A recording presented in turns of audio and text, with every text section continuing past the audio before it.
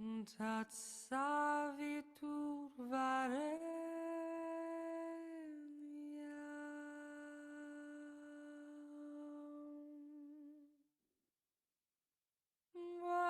Vargodeva sayanti mai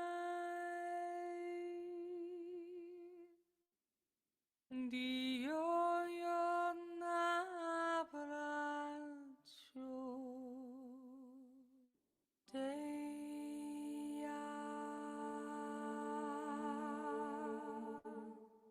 Mormua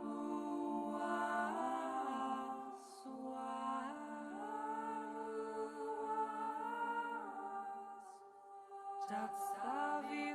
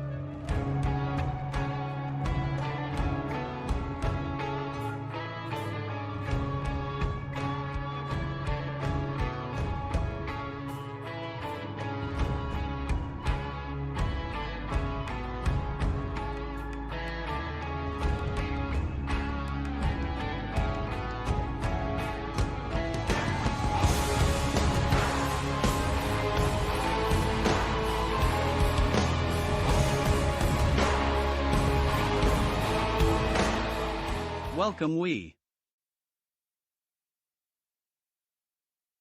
I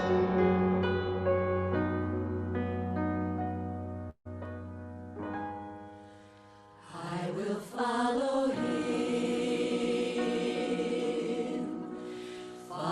him wherever he may go, and near him I always will be.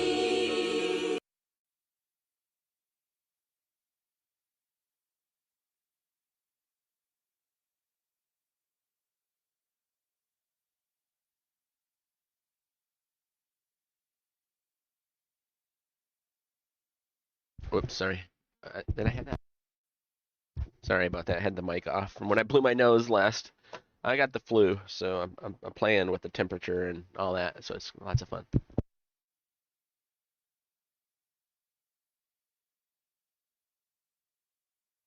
I also turned the key lights up brighter. It's kind of squinty, like you gotta squint to see that because they're like right in your face. But we'll see if that improves that camera. I got an MSR now, so those ships that you see behind, those are the pledge ships that I have. This ship down here, the Mercury Star Runner, is the brand new ship that we got. So we're gonna go check that out tonight.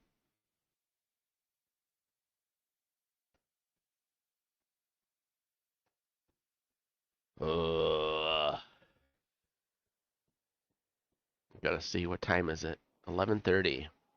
Alright, so at noon, midnight, I call it noon because I'm a midnight shift worker. So at noon, then I'll get some more ibuprofen and Dayquil just so I can keep that temperature staying down. Alright, this is quiet. Why is it so quiet? Oh, it's alright. I don't even. Alright, cool. Oh, Cowboys in the game.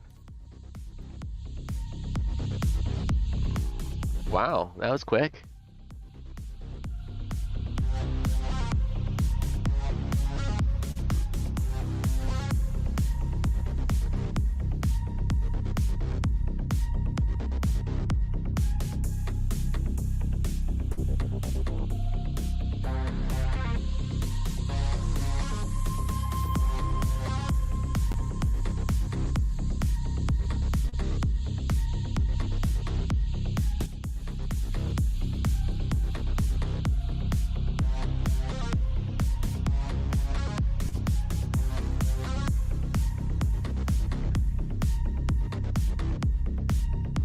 I think I'm going to take actual contracted missions so I can work on my cargo reputation with the companies, the cargo companies.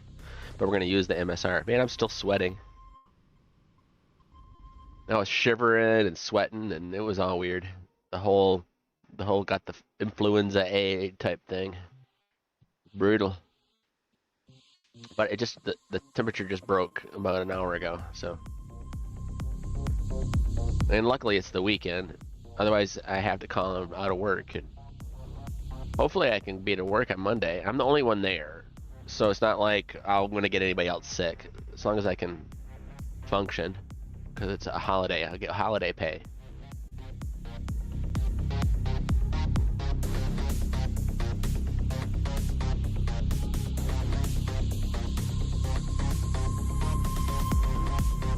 There we go.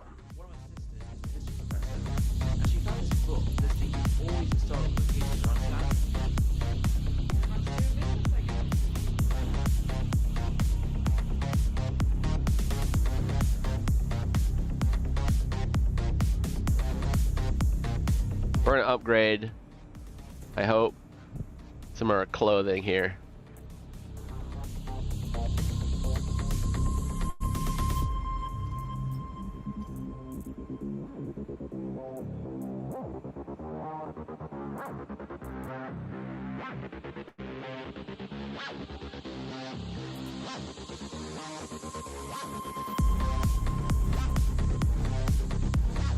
Oh, this backpack, I like this one better. Yeah, there we go. Back to this look again. When the last patch came, they deleted all of our equipment. So I had to get my money back and then repurchase them on the website so they'd show up again.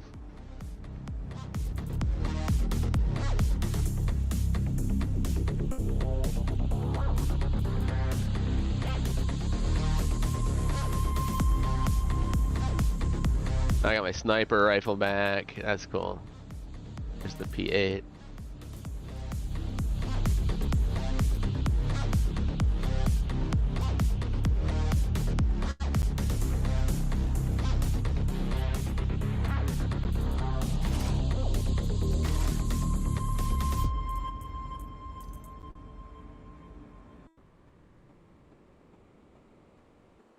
All right, we're getting there.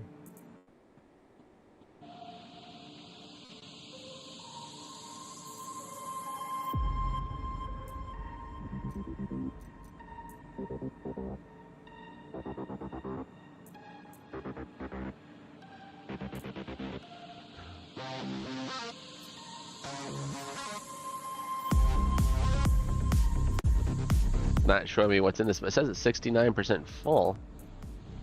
But it's, see? How are you supposed to know what you can do?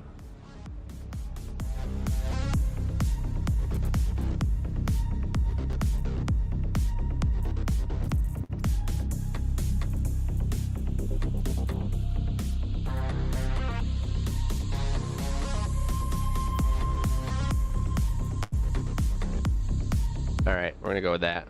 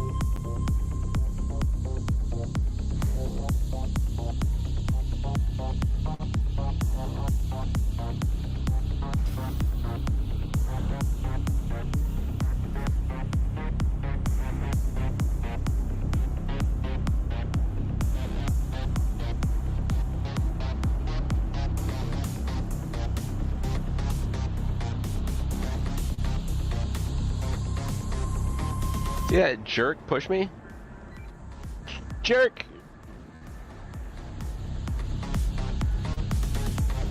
I think my wife sent me a text just as I was getting online. I'm like, perfect timing. I've got like 80 things going on all at the same instant there.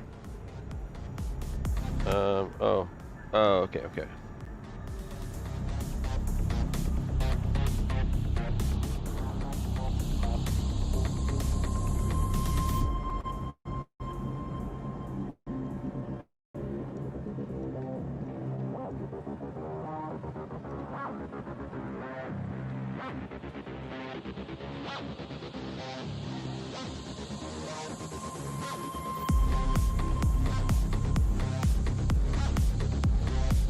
Did I make the sale? I think I must have. Of the whole A delivery.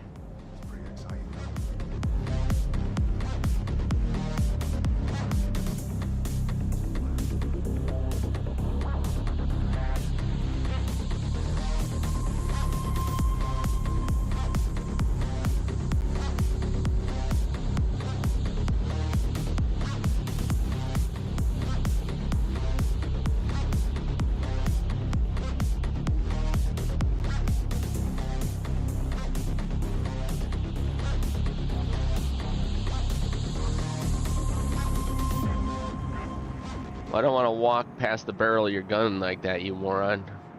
Jeez.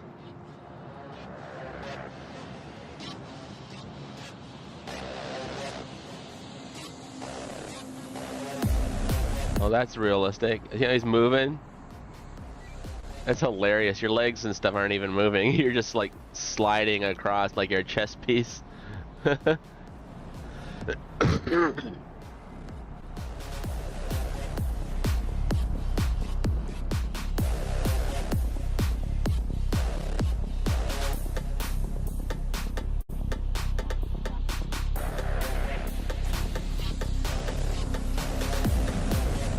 think I'm gonna have to call in sick for Monday though, because with influenza A, you're like contagious for a week. So maybe Octavia is gonna be getting like 24 hours of overtime.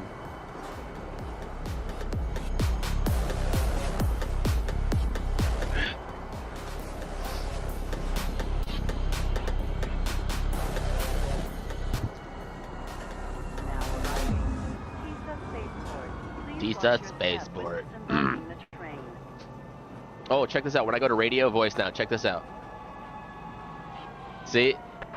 Now it has the radio voice, but it has that microphone animation down there to remind me that the radio voice is on. It's pretty cool, eh? And then I turn it off, and then it goes away. See, I get fancy. Give me a computer, an if-then statement. I can make anything happen. Just basic programming. Good evening, Dell. Hey, Octavia, you want some overtime, buddy? Like Monday, Tuesday, and Wednesday night, 24 hours of overtime? Ugh.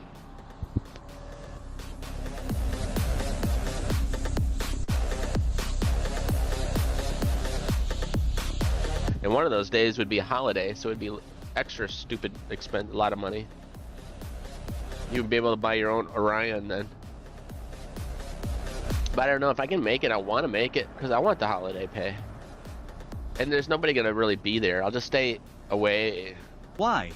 Because I don't want to give everybody the flu. I could just like stand in the hallway for the Still Monday. not feeling well? Right. Yeah.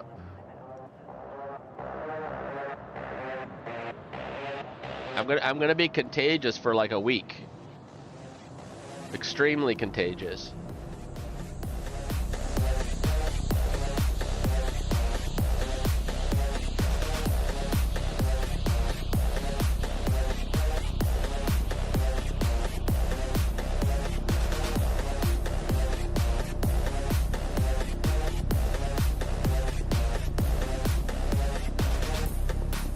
Welcome to the ASOP vehicle. Sorry to retrieval hear that, system. bud.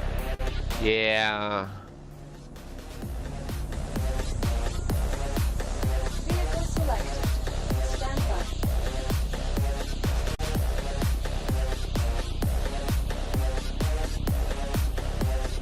Your vehicle has been delivered to the following location. Please visit us again. Goodbye.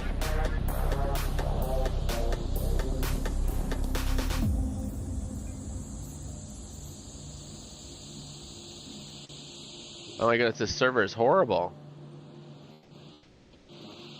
All I'm saying is, if you hire me for a job, you damn well be ready to pay what you owe. One way or the other. Good for you.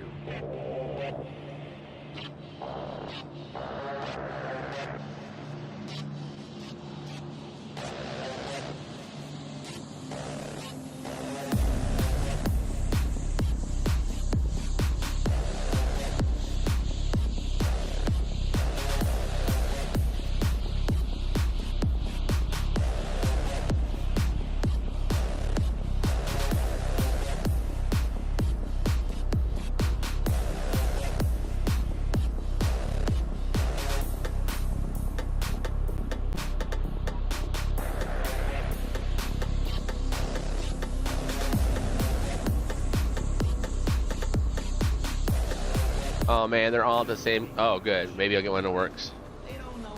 Oh, phew. I was afraid it did that night before and none of the elevators would work.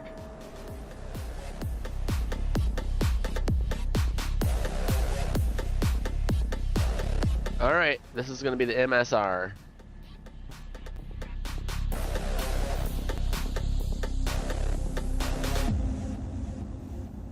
And the role-playing game that one of our org mates and I are playing, that got my buddy from Alaska, he's crash landed and in hiding, and people are trying to kill his character, and he's in a spaceship junkyard. And one of these, this ship right here is the one he's got. But it's all broken and destroyed, and he has to rebuild it, and so he has to get missions to get money to rebuild it, and kind of cool. Alright, is this one still not gonna let me look in it? Alright, fine, let's grab another one then.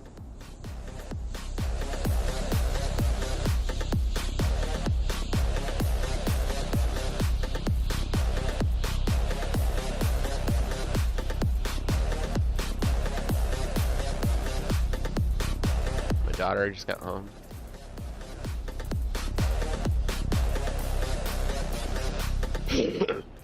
Oh man.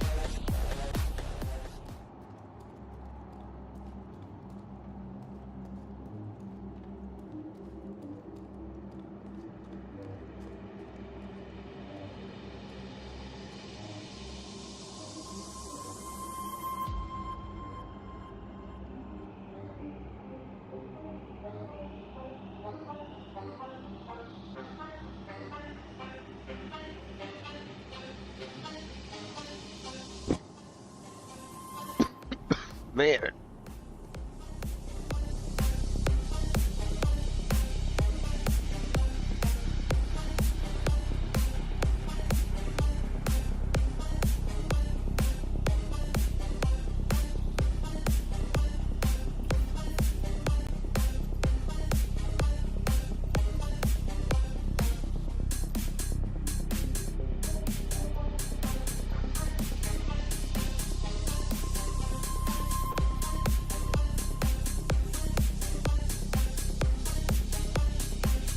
Which one is it? They all say that they're empty.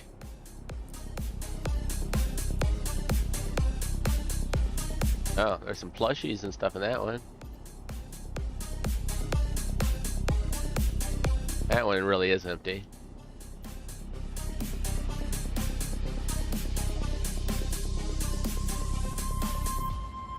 That one's empty. That one's empty.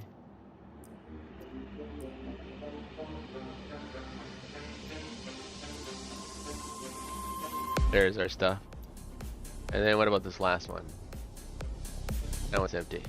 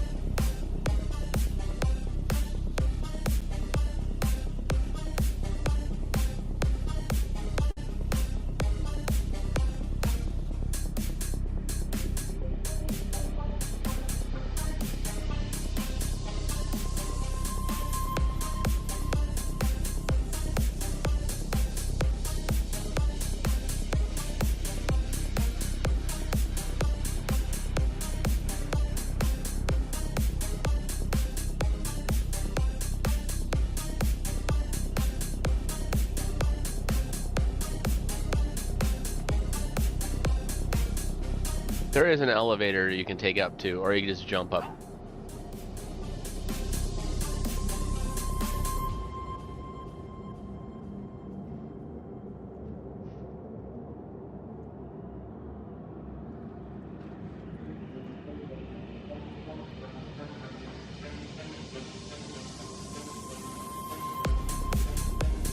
I wonder why it's so dark. Wait.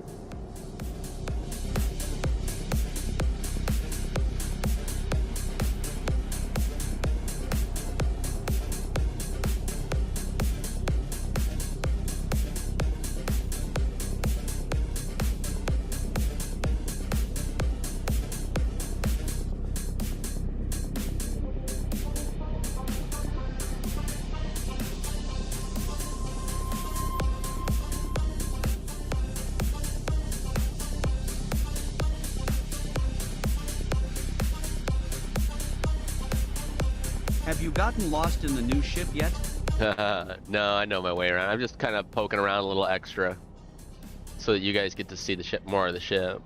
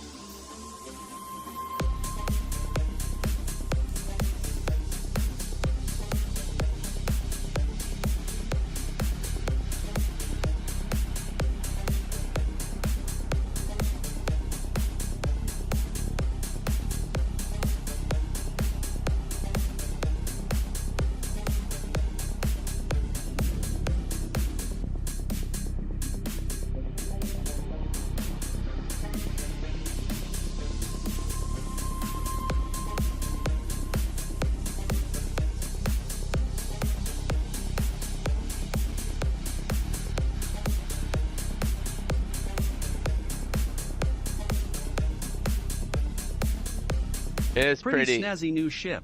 It's pretty cool. That's a good one. That's for sure.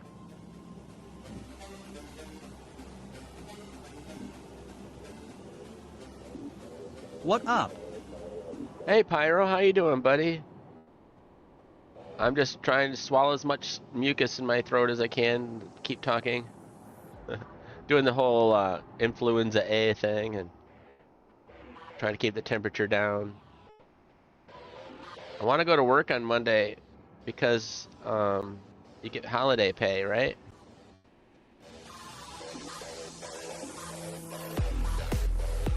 It's hard to get a good angle Off to do here. meters. Be back soon. All right, take care. Is it midnight already? Oh, okay. Wow.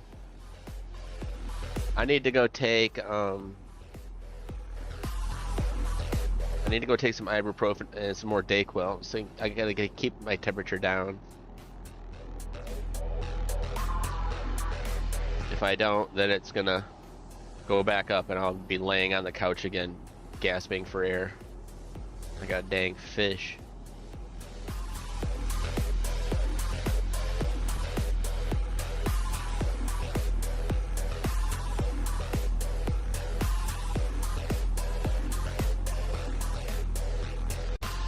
Alright, I'm gonna go get some ibuprofen. I'm gonna be right back.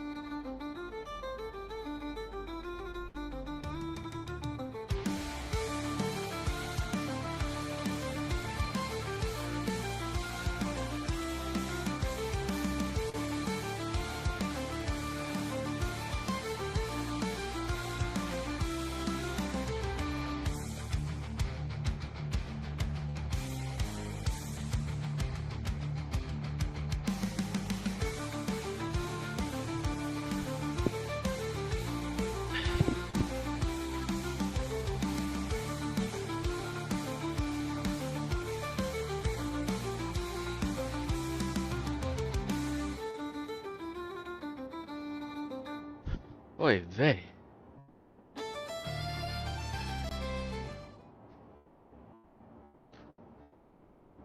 Power on. Crusader Industries, a journey worth taking. Systems on.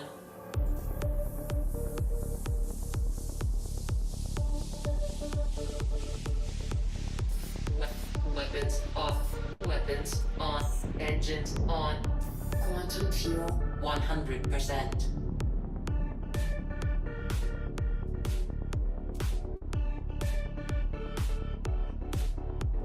Shields off.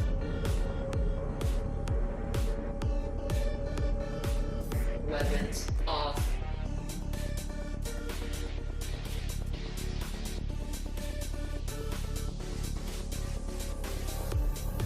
Shields on. All right.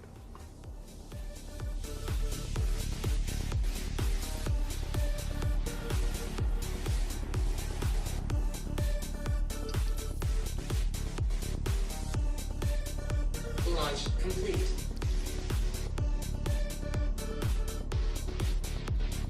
Weapons on.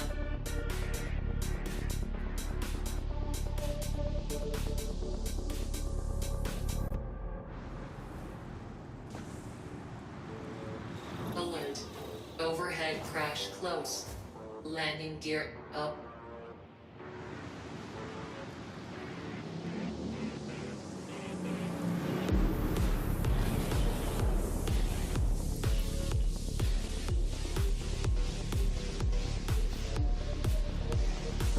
Shields off.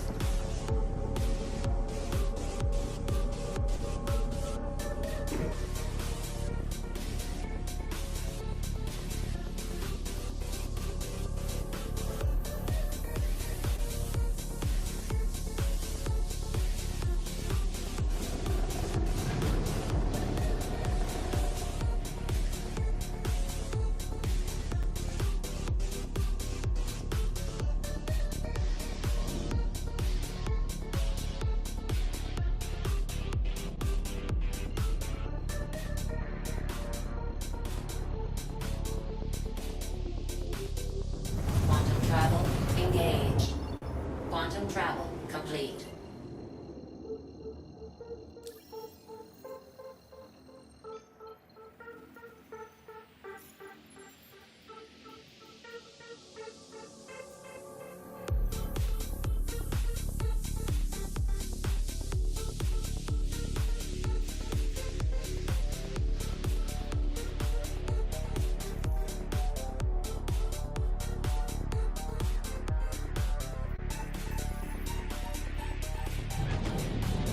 We're taking up a cargo mission. We want to go to Hural 1 with our gear. But you know what? We might as well. There's a mission going from here to Hural 1. So we, it makes sense to pick up the mission here and we'll move the cargo.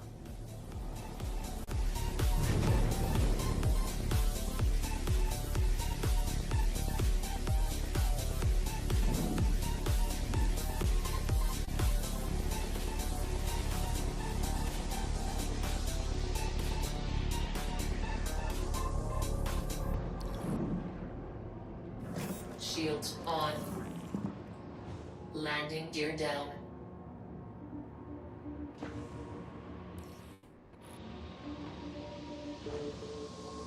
Landing gear up. Where is my landing spot?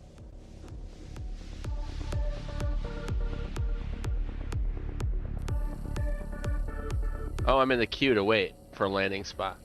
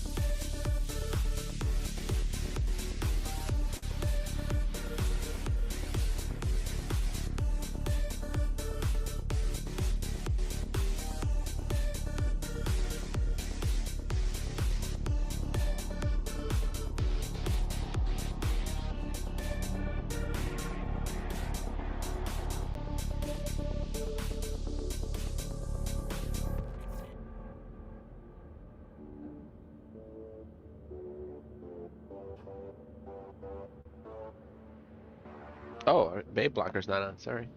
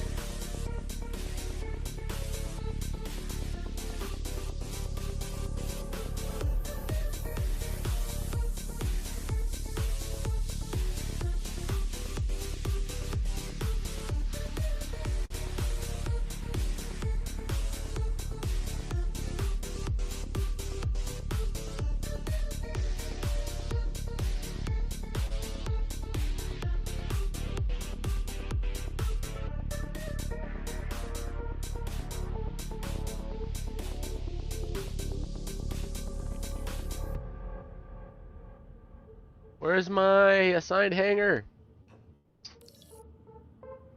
Come on, man.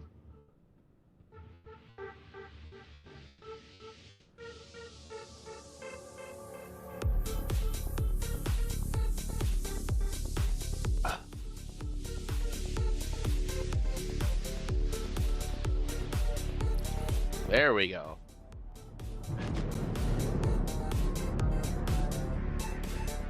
Had to wait my turn to get a hanger.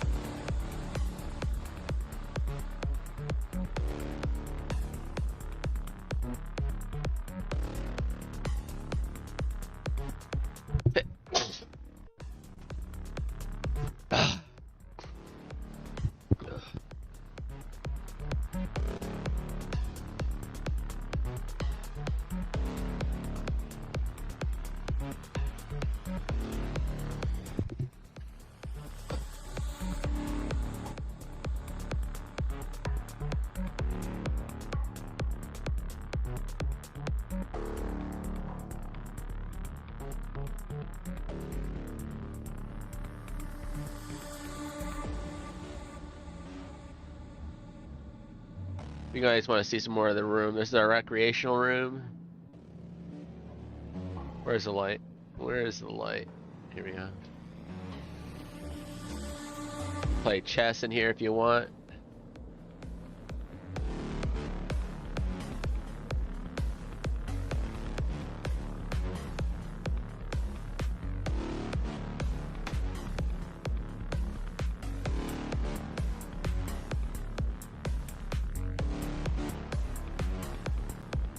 Oh, secret compartment. You put that king there.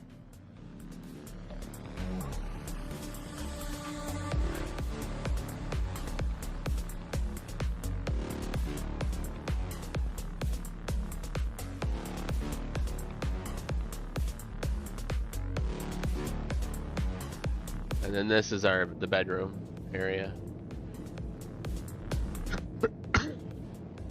Couple workstations for studying and stuff, writing letters home, video conferencing with your family. And then each one of these arches is another bathroom. The other one's on the same on the other side. And there's three bunks in here.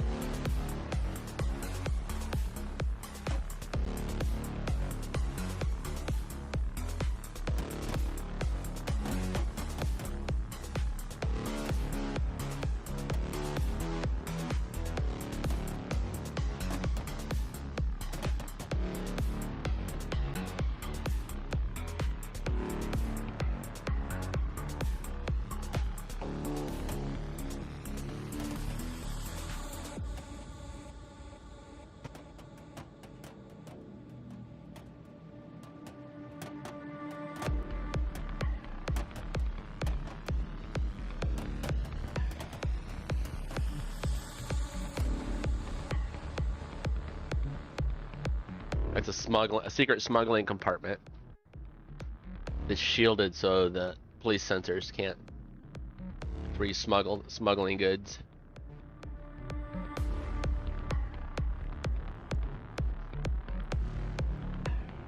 But put my personal stuff back in there so it doesn't get mixed up with this cargo mission. Water too. Gotta keep the water going.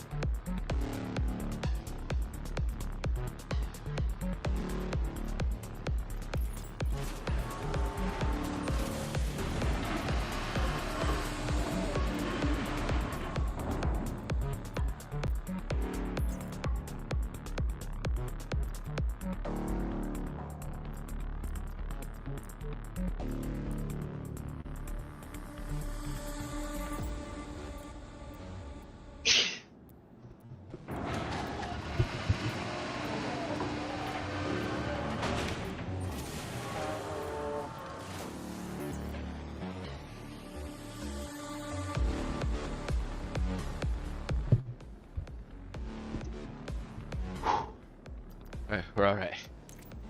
Holy cow. Alright, so all these, let's see if I can fit in my ship.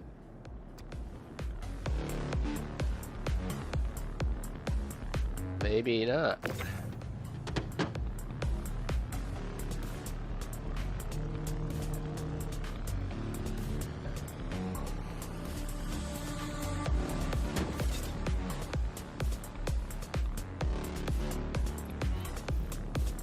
All the way back. It looks like it's all the way back. Gotta all the get way that good rest to get better.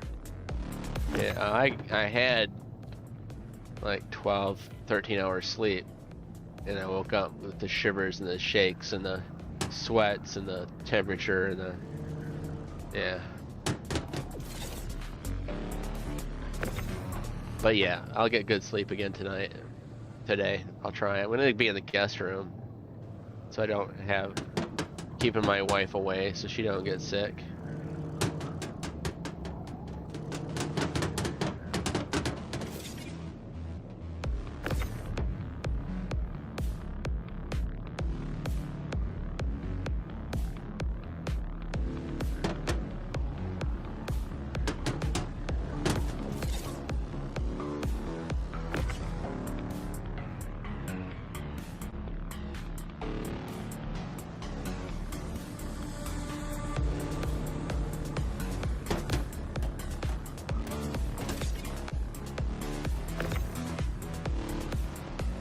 We might have to take 2 trips.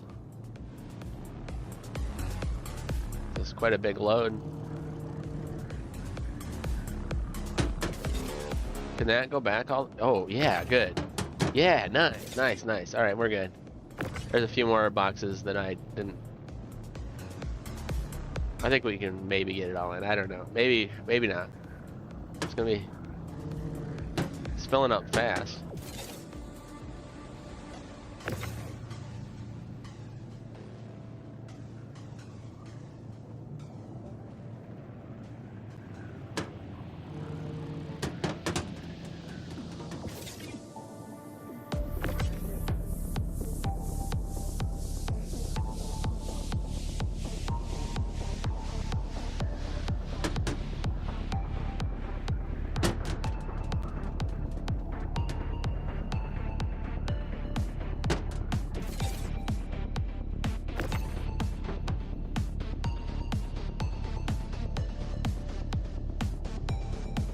It's a bummer there it's not too high. It can only go one high. And then it can do a third, like 1, 2, 3 high, but it can't do 2 of these high.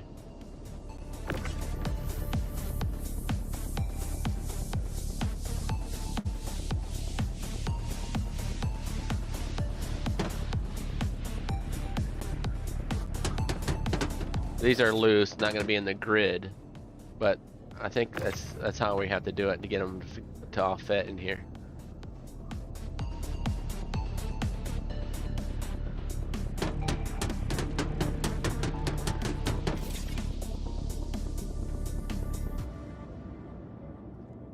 Yeah, we're gonna be all right. This last one can go right here.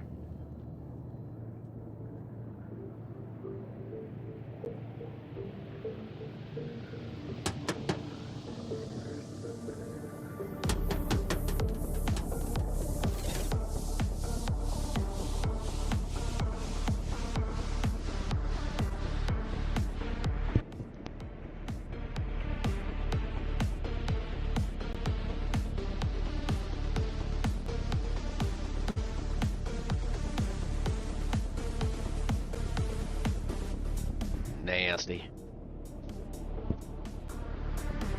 Got a hair on my lip, or my tongue. Alright.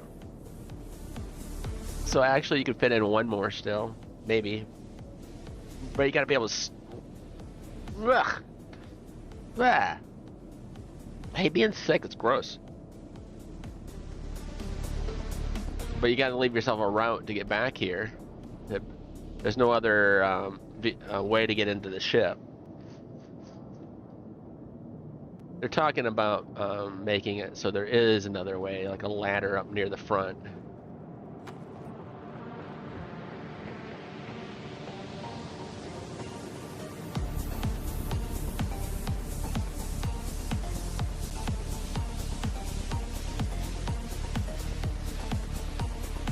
Like right in this area right here, like somewhere in here. I'll show you on the outside now, but that's the spot on the inside where it would take place.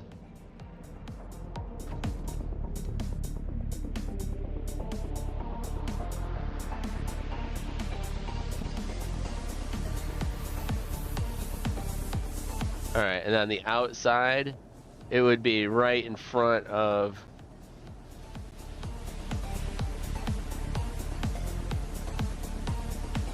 Whoops. See that upside down like silvery U, an upside down U with the 5 little holes and stuff in there? I'm not sure if those are guns or what. But there would be a panel that opens and then a ladder goes down as another way into the ship. But that's just a future people want, people are hoping, people are asking for. Might never get it, but pretty cool though. Engines on.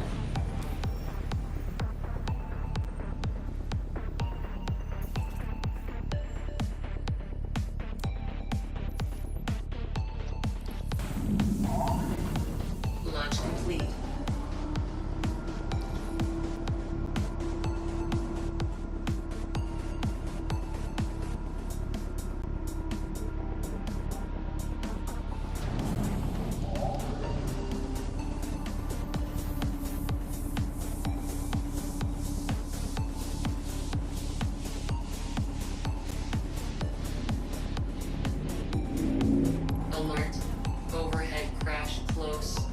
Shields off.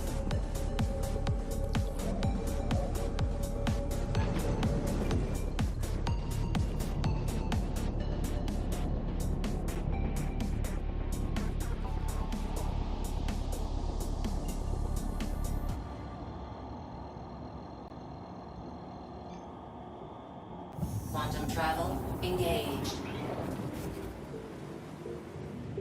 Quantum travel complete. Oh, it popped out again.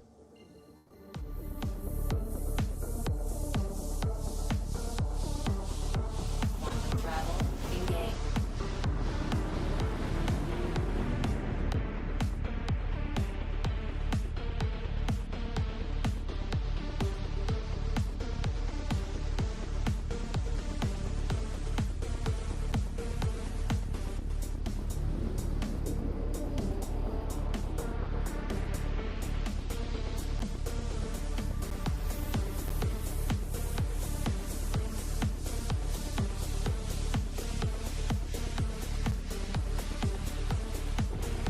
Quantum travel complete.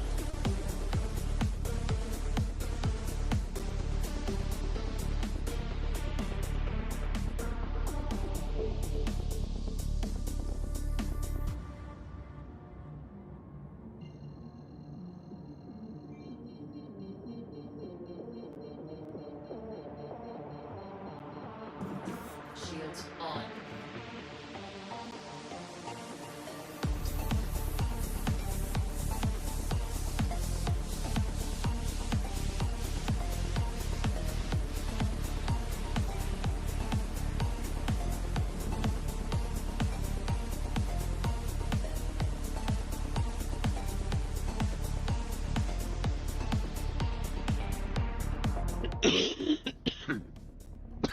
Oh man, dying here.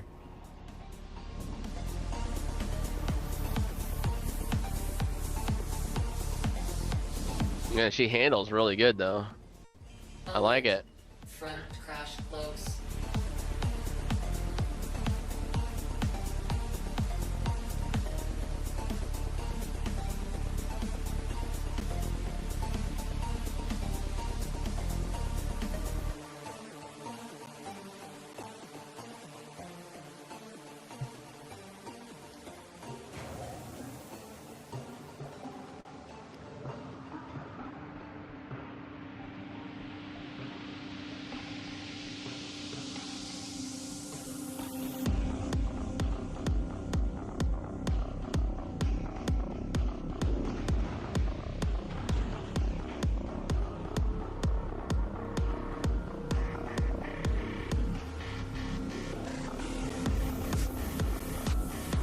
You have to leave yourself a room to get through there, so you can't really stack too much more in there. You can put some ones on the top, I think, or some fours. So ones, twos, or fours can go on top, so you can get some more that way. If you can select exactly the size of the boxes that your contract is, then you can do more. But a lot of times the contract is, they tell you what it is. Move these boxes. You're like, well, if they are this sizes, then I could do better. They're like, sorry, this is the sizes they are. Move them. You're all right.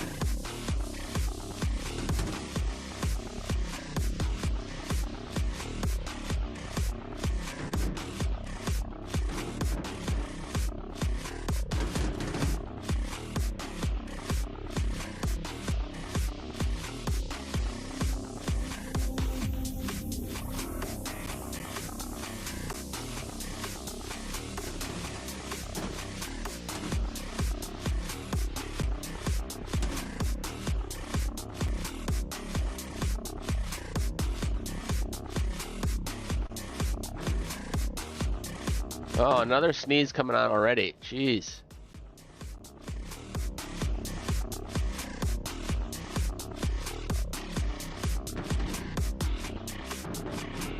I thought it was just allergies, but it was the flu.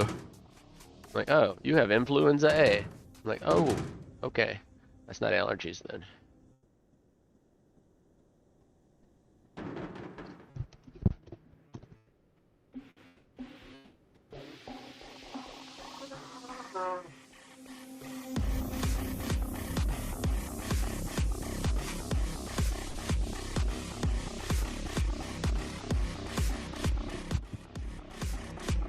It's like I'm swimming underwater in this snot. It's nasty, Delnor. Why you just don't live stream? If you're gonna play the game, fine, just play the game. But don't live stream your sickness. It's just disgusting to watch. It's truth, people. My alternate ego is speaking truth to me, disciplining me for my silliness.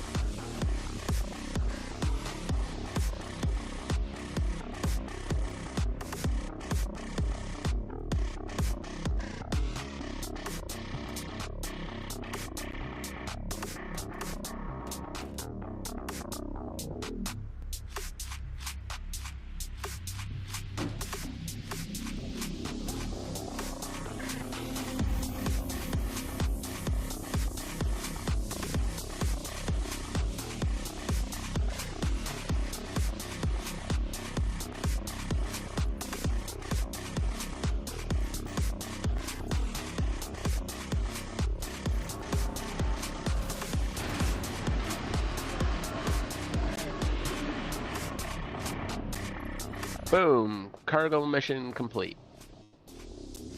Awesome.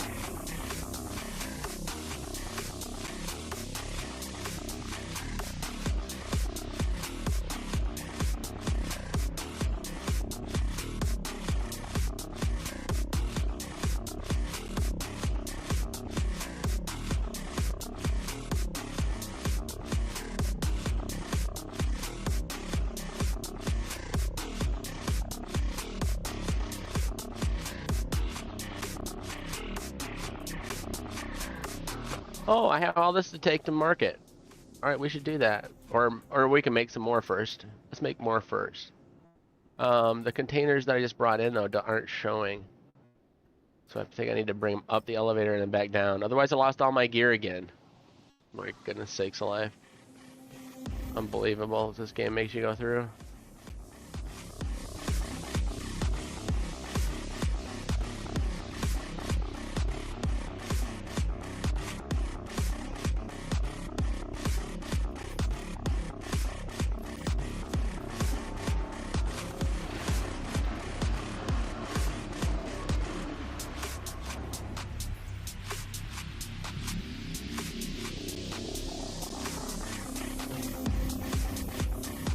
Here they are right here.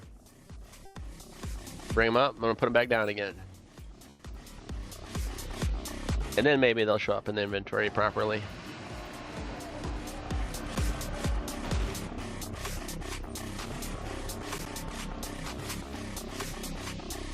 I got all my gear in here. Can I just drag them out?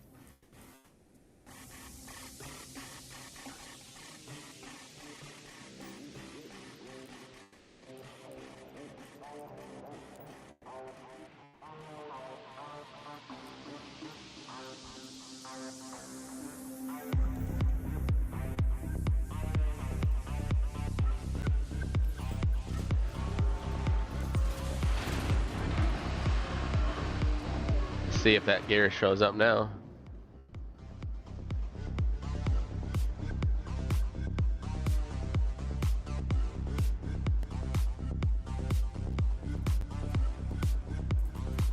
There they are.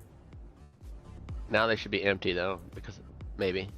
Oh no, so you gotta you can't do it from the elevator. You have to bring them over into the inventory thing, and then open everything up, take everything out of them manually. You can't do it while you're, like I was doing it, drag and dropping and moving to the warehouse. Doesn't like you doing that. But at least we didn't lose everything.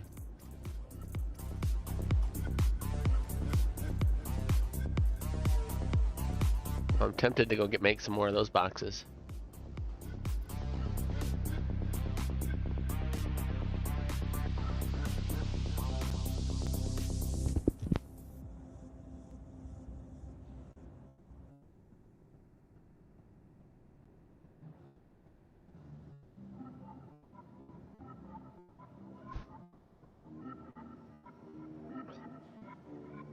Brutal. So I no longer have my vulture. Vehicle retrieval system. I traded it in for the MSR. Upgraded.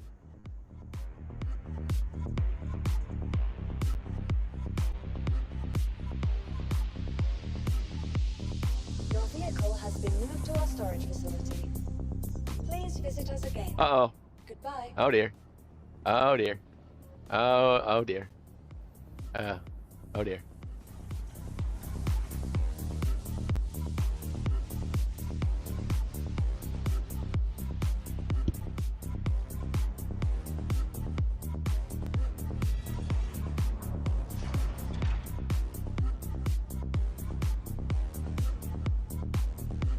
Here to show love. Here to show love, I got in everyone chat. in chat with a follow. Oh, how you doing, Dylan? Dylan's the cool guy. I like that. To the ASOP There's a vehicle retrieval breath of system. fresh air in the world. See, it doesn't say stored, it says deliverable, which is weird, right? But you can retrieve it. Isn't that weird? I think it's weird. Man, oh man, my brain is just... Uh-oh. Oh, this is in Lorville. I gotta do an insurance claim on it. We can wait Your for it, though. insurance claim has been sent. Then I got my Hull A here.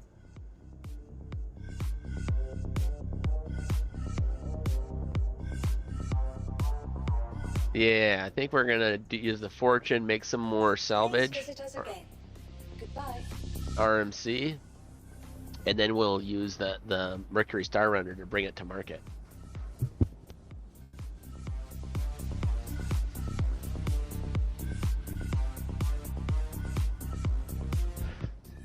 How's Dylan doing? 6 monitors. 6 monitors? That's more than the Nebuchadnezzar. That's more than the Nebuchadnezzar from the had from the Matrix. Matrix. Yeah. Oh, then I've got these 2 little iPads too. Yeah, I've got issues. I got some wood, some 1/4-inch plywood now. I'm gonna make something cool. Here, let me see if I can show you. All right, here, let me show you. I've got a few things that I'm gonna install. I'm gonna put on my desk, like right here on the desk. I'm gonna make a dashboard, and it's gonna have these MFDs in it. This is truly 2025. Where each one of these buttons around the MFDs are programmable. So you can just push a button, landing gear, push a button, whatever, and they'll all be, hotkeys in the game. And these MFDs, so that's cool. And then I want to take my iPads and put them in the dash, so that they're parts of the live streaming stuff and the stream deck and stuff. Have everything be in a dashboard, like a spaceship dashboard. And then I've got this that's going to go on the dashboard also. It's a clock, but it looks like an altimeter from an airplane. But that's my little creative artistic project that I'm going to be working on. That's freaking sick. I know. That's what I was thinking. I was like, holy cow. Those things are kind of expensive, so I didn't. It was Christmas. My in-laws and my brother-in-law got them off my Amazon wish list for me. I'm like, oh, this is amazing. So totally stoked.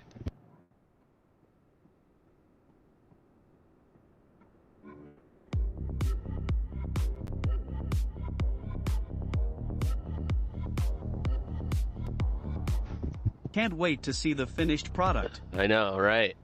It's gonna be kind of cool. Hey, daughter.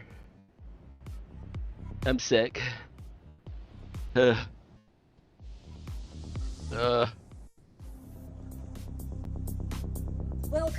Do you have to the work in the ASOP morning? Vehicle retrieval system. Oh, it's Sunday. Oh.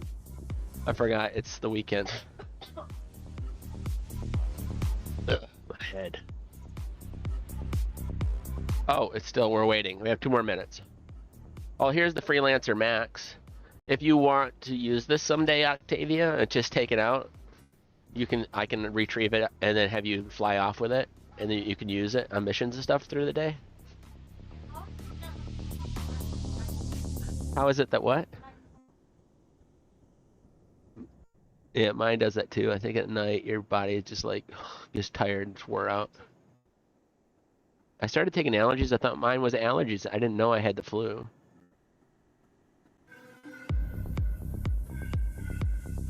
Yeah.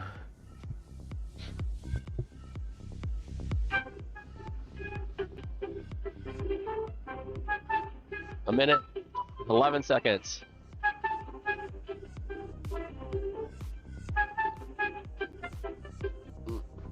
All right, let's see over here. I was gonna check out Dylan here. Yeah, he does do stuff, guys. Check him out. Copy. I'm gonna post his site on Rumble and on X and on Twitch and on YouTube. Where's it at? And paste YouTube. There we go. Awesome. Oh, he's live right now. Hi there, dude. One of these days, I will have to do that. Wonder how that will work when I go to sell the cargo, if it will try to store the ship. Yeah, I'm not sure. It might. It might. But make sure that you unload it first and put it down in the cargo, down into the warehouse. And then if it stores it, it's fine. Ah, cool. You gave him a follow. Thank you, Octavia.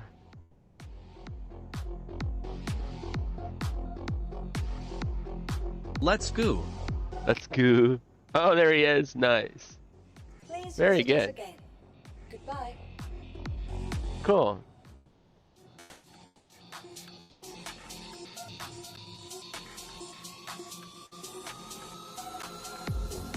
Am I not getting any audio from him? Hey Dylan, are you? Let me try and hear. I'm turning my music off. Just a sec. Just super quiet. Maybe there's sound there. I don't hear it. I will have to give it a go. And then who was the other person? Oh, first or last? Oh, I love that picture. Pew. All right. Welcome to the ASOP. Oh, thank you, Vehicle Dylan. retrieval Thank you. system. Appreciate that. Oh, whoops, wrong button.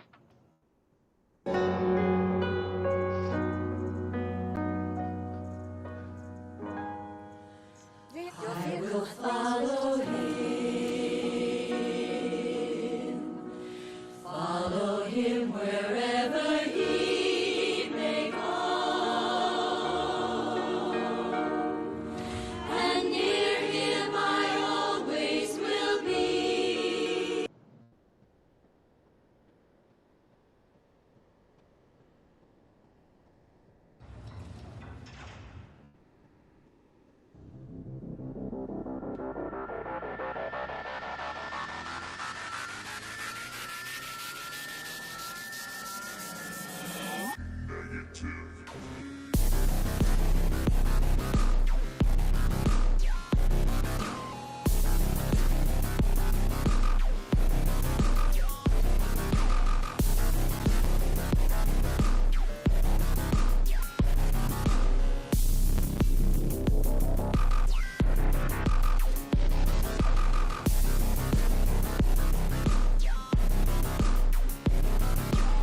Del Noren Games coffee mug.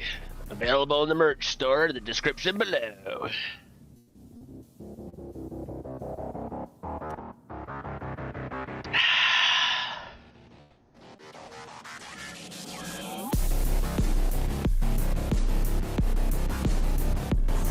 Wicked sick.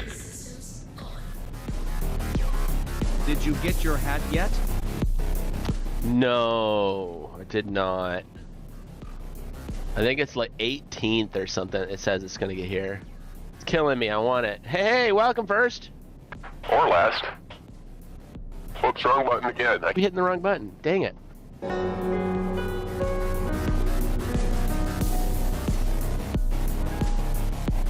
February 18th through February 24th. So today is the 16th. So maybe in 2 days. Follow him wherever he may go.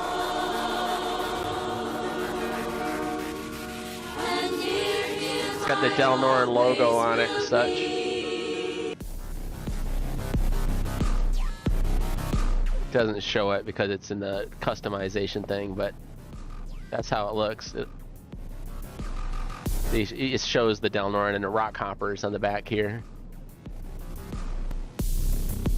I need to get another one of these Elgato face cam. It's $141. It's going to be a while. But I want to do the show the sticks and the dashboard stuff. So you have a camera up here looking down, and you can see me flying and foot pedals, and then reaching up and touching the displays and landing gear and flare, all that kind of stuff. You can see all the action of what you do to fly in the game. I think it would be pretty cool.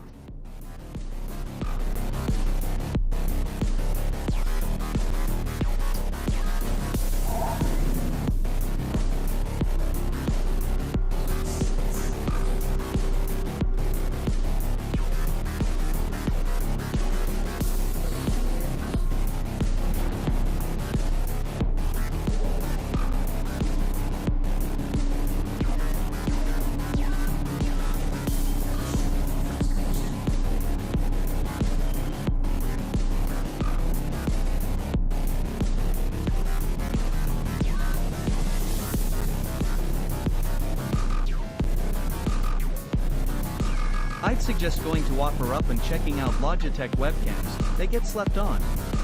I Great deals suggest to be going had. to OfferUp. I was using this camera right here. This is the Razer Pro. It's like a $150 camera, right? And I was watching other streamers, and they're like, "Yeah, these are great. These are great." And so I got them, and then they kept freezing. I have 3 of them. So I spent like a lot of money. I was like, oh. And then they kept freezing in OBS Studio.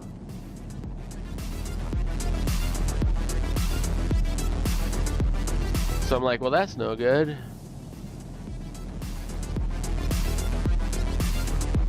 So then I got the Elgato Mark II face cam Mark IIs, and those are awesome. And so then I got another one back there after a few more months. So now I'm gonna make it a few more months, and then I'll be all switched over to all Elgatos.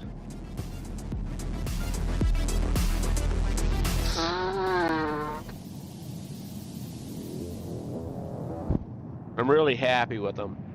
That's why I want to go with them, because I went through some struggles with cameras, big struggles, and now that I found something that I know works solid, I don't want to just go off on Logitech. You know what I mean? I know these Elgatos are going to work, so I don't want to go away from it.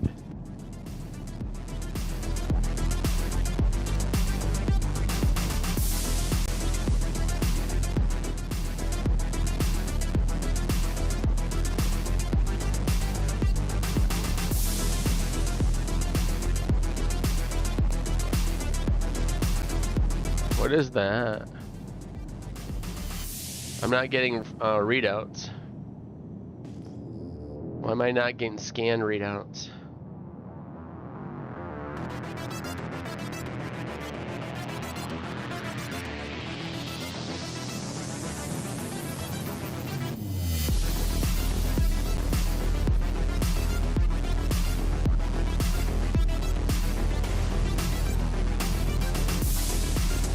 Yeah, see, I'm not getting any of those numbers. The numbers that come above the scans that are supposed to tell you what's out there, nothing. I'm gonna go check this ship out and see what this is.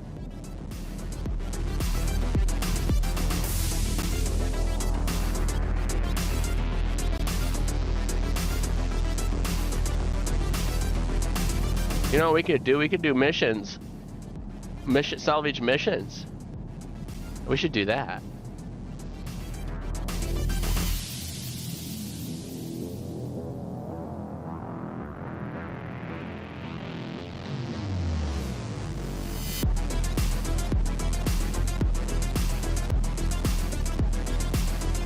I think this was an issue I was having when I used that is the issue I was having when I first used the Vulture.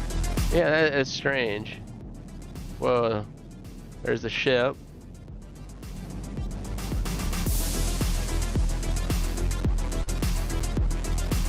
Shields are up. It's like I'm not sure what's going on here. You should test the Vulture and the Fortune to see which is more efficient. I no longer have the Vulture, dude.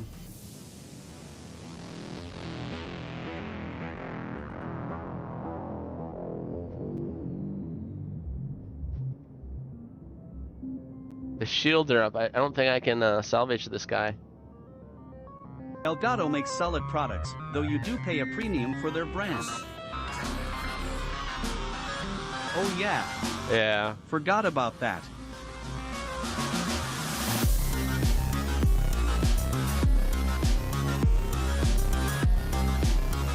Am I gonna get a crime stat?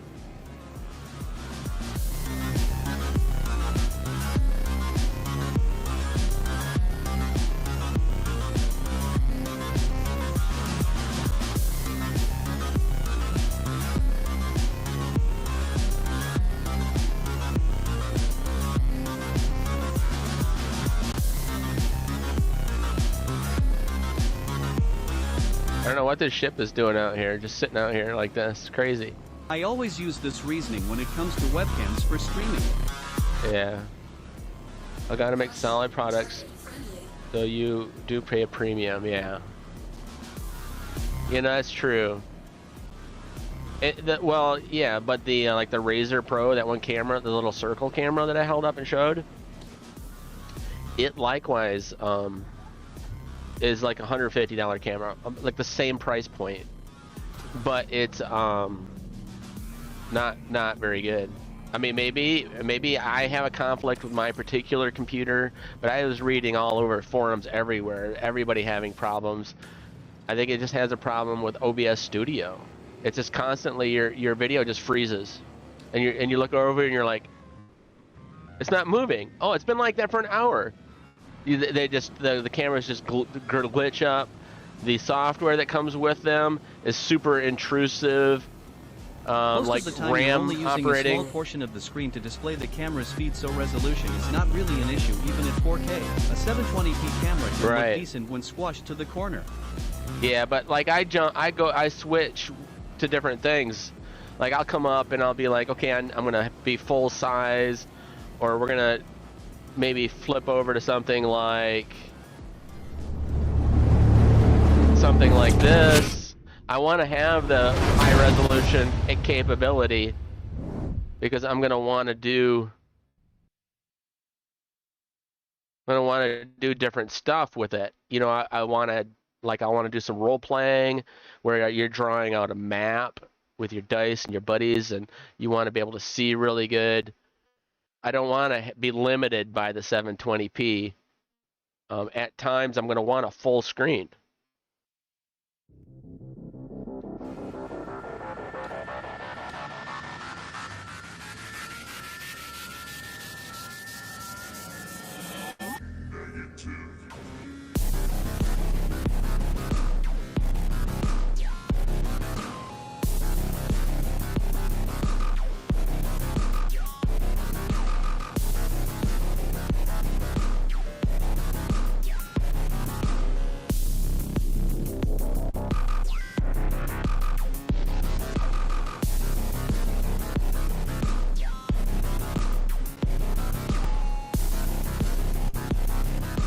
Anyway, no, you're not giving me bad advice. You're giving me great advice. Oh, there, now it's working. Now I have the numbers back. This number right here tells you the radar signature of the bounce back and kind of like a numerical representation of how processed that material is, what kind of an asteroid it is.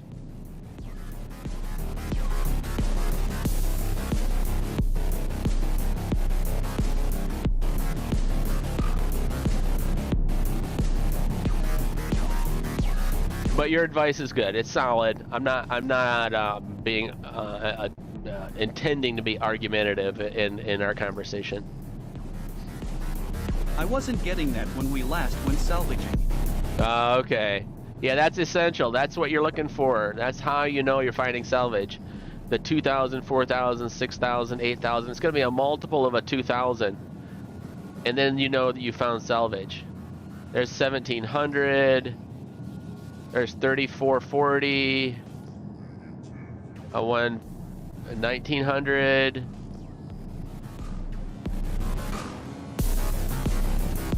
That's the ship we just left, I think. Yeah.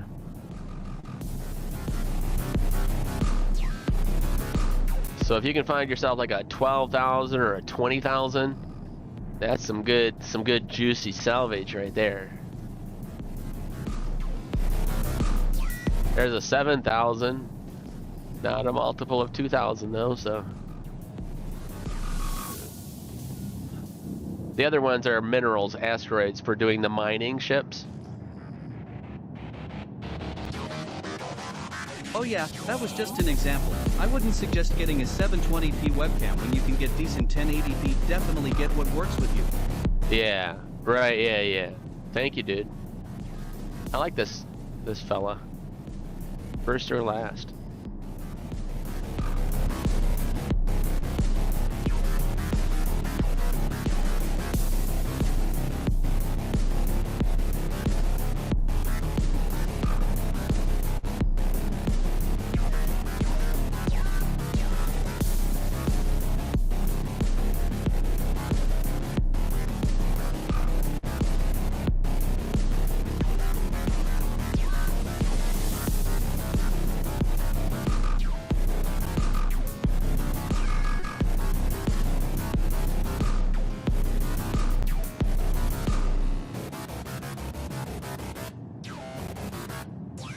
$14,000. Couple up. Engines forward. Yeah, there we go. 14,000. That's a good field of salvage. Boy, oh boy, when I get that ibuprofen and the Dayquil, and about 45 minutes later, everything kicks in. I start feeling pretty good. I just gotta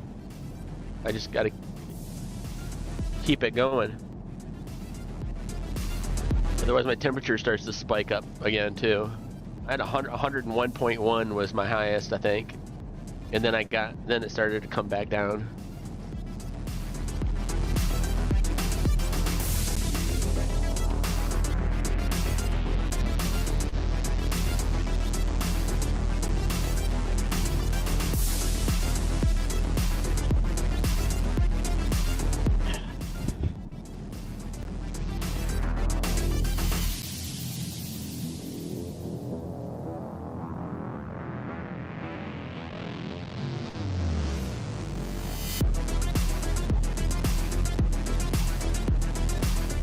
You think Meg August has updated with a web or one of her productions yet?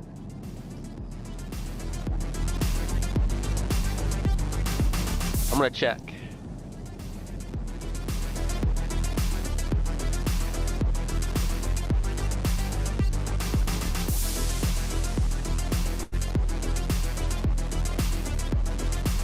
Yes! Oh, yes! We have a new one. All right. I'm gonna get this set up. Just a second. We're gonna watch Meg August here. Yes. All right, let me go YouTube. Oh, heaven's sakes. Oh, man. All right, there we go. Oh my goodness, she's got a midriff jacket. She's just the cutest thing. All right, copy that web address. All right, and then come over here and paste it there. Then say okay, then turn it on, and then do interactive mode. And then have you tried TheraFlu yet? One moment. I'm not paying attention yet. I think that's it. Let's try that. What?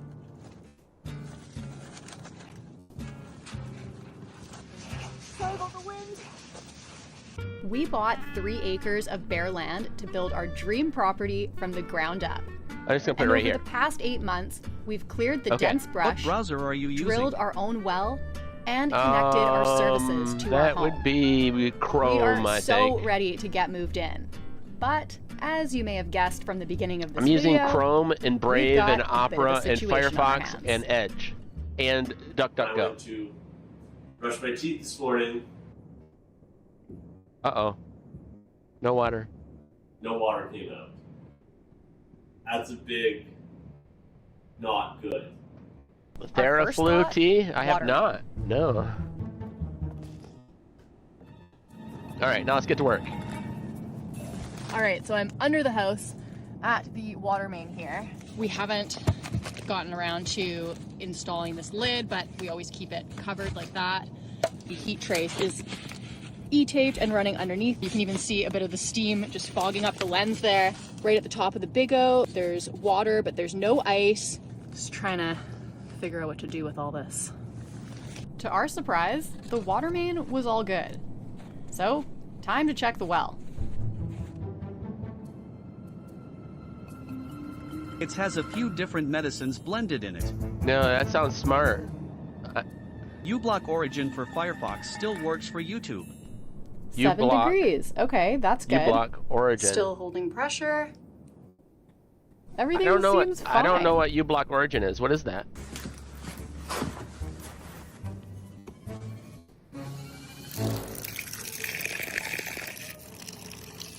What? I'm clicking the button. It's not working. Do I After have checking the well house power and on my everything being salvage good head? there too, Oh. we headed back inside Yeah, the the home salvage beam to has pull up power. the floorboards again. It blocks the ads. Oh, okay. If you've been following our adventure over the past few months, you'll know that we've My, spent head weeks here is not chest working deep in right. trenches, getting our water lines and services in the ground and connected to our home. And just 2 weeks ago, we replaced all the plumbing in our home and fully renovated our bathroom. It's not turning on. I kid you not. The very next day after finishing the bathroom, we found ourselves here with frozen pipes. You might have a hard time hearing it. We're not going to turn the water heater off, but if I flex this line,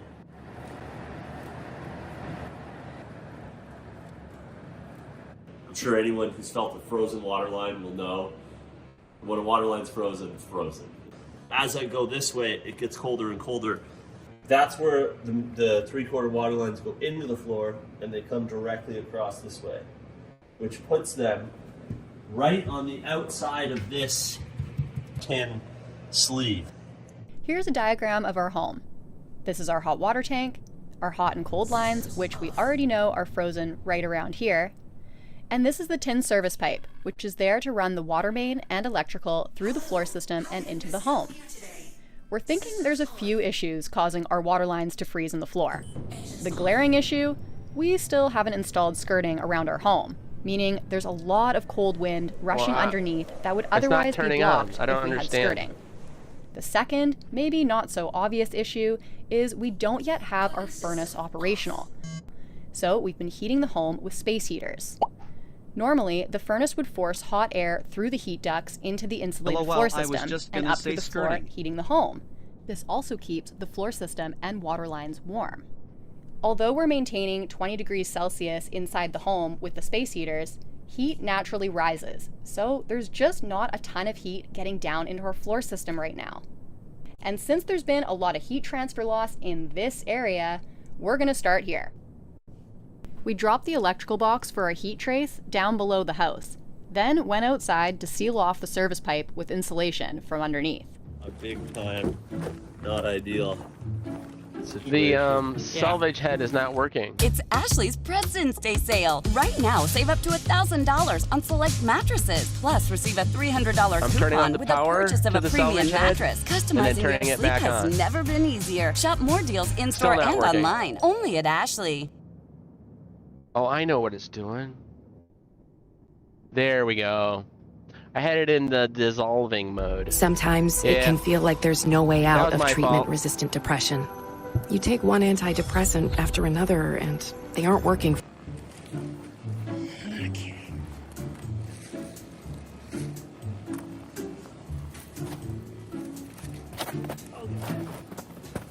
Oh, wow. What? Oh, this is it? Okay. You didn't seal around this pipe at all whatsoever. Yeah, about that. A few weeks ago, I used my smaller height to my advantage and got underneath the house to fill any holes or tears in the underbelly. After being transported, the underbelly fabric can get damaged, causing small air leaks in the insulation right next to the plumbing, meaning frozen pipes. Also, where the plumbing and services enter and exit the home usually needs some insulation patching as well. So I got under there and spray foamed, but I really didn't give this as much care and attention as I should have. I finished up my work under there by putting an insulated sheath around our water main, and then called it good. Completely missing major air leak points. You can see she sealed up this. Not the cleanest job, but that's fully sealed. There's no air getting around that into that. Same with that one, and with all the other areas. A little messy, that's okay. But unfortunately, she missed a big air gap around this pipe. Our water line is basically 6 inches above where my finger is. With that gap, it's a lot of cold air that can get into our floor system and water line. So we're gonna seal around here, and we're gonna insulate and seal off the bottom of this pipe, and I think that'll completely take care of our issues.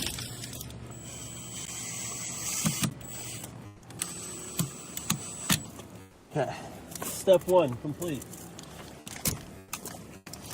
Okay, so that being out to the element should be good now, right? Yeah. And it's essentially air tap. It's basically gonna kick on sooner. So I'm gonna start just Hilti foaming around this. Do you want to go flick that breaker on? Yeah, for sure I can. So we were able to find some scraps, rock wool left over from the well house. So we're just scrubbing some of that out. That's plugged in. Okay, sweet. That light's on. Yeah, light's now on. We can just check it up here. So now, can't really see any light. There's still a tiny bit right there. So we're gonna put a little more rock wool down from up here. Pack around where the water line does come through. I'm gonna put it back in the same spot.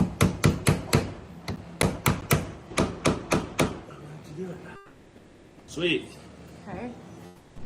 After sealing off the tin service pipe, I got back underneath the home and sealed off any air leak spots I missed, like the main plumbing drain and where the electrical goes into the home. Once that was done, I went back inside to check on our water situation. Yeah, it's hot water. Oh, thank God. Yeah, hot. Nothing yet, out of cold. Another thing I realized, I added this. So now there's not a lot of flow between this insulation, because this wasn't here before. This is an existing joist. Yeah. I did this for the hole I cut in the floor. Yeah. When we replaced the plumbing, we had to cut a few access holes in our floor system to get to it. But putting the particle board back down is a little more complicated than just screwing it back together. Because we've compromised the structural integrity of the floor, backing needs to be added to reinforce where the floor was once cut. What we didn't realize is that this piece of backing would block air from free flowing. And although our furnace isn't operational right now, we definitely don't want to be blocking any warm air from circulating in our floor system. So I stopped even a lot of the airflow from the heat coming this way. I see. So I'm actually going to leave that cardboard in there, and I'm going to take this and I'm going to put it right here. Yeah. When we're done. Yeah. So that'll always keep a little bit of an airway open underneath this. That's a good idea. Water lines. There's a duct. That sounds like ice moving through the line. Sounds cold. Yep. Yeah. So it's all good. Now, as long as it's not leaking, we're all good. Yeah. It was like a couple issues that all together created a recipe for disaster. Exactly, yeah. Definitely a very valuable lesson learned here today. Small jobs that seem unimportant or fiddly, little injuries in the area here, there, and the other really add up into a large problem. Yeah. Let's go get some food. We deserve a coffee. Probably could have done a lot better job building this and all that, Coffee. but this was so unexpected, and we were freaked out. We just spent so much time and effort, as you guys are aware, getting this water out of the ground, back into the ground, across our whole property, and then up into this house, and then replacing all this plumbing. So to say it was whatever you want to say, Terrifying. it's not good. With the pipes unfrozen and thankfully no leaks, we moved on to our next task at hand, preparing for an upcoming heavy snowfall. Throughout the day, we got about 10 to 15 centimeters, totally manageable. But there was still one question on our minds. How would our newly installed sea can shelter handle it? Oh, that's bellied a bit, eh?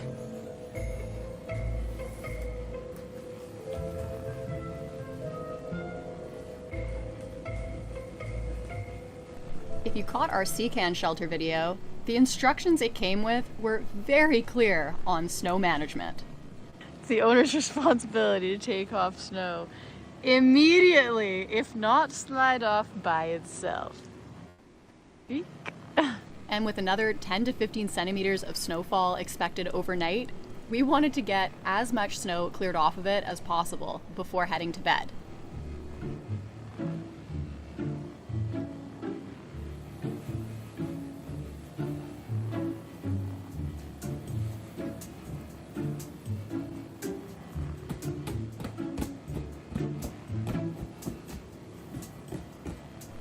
After a few pats to the underside of the canvas, the majority of the snow sloughed off.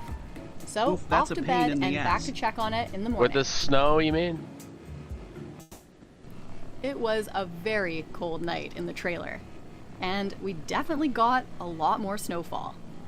But realistically, it has been a very mild winter around here, and selfishly, it's really helped us out with where we're at in our property development. But before we could get to clearing off our shelter, we were going to having need to some do help that from every our few trusty hours, all-star. lol. Right? Yeah, it hasn't been fired It's like up if you in have wood heat in your about a month, house, so and you have to wake hopefully up it at like starts 1 and nice 2 in the easy. morning to put wood in the fire, and then you got to get up at 5:30 in the morning to put wood in the fire, and then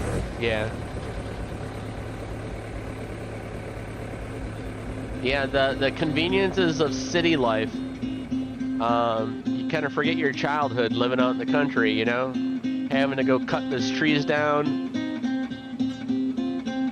get the wood all back to the house with the tractor, cutting them up into smaller pieces, splitting them, stacking them, drying them, and then waking up 2 or 3 times in the night to put wood in the fire, so in the middle of the winter. And now it's like you just turn a little digital thing on the wall, and the air conditioner turns on or your heater turns on. So spoiled. I can barely remember to take my bins to the curb for trash day. Yeah, right. society, not society, because there's still people that live in the country, which is where I wish I was. But people have become so soft and disconnected from being able to be self-sustaining and taking care of themselves. One little loss of electricity for a week, and your whole society crumbles. Except for the people in the country, they carry on. Like they don't care.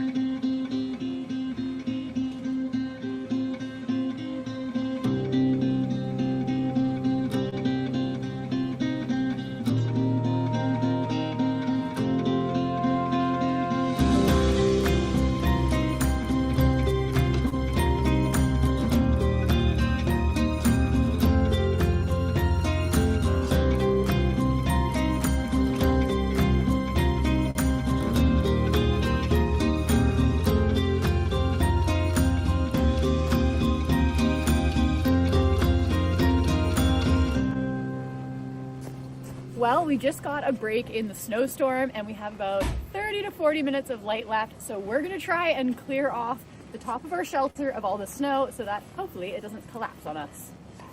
Right? It's all gonna slough once we clear the area, but it's built up a shell. It's like that old adage, hard times create hard men. Hard men create good times. Builds up Good on times top of the create sea weak can men. there, Weak men and then it has create nowhere to hard times, go, so it etc. just builds and builds and builds. Like, even if this was to the outside of the 100%. can, it would be sloughing off. Yeah. In hindsight, the 40x40, the higher one probably would have just been the play. Yeah. Oh well, here we are. Let's set up a ladder and let's get this all cleared off.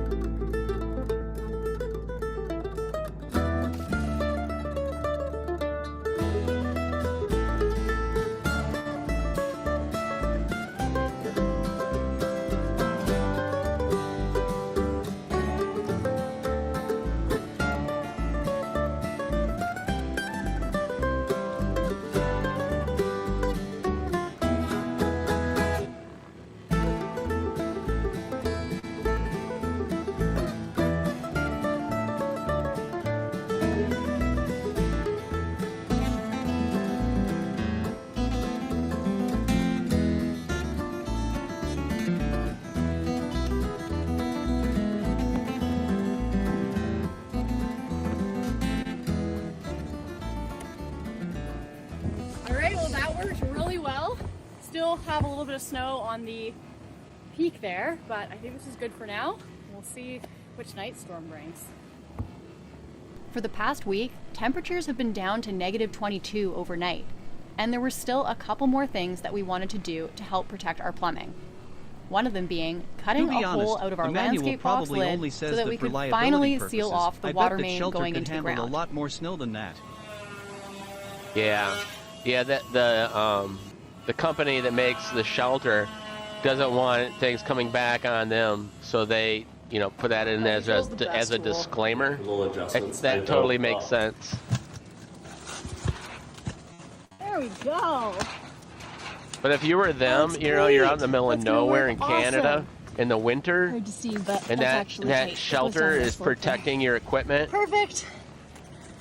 I'd be like, yep, we're gonna do everything the manufacturer says to do. Complaining about the cold, and because I don't want a 3 o'clock in the morning collapse. You know what I mean? You can't take chances when you're living in the elements like that. Discover Lay's All Dressed. All the best Lay's flavors in one bite. Savory like sour.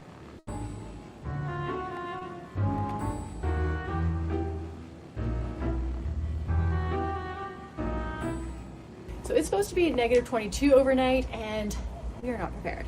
So we have 2 drain pipes that come off of our water tanks that are still exposed, and I'm going to wrap some rock wool around them and put them in some Ziploc bags, try and keep that a little more insulated, and hopefully it's not going to freeze and burst overnight. Okay, I'm really cold. Let's do this. Okay, so under here, see that? That's one drain, and then I think the other one's way down there. So I'm gonna take this. And we're just gonna wrap around. Negative 22? In a Ziploc bag. Why are you there, LOL? It's Canada. Protect it a bit. It's gotta be better than nothing. And I'm gonna put a hair elastic around it because I couldn't find my zap straps. Oh, that's another thing in Canada. They don't call them zip ties. They call them zap straps. Does, but it's gotta be better than nothing. Let's go find the other one. You're just loving this, aren't you? Crazy. Let's go to the back of the trailer here. See, the heat trace is working well. I think the other one's back here. Where is it? Oh, those are well insulated. Yeah, those ones are good. We don't need to do those. I'm pretty sure those were the two. So, with winterization somewhat under control, we could get back to our inside projects. All right, well, that's it for this video. Thank you so much for watching. I know this wasn't our typical project-style video, but with all the projects we've got going on, the cold weather and our current living situation, it's been a bit challenging. But we're excited to get back to our regular scheduled programming very soon. All right, that's it for our. Let's check. I want to check to see if. I'm gonna check to see if Emily Rydell has her new one for the gold mining. That was a short video. Up in the what do you call it? Nome, Alaska. Emily Rydell. Here we go. Does she have a new video? No. Wait, 10 hours ago. Yes, Emily's got a new one. Outstanding, guys. We're gonna watch hers. I love these. These are the two ladies that I follow. And paste. Okay. Open. Once Human is easily one of the best open world survival games of 2024, and it's loaded with your favorite survival game systems like crafting and upgrading epic gear, exploring the ruins of a civilization under threat. The gold rush didn't end in 1899. It happens every year up here, if you know what you're looking for. The turn of May into June is the end of a fast and furious time we call breakup season. For 19 hours a day, the sun beats down on the stubborn snowpack, transforming great drifts into rivers of water. And while Nome's great winter blanket disappears, nature's gold rush begins, and survival means making the most of it. Spring brings millions of migrating birds ready to take advantage of the long summer days and plentiful food. And with that, the rush is on for birders who migrate to Nome every spring to catch a glimpse. The ferocious brown bear emerges from hibernation, ready to chase the early salmon. The scraggly tundra emerges from the snow and combs kivute from the muskox, who shed huge amounts of it as it warms up. Finer than the finest cashmere, many follow the herds to collect the wool from their wake. The fishermen stack their crab pots, mend their nets, and of course, the gold rush is on for the miners of the Bering Sea. As sea ice begins to release its grip on Nome, danger is ever present. For many months, fishermen, hunters, and miners have been roaming the pack ice, hunting for seals, crab, or gold. But the long sunny days and ocean currents can suddenly cleave the once solid ground. Many in this part of the world have been cast off into the ocean, lost to the horizon before anyone thought to call their name. Just a few years ago, a helicopter had to be called in to rescue a group of miners who found themselves separated from land by loose pack ice. We've underestimated the speed and strength of the icebergs before, and even though the harbor's clear, the remaining Bering Sea ice stands as a cautionary tale. I go up to North Pole every May, so this spring is no different. I'm going to go up there for about a week and a half. Sometimes it's 2 weeks, sometimes a week and a half. And then my buddy and I, we made a role-playing game based on the TV series Firefly. And so that one ship that I had earlier tonight, the MSR, his character has one of those that he's got to do a whole bunch of missions and stuff for like a fixer, you know, shady work and, you know, espionage, all these missions and stuff to earn money to his his character is a girl. So to get her spaceship repaired and space worthy, and she's also the daughter of a senator who was assassinated, and so the assassins are after her as well. So she's in hiding, and anyway, we have this whole role-playing game based on the Firefly TV series. And so I go up there and stay in their trailer in the driveway in the yard, and just get up every morning, grind some beans for some coffee,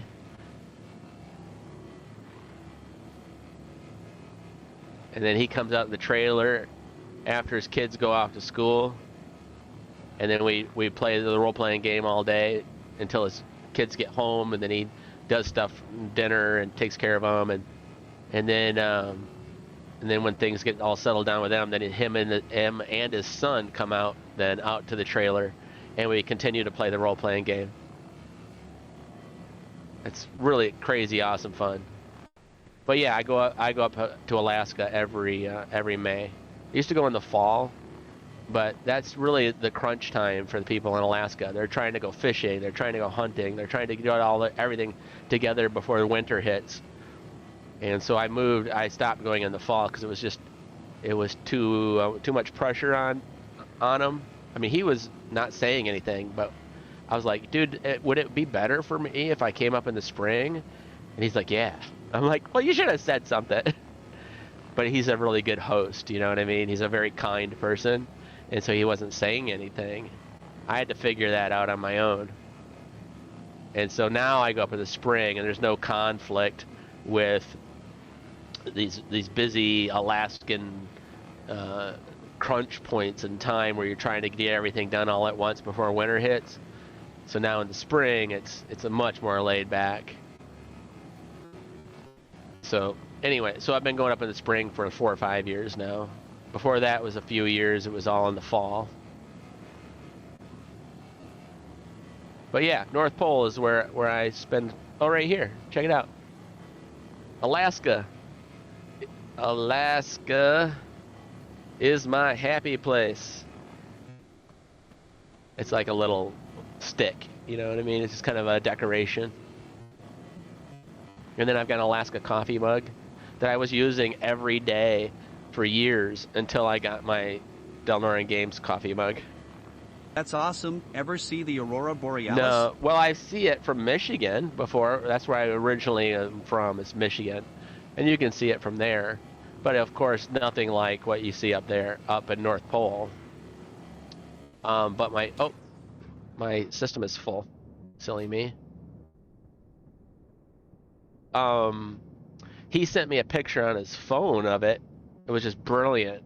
But it's like, he's like, it's an insult to even try to take a picture of this thing to send to me because you can't capture it. It's like taking a picture of the Grand Canyon. It's silliness because it doesn't even come close to being I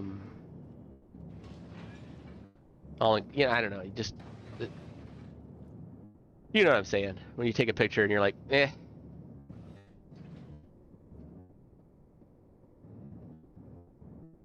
There, now it's making the boxes. Weapon systems on.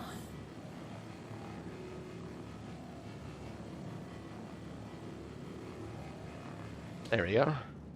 So if you look outside, there we go. See, it's putting the boxes on the outside.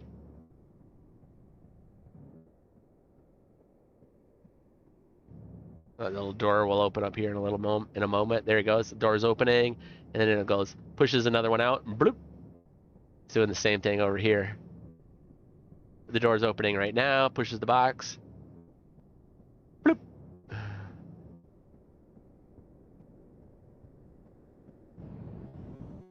Oh, I'm still in mining mode. I'm like, why can't I turn?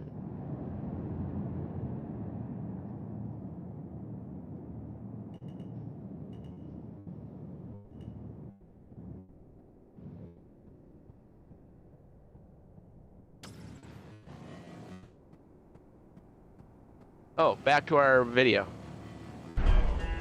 But we're casting our worries aside because launching the Eroica is a time for celebration. The land work is over, breakup season is behind us, and the Great Bering Sea Gold Rush is on.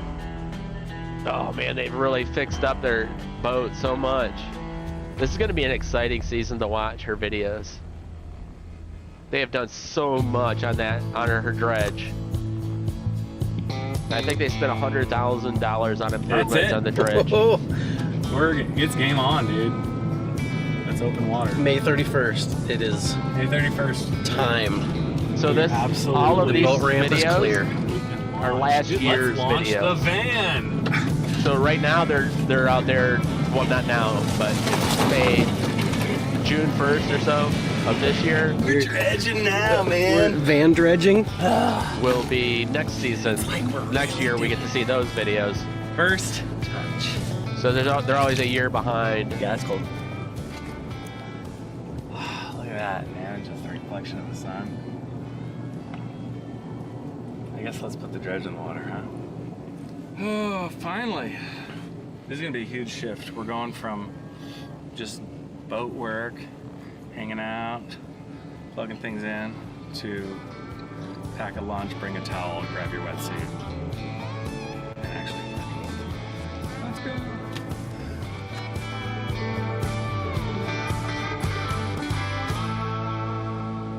All right, so we're missing several pieces of mat for the box, and we're in a bit of a time crunch, obviously. There's a local guy, if that King guy is still here, he might have some mat. Yeah, let me try Larry, see if he's in town. He's got Larry! Started putting the sluice box together, and I wasn't really recognizing a lot of the miner's moss that we put in there. And I didn't know if the guys maybe they'd switched things up from the last time I was here last year or not, and they said no. So we've got a bunch of miner's moss that doesn't make sense, and we think we've got like a stack that's just kind of missing somewhere. So it's kind of the situation we're in right now. It's May 31st, and we're trying to get in the water today. So all right, well, we'll get Larry tomorrow morning, and hopefully he comes through. I mean, let's piece together as much as we can now. Can we get any level of functional? I mean, yeah, what we have left in the Connex and what you brought here, yeah, yes, we can.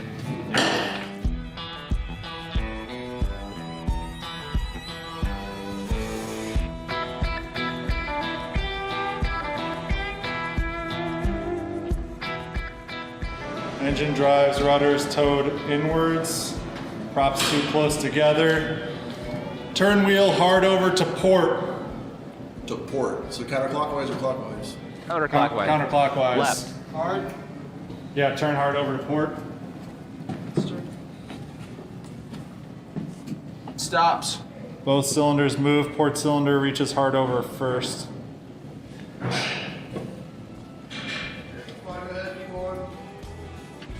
Turning. Any movement? Yep. More back pressure. More air coming out. Okay, all the way over, like we're pushing out air all the return line. So turn Looks it like it's over. set on It's turning. hydraulics. Are they both hard over? Yep. All right, close it. Let's see what happens. Okay, go the other way. Hold that bottle up so it just keeps on putting fluid in if there's any. That's what I'm doing.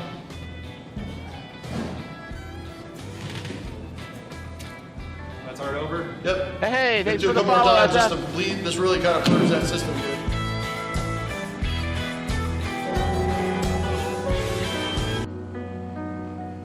Thank you for the follow. I will follow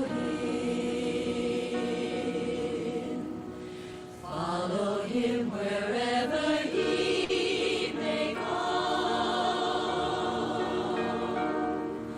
and near him I always will be.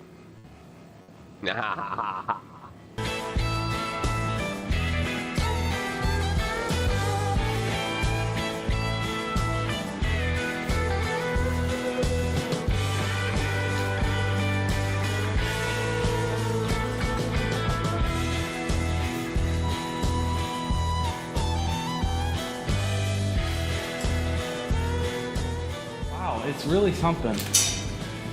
Yeah, it's gonna be like kind of weird to spool up right now because it's kind of rigid from the tape.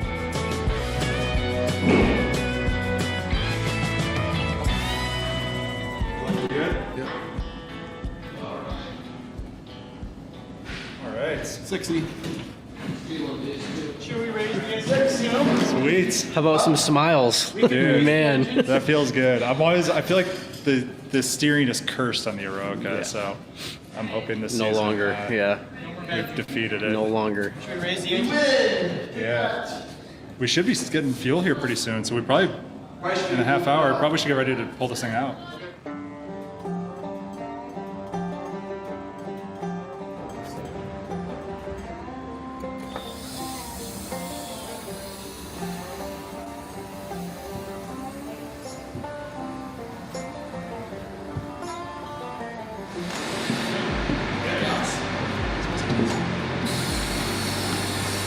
Well, you better darn make sure. That's diesel.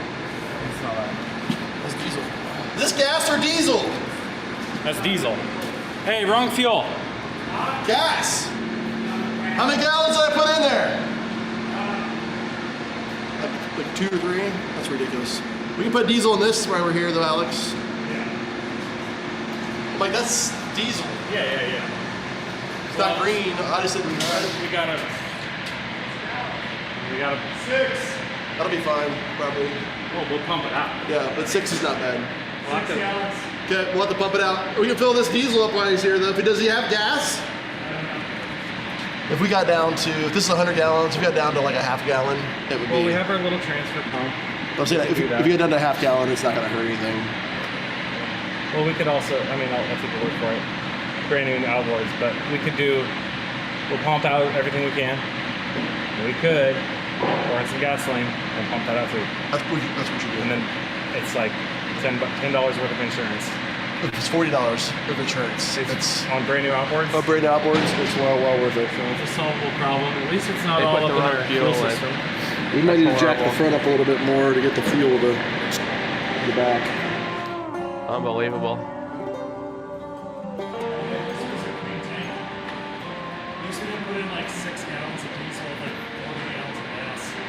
So you can put up to 5% diesel or gas and diesel and it's okay. The other way is way worse. Diesel and gas is no bueno. But you can get away with a little bit of gas and diesel. I've done up to 10%. So we pump this out, we got a little... We're gonna pump it out, then we're gonna add 5 or 10 gallons to wash it and pump that out and we'll throw that away. Just to try to make sure we're down to like less than 1% diesel in there. Brand new outboards.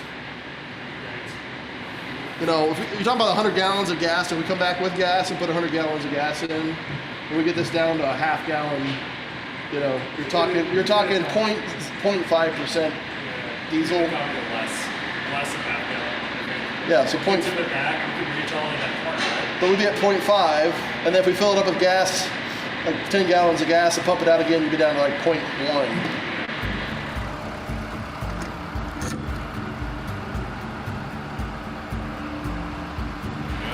So this can is empty, so hopefully that means that we can measure out 6 gallons and know that we got it. If we only pull out 4 gallons, we would, you know, be a little disappointed.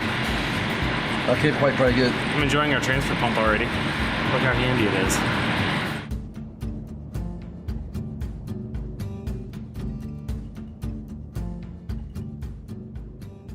Yeah, it's pretty stupid. Now we know though. Someone should have asked that question. I should have asked it. We should have, whatever. This is like classic preseason stuff. Well, we're gonna suck out the diesel, put 10 gallons of gas in there, blend up, you know, whatever that little diesel's in there, suck that out, get rid of that stuff, and then put a whole 100 gallons in. And then put a whole 100 gallons in. It'll be very diluted.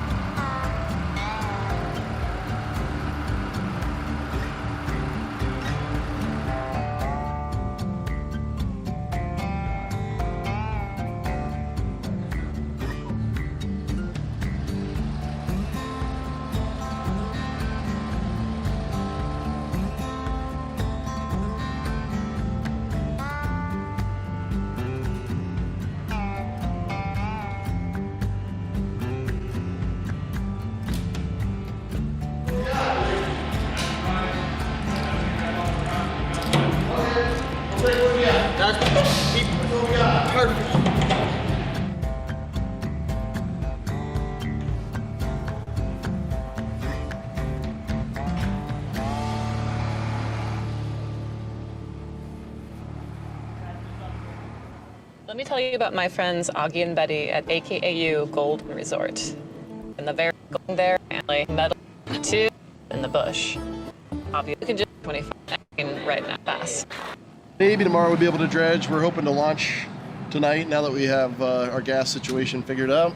And so, yeah, we're going to launch this thing and go put it over the short wall, and hopefully the Oroka won't be too far behind.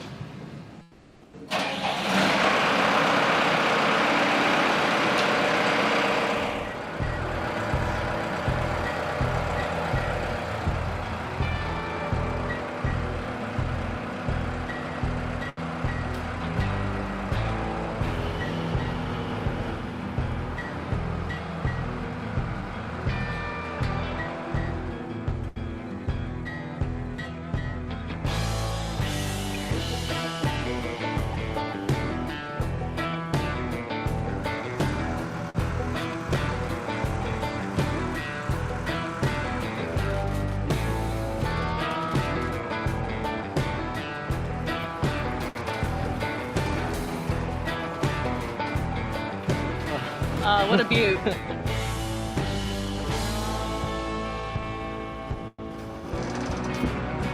Oh, look at her. She's so pretty. Hey, for once, the motors fit the boat. I know, right? How do you feel about launch day? About time. 3 weeks. Oh my gosh, has it been 3 weeks? It's been 3 weeks. Oh, dude. 3 long weeks of how many hours a day?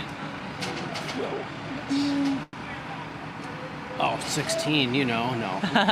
No, we've been doing probably 10-hour days. Yeah. Good and steady. Nothing crazy. Yeah. It's tough, you know, lots of tough projects. We're all ready to take a swim.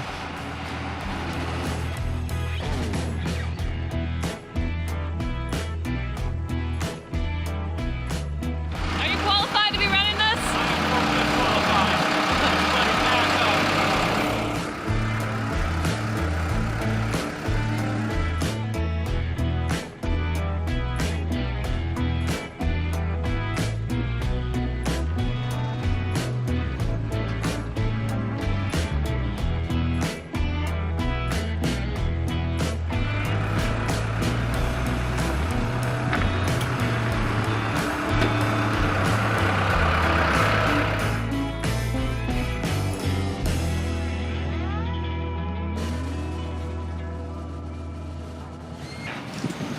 All right. Alrighty. Oh man, this seat is awesome. See everything. Oh yeah. You can see all the way into your mom's house. What? What? This is awesome. This is fun to drive this boat. Elijah, let's get these sometimes. I'll do this side, you do your side.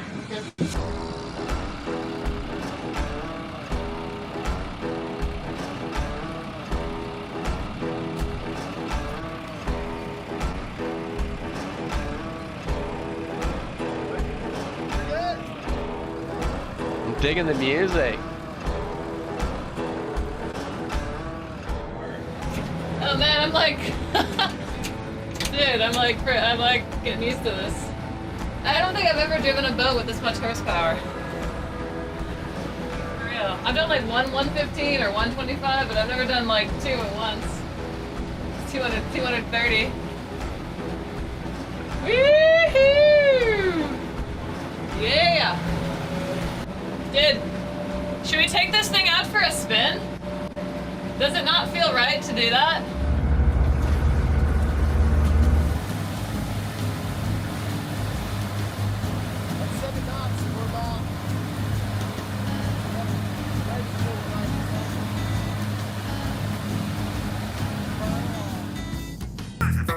At Vanguard, we know that the most valuable asset is time. And like... Oh no, Arthur woke up. Okay, alright, I'll come back. Alright, I'll be back. Oh no, the baby woke up. Oh, poor baby. Oh, it was fun to drive the boat.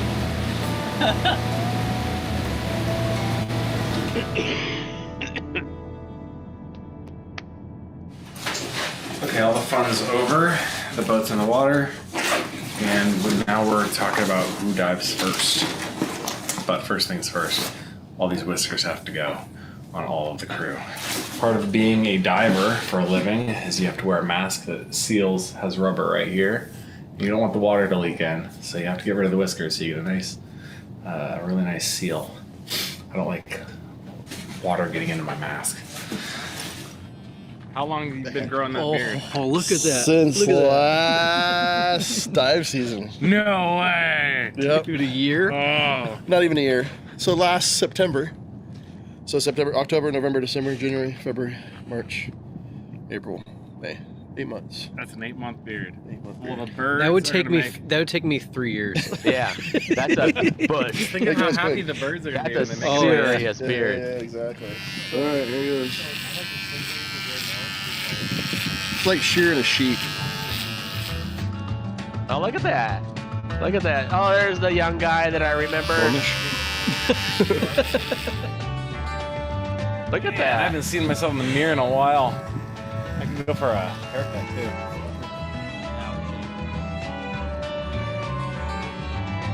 too. Wow, look at how different he looks. Holy cow. Wow. That's impressive. There it is. Bye. Bye. It almost looks like muskox hair. Exactly. That's what I'm saying. Just a little thicker. Some auntie would want to knit with that for sure. Yeah. I don't want to know all the things you've done with this. This feels pretty good. I can. Great. Oh yeah, it's good. You see spots? What's your plan, David? What are you doing? He's doing like trimming everywhere except the stage. Oh, just knock down the whiskers, huh? Yep, that's all I did last year. And it seals up. It's a good mask. This feels pretty good. I can. Great. Oh yeah, it's good. All right, we fresh, we clean. We all clean. Oh, we're ready. See my smile better. That's oh what yeah. I'm talking about. What a fun group of guys. We've pretty much rebuilt the sluice boxes, mats, miners, moss, because we lost our original stuff. So we kind of had to ask another guy if he had any extra miner's moss, and he did. And so we're piecing together what we had from our old one and from what he gave us. Basically just trying to make something work. I do want to know how I'm getting my cut on this golf course venture. The same way you make money off of everything, by So we can get out in the water, because we are now technically losing dredging time. So yeah, we'll just keep rocking. Dan and Alex are testing some of the other systems. And we're just trying to get everything ready so we can get out in the water. And we actually need to level out the boat as well a little bit. So we'll probably tank down a little bit in the back. We're a little bit forward heavy. So yeah, a lot to do, but we're trying to set up Mark and Eli for tonight's night shift that they're going to try to start at 6 o'clock tonight. So they're going to do 6 to 6. Wow.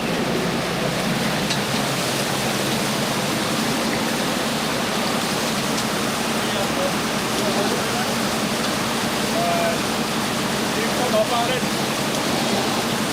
Oh, it's kind of heavy. We're on the money. Wow. Like it is 22 inches off the water in the back, 22 inches off the water in the front. While dredging. And we'll turn off the dredge and see if it changes, but I want to measure this.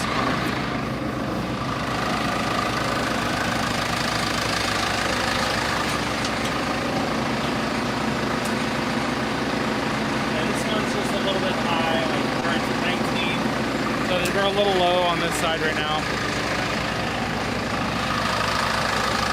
Which is kind of funny because how can you be even on 3 corners but this one's bad? Like, both twisted? 19, huh? It's kind of weird. 3 inches off. Maybe the ocean's crooked. It certainly wasn't me.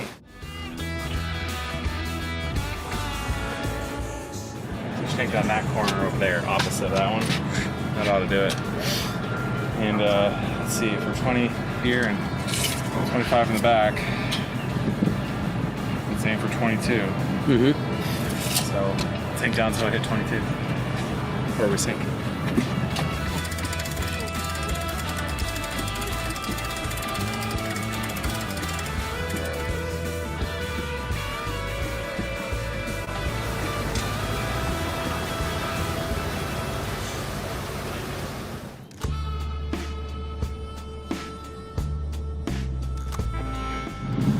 First day. Hopefully. Yeah, first day, hopefully. The dredge is in the water. All systems are operating. David and I are driving over the mountain pass. We're about to go down to Nome for our official first day of getting gold. Yeah. The guys tried last night. Alex, Eli, and Mark went out, but we gave them a phone call about 11 o'clock, and they were kind of in a little bit of a panic. They were pulling anchor because there was a lot of ice coming their way, and they were kind of getting iced out. So there's still ice out there, and a lot of it's coming from the east. There's a lot on the coast still on the east. Right. But we can't afford to wait. So there's ice in the water floating around, which would get in our way. But we cannot lose a day of diving because we get so much gold per day that it'd be the most expensive morning coffee to sit there and sip coffee and watch the occasional icebergs go by. So it's got to be something out there. It looks kind of slushy. Yeah. We can do slush. Do slush. Not really. David and I, we're not even very familiar with the way that Eroica has been transformed. We've redesigned the cabin, got completely new electrical system.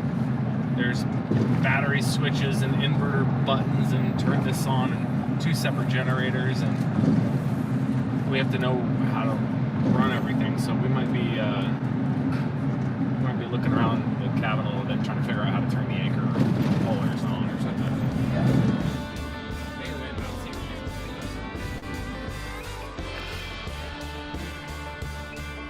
See that?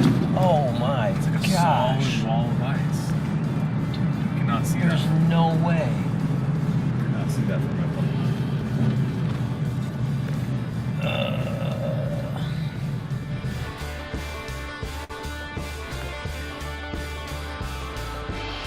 No way. Oh my gosh. I've not seen this much ice. A week. I was promised. We should have grabbed. Yeah, we were told it was going to be tropical warm, and we could dive every day to our heart's delight. Right, dive in June, they said. Yeah. It'd be nice. Yeah. It's sunny. Come in early and do preseason. Earn your June. Once June hits, it's just nothing but making bubbles in the water. It's like, what a bummer. The northern ice caps just snuck in overnight. Look at how much ice is over there.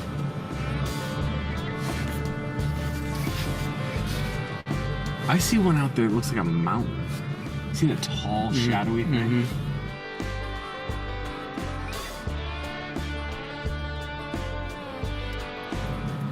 Woof. It's either not moving at all. I guess we're cleaning the shop.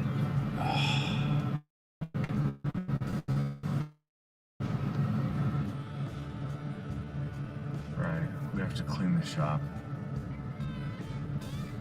We should probably go look for some copies. Hospital. It's Sunday. Oh, nobody does anything here on Sunday. They all go to church. Not even the birds fly. Only the icebergs. The icebergs fly.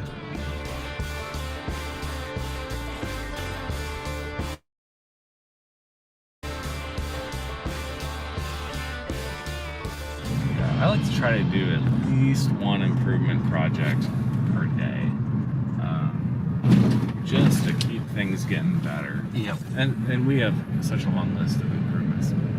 I mean, shoot, we could paint the deck if we could afford paint. We could extend our anchor lines if we had more anchor line. or we put a big flap of rubber over the steering lines. I kind of like that idea. 'Cause it's just bulletproof, you know. Or rebuild the sluice box. And for the Diver Dan fans out there, Dan's not just a gold sniffing fiend. He's a project monster. Project Monster? Dude, that's my title? You're a project monster. Paint the deck, extend the anchor lines, rebuild the sluice box. And we got a day off. Yep. No problem. We got a day off and a welder. I was about to throw away this old chair when I spotted this sweet bungee cord. You know what this is for? What? On the boat, our shelves. Oh, the Need shelving. something to hold stuff from falling. Nailed it. Oh, surprise, surprise. It has a girdle, which means we get more materials. Also, this rubber flap right here, I want to put this underneath the boat where the metal pipe comes up and bangs into the, this will like be a nice little rubber stopper. Also, this bent piece of metal right here, this could be a handle for our dredge. Boom, boom. It's actually perfect. You know how much time that would take to, that would take a long time to build, but also this fabric, it's 4 projects. Is that a pouch? A storage pouch. Dude, you mount this on the wall, and this is a paperwork pouch. For all our paperwork. Well, we have a dive log. You're not wrong. I know, right? That's a good screw. This would be good for a shackle on one side, and then this could extend our anchor line, but I mean, how long is this thing?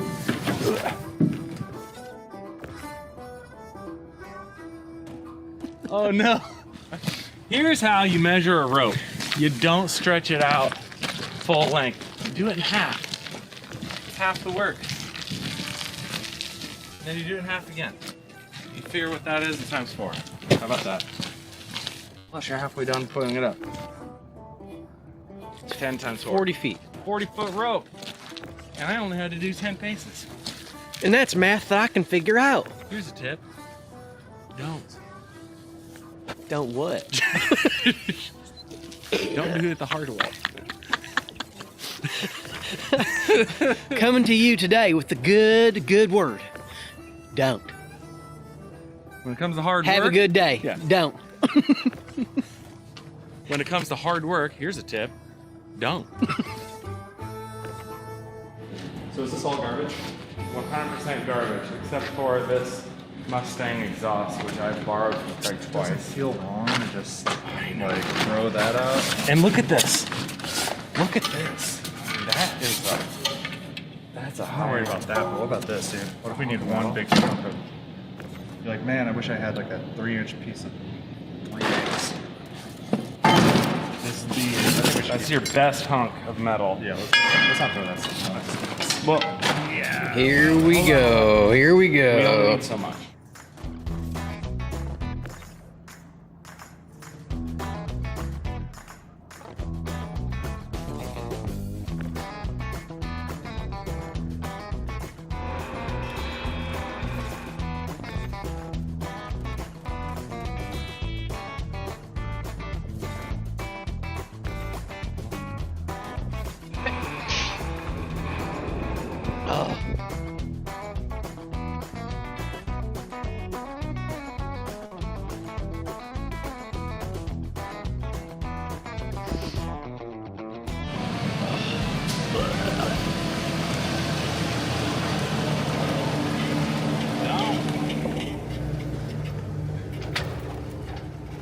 Hey, I'm going to read you some of my favorite reviews from customers at BeringSeaPaydirt.com. This was a blast. Thanks, Emily and crew, for a nice spot-on find in a custom and see all the got it possible for men like to see all. Alrighty, folks. Eli here about 2 in the morning here on June the 2nd. Doing an ice check. This morning it was pretty packed in here. It's starting to spread out a little bit. It's about 2 o'clock in the morning, but there's still a lot of ice out here. It's actually, the wind's picked up a lot tonight. It's blowing about 30 knots. We might drive down here a little farther and show you guys. This is a big ice shelf out here that's pushed up on the bluff. So Well, let's run out there and check it out. What do you think? Yeah. So we drove a little ways up here, past the Nome River, try and find the source of all of our berg problems, and we found it. There's a big old ice sheet out here, and it's just slowly chipping off and moving down to where we like to mine, and that just causes us problems. Can't mine when there's ice around you. So it's just slowly moving in on us, piece by piece, so it makes it a little more annoying because it's just slow till a few days instead of just one big pack moving out. Not quite thawed out for the season yet, but we'll be out soon. So, yeah, I think Eli and I are gonna head back to the shack and get some dinner and relax, watch a movie, chill out until it's time for bed. Our shift is 6 to 6, so we started 2 nights ago, switching over to night shift. I'm pretty good at it. Eli's pretty good at it. We've fished a lot in our past, so you just get up and go when you have to go. Sleep when you gotta sleep. Sleep when you gotta sleep, so we can switch over pretty easy. But it sure has been nice to have a couple nights to acclimate. So yeah, every day we can't dive. It's costing us money, and yeah, you start getting a little anxious. You know, the other day when we got the boat in the water, we thought, oh, we're gonna be diving right away. We're like, we're getting in it. Let's go. And now we're just kind of at a stalemate with the icebergs. It's like,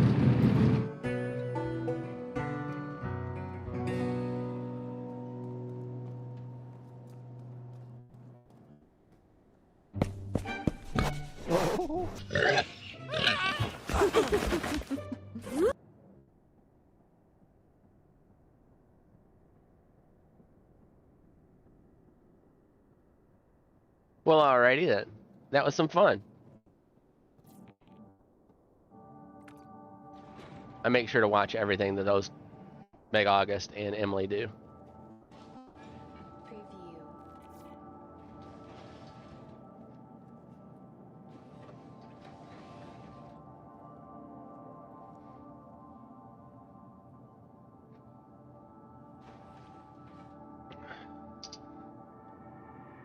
Engines on.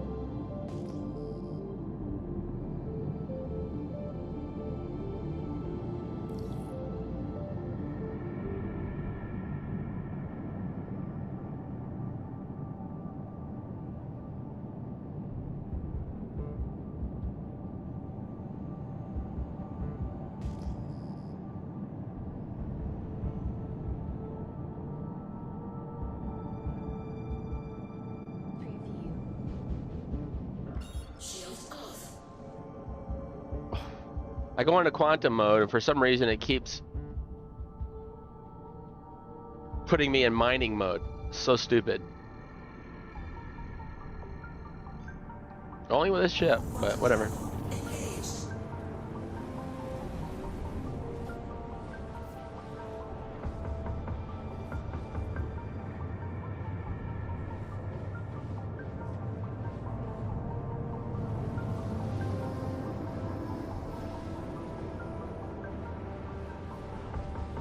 I think I might be okay to work Monday midnight shift if I can keep up on the ibuprofen and the NyQuil and stuff to keep my temperature down.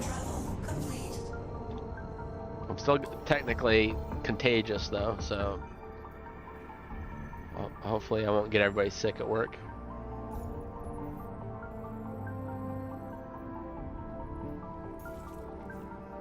I'm going over here to Everest Harbor. I'm looking for crashed ships that I can salvage. Oh yeah, we were gonna do that. Remember, we're gonna do salvage missions. Just see if they work now. First, let's check. We'll check here.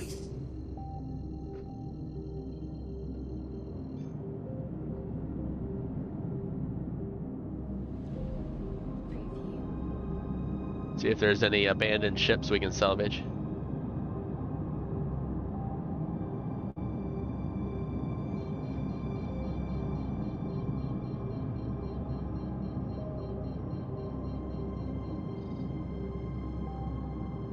That guy's moving, so he's definitely not abandoned.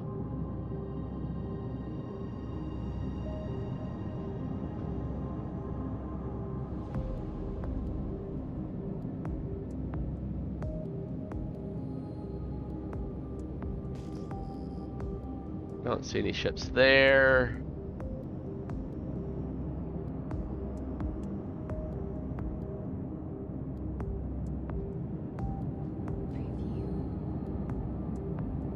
Don't see any ships there. All right. Go check out the outposts.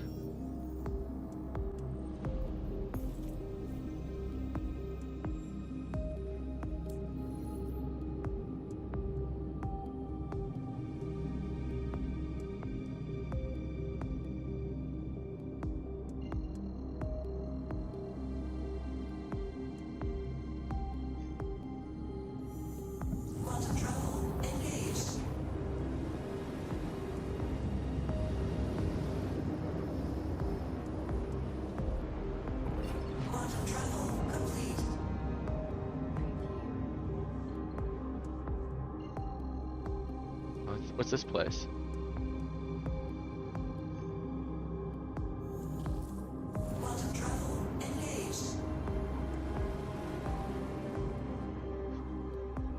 Now we're basically exploring, bringing along a salvage ship. So if we find some broken up ships, then we can make some money.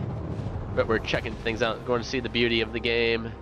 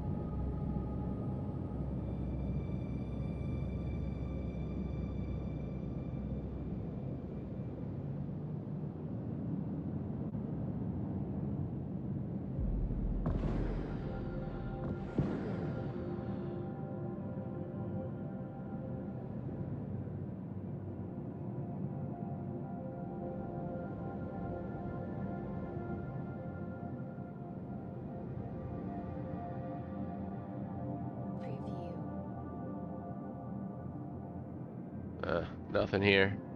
It's like a little bitty place.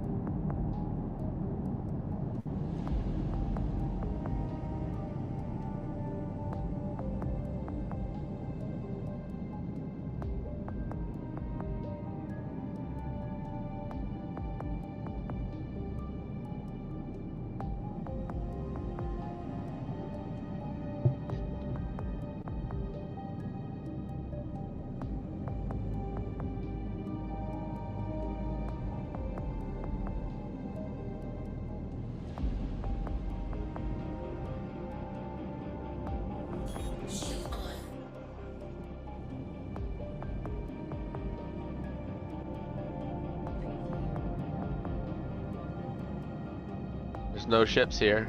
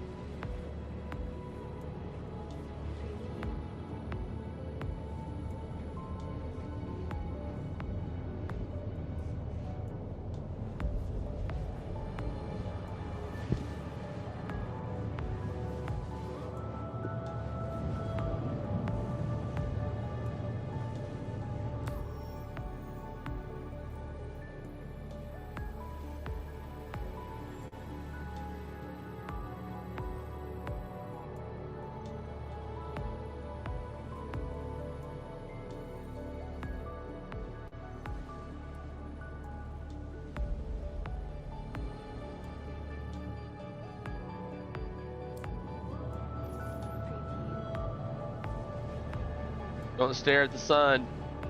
Don't stare at the sun. Don't stare at the sun.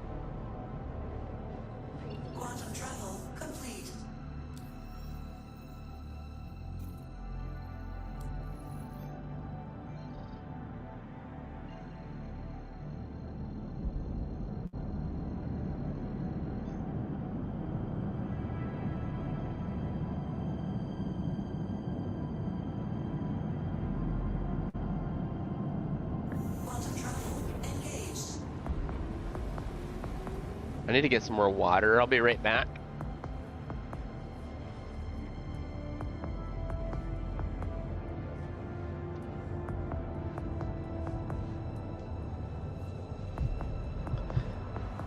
Some ice.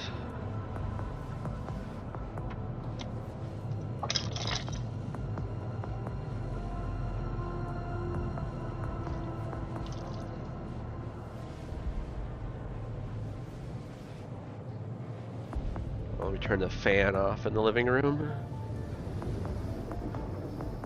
Doesn't need to be using electricity.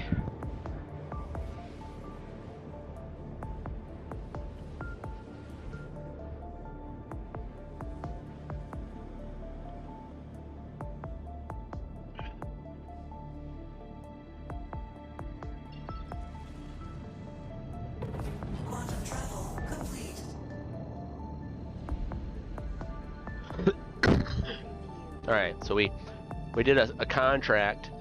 We paid him 50,000, and then he gave me these coordinates where this claim is at.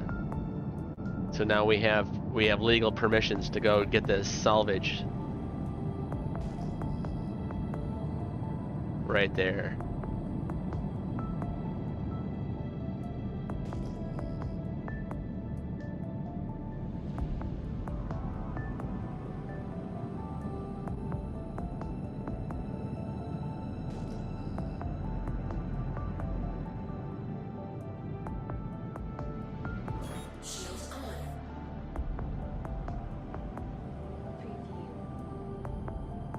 Alright, this is our ship that we paid for to be able to salvage it.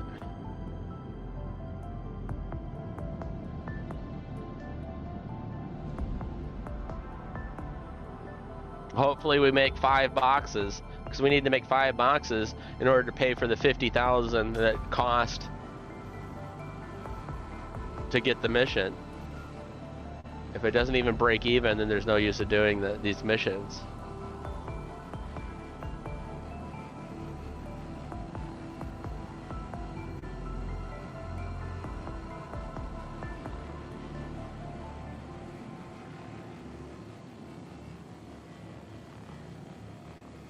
But it's not those same boring 4 pieces of salvage, or 3 pieces. This is an actual ship, so kind of cool.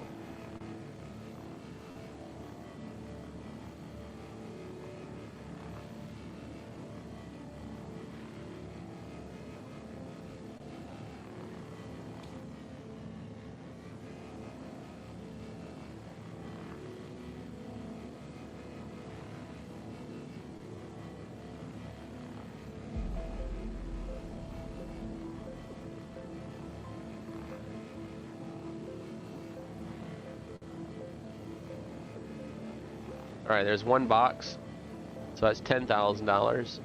We need 4 more boxes, and then we'll actually start making profit.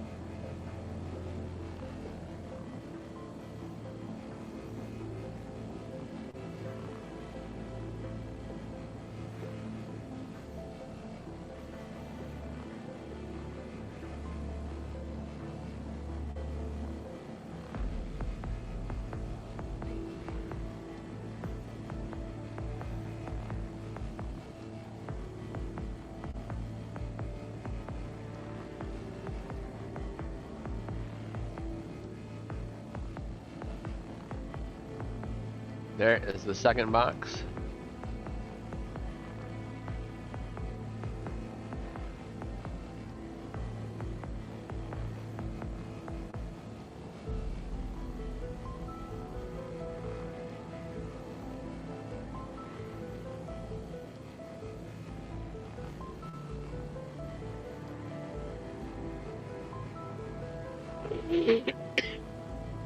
Oh, man.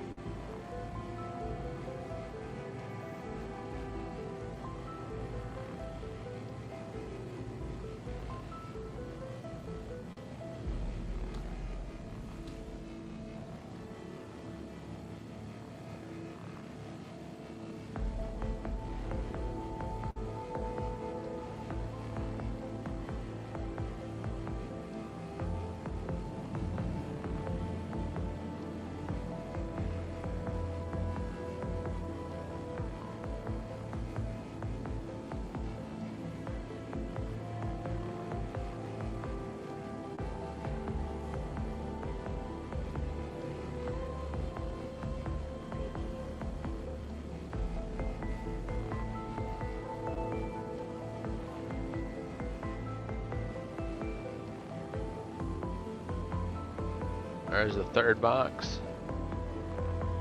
Yeah.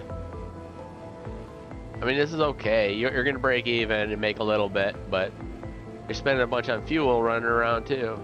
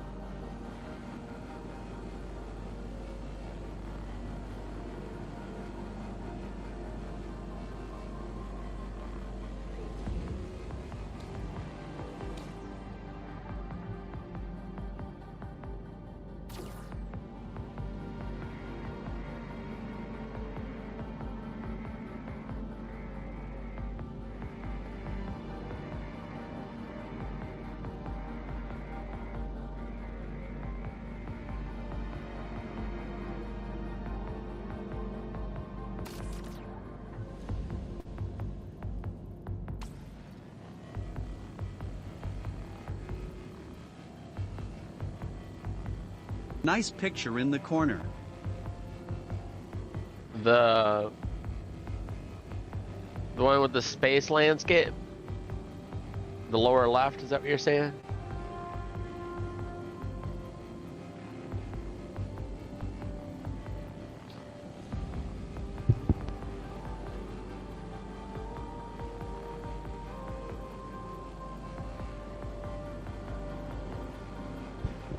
Yeah, it's the the music video. Oh, Emiko responded.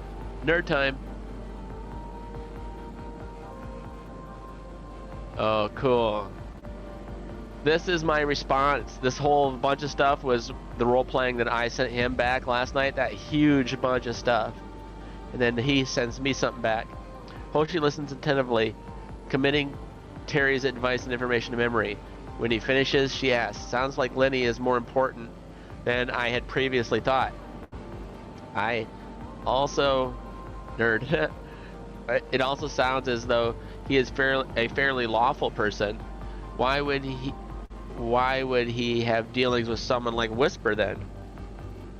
If he has such dealings that he feels compelled to refer me to her for work, that implies that by extension he is actually a decent and trustworthy sort, does it not?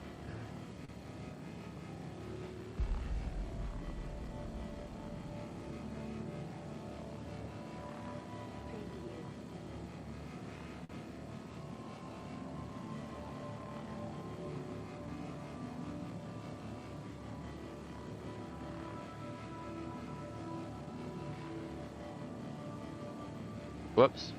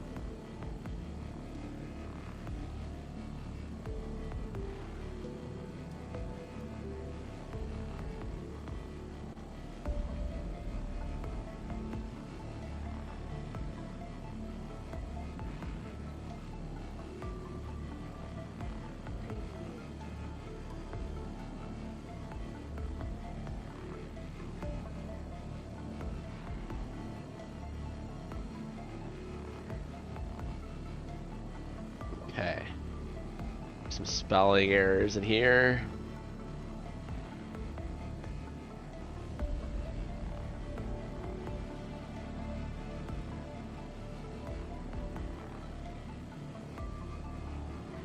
There we go.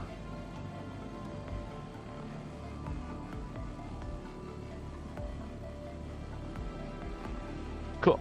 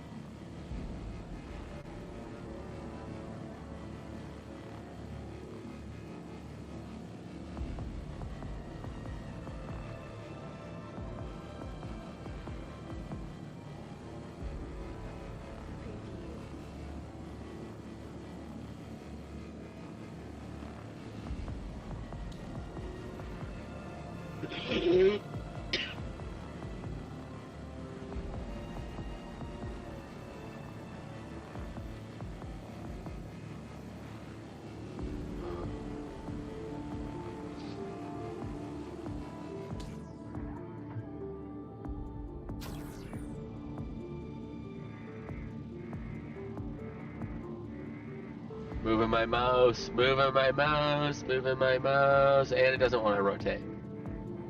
Alright, I'm not going to worry about it then. I'm just going to move my ship around. It's too difficult to use the tractor beam on a larger ship like this.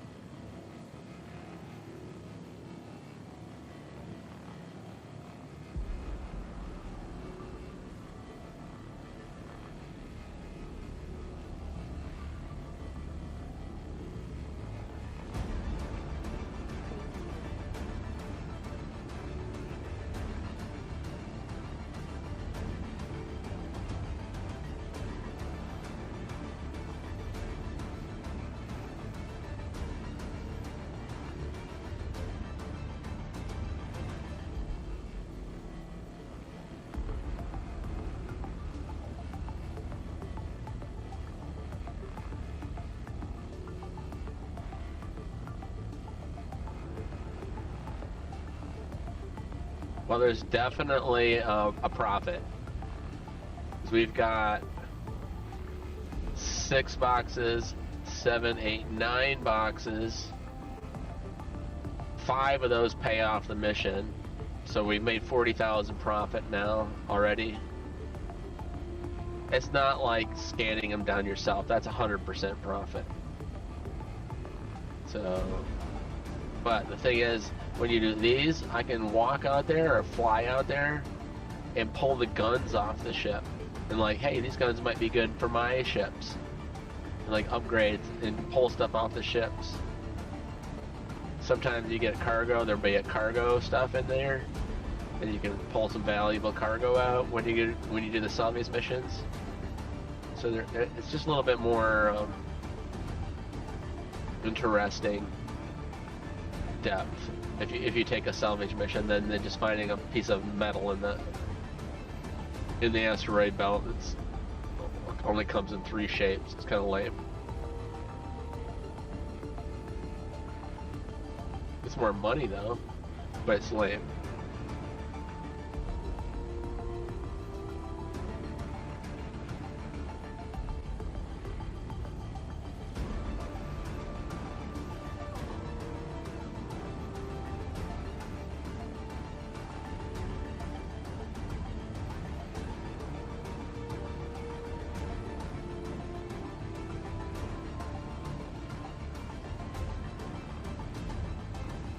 What was one of the best items that you pulled off one of those ships?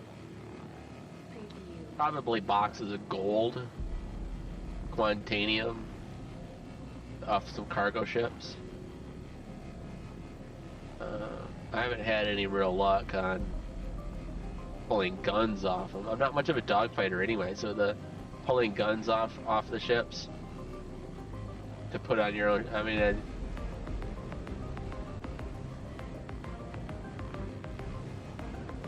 not really like, ooh, look, I found this really good gun. I can now go dogfighting. I don't even want to do the dogfighting, so I don't get all excited about it.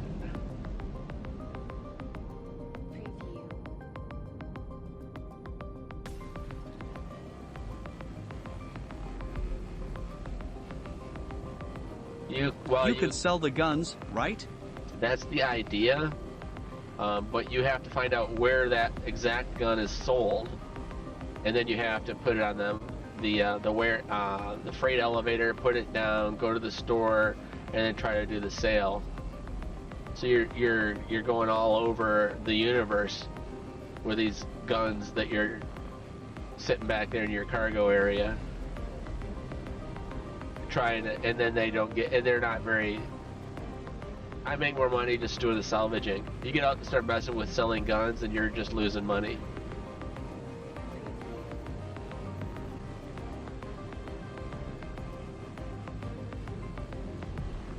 But yeah, you can though. That's the fun part about it, is you can.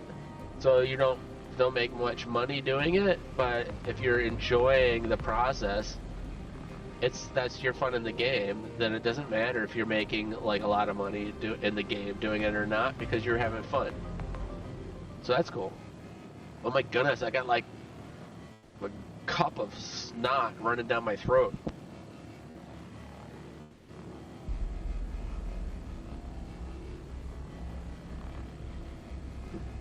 No, that's was just cool. Curious is all. Yeah. Yeah, you technically can. You just don't make very much money doing it, but you can. You can. And it's kind of cool that you can.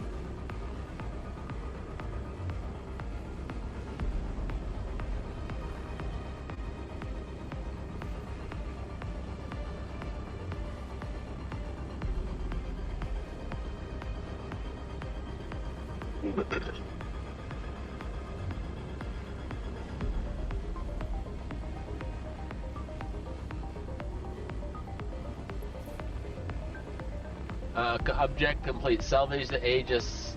Alright, so my mission is complete.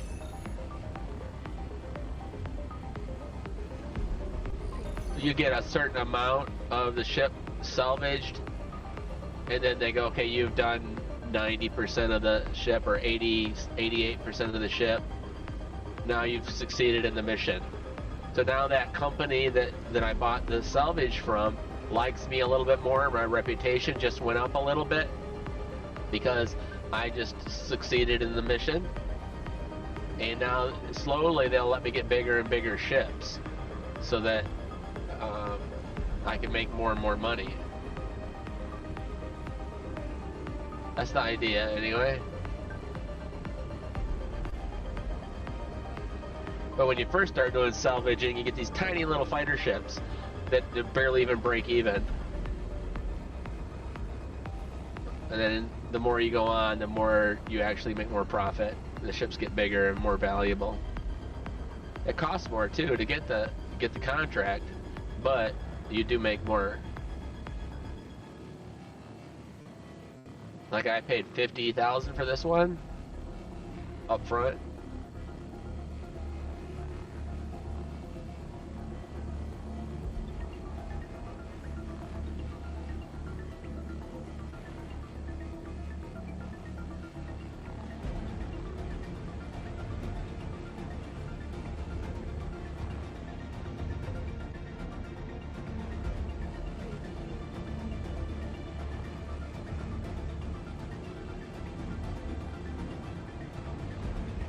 And the nice thing about doing these missions, the salvage missions, is you don't have to fly around looking for the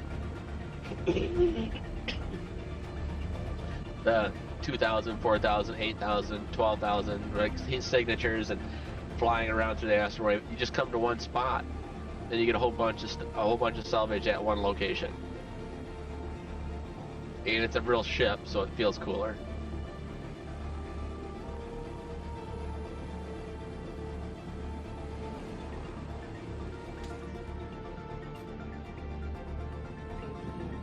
You see the guns?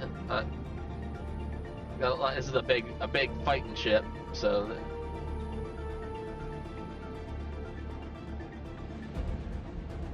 But I don't think I want them.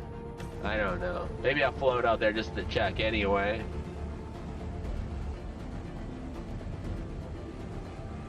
If I could get inside and get the fuses out of the electrical panels, I'd like to do that.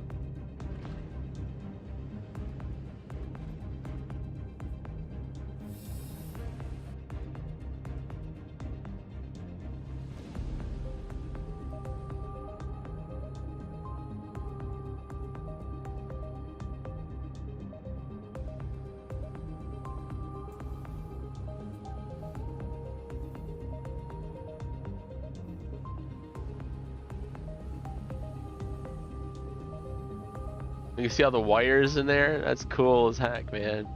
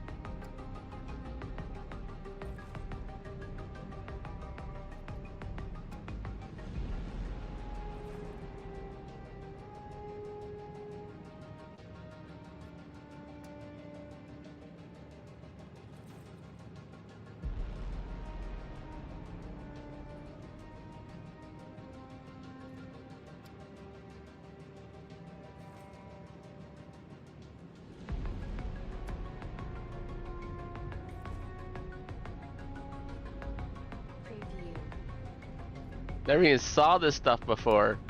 These cans? I didn't know you could get these kind of things. This is sweet.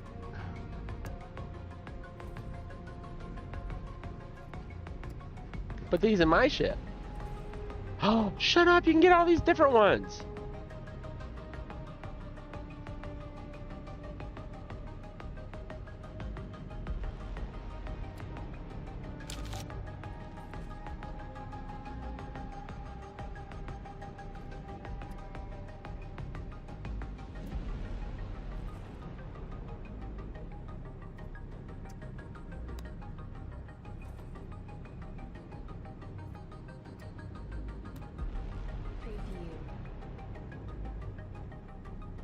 Ah, this is fun.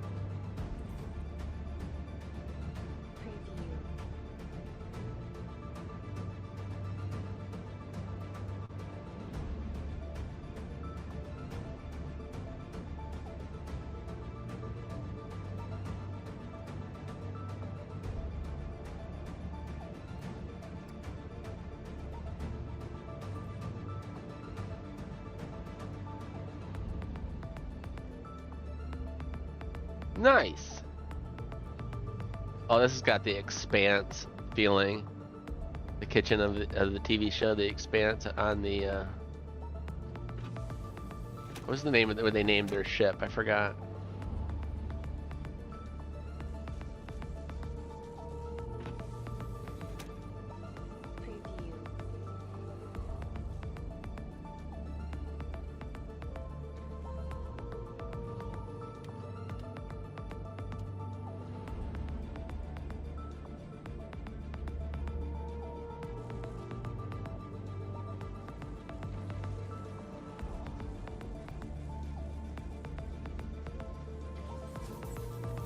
Whoa, something just happened. My mouse is not working. Whoa, oh, I got into a turret. Okay.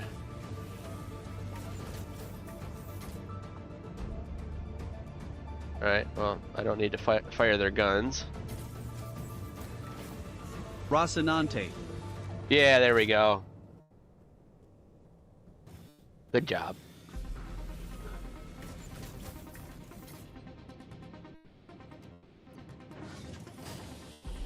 Ooh, there's a quantum drive.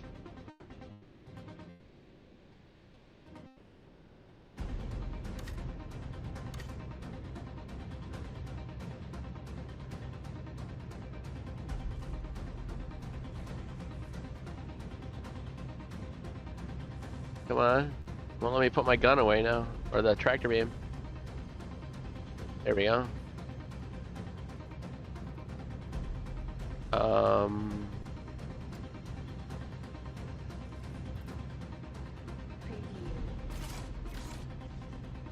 Weird. This has a feeling of, kind of a feeling of that kind of ship. Oh, there's a fire. Another turret seat, another turret seat. This is a gun, like a combat, big time ship. Oh, my nose.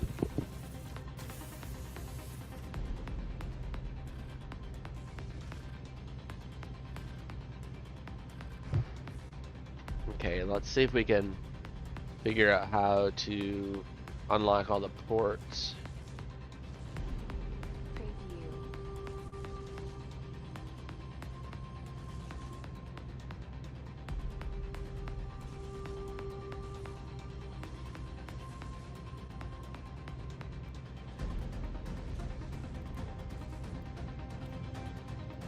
Unlock port, unlock right Alt K.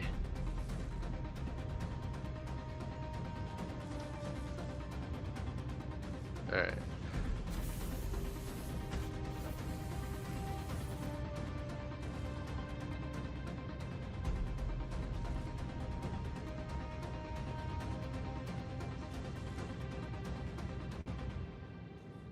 Huh, it's not opening.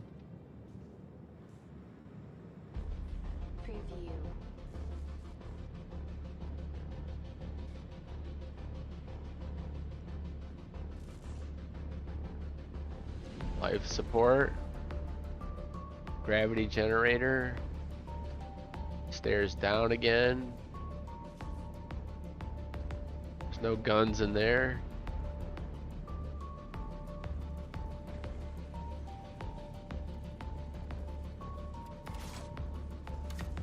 Yeah, we're in an armistice zone. It's not letting me use my tractor beam. So I can't strip the components or the guns off outside either.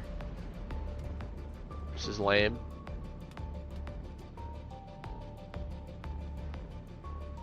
Rocinante. Alright, well we've checked things out pretty good in this ship now.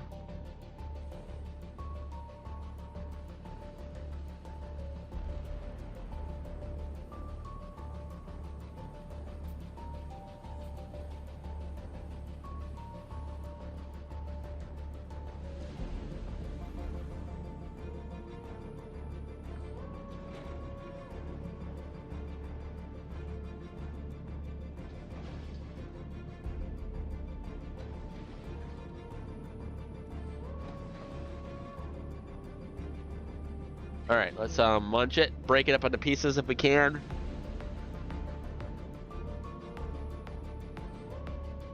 What's our distance here? Pretty close.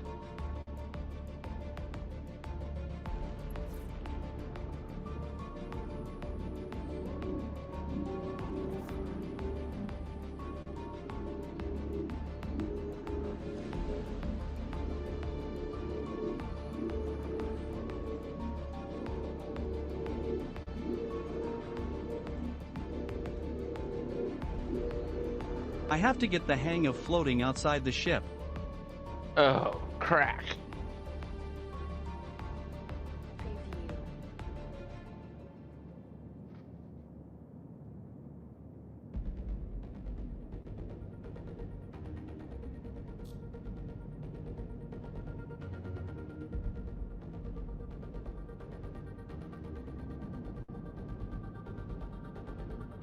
Yeah, it takes some practice. You'll get it though.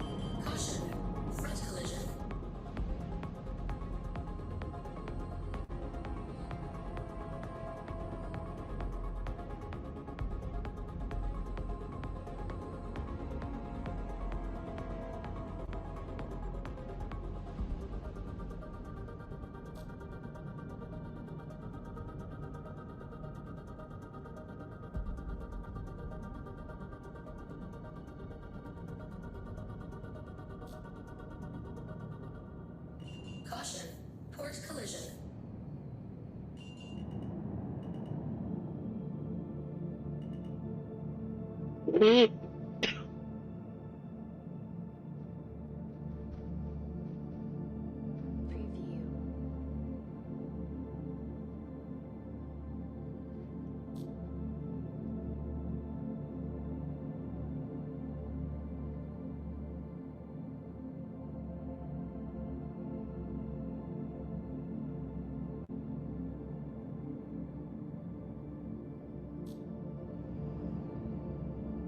Caution, front collision.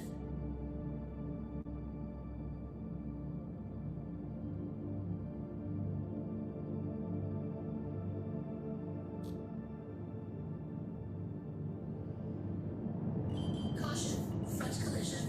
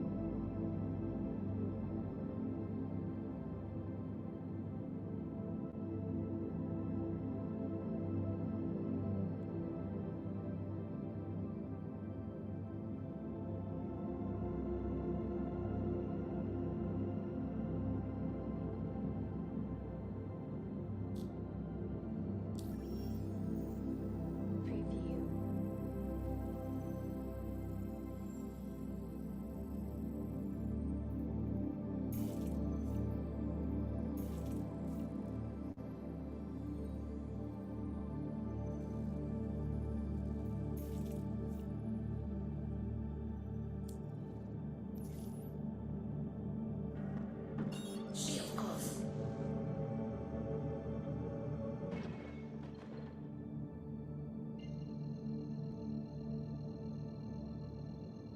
Oh, wait, I have a crime stat. I have a misdemeanor crime I have to pay off. I'm not sure how I got that crime stat. Yeah, I really don't know how that happened. But we gotta go back to the station to unload, and we'll pay that off, that fine off.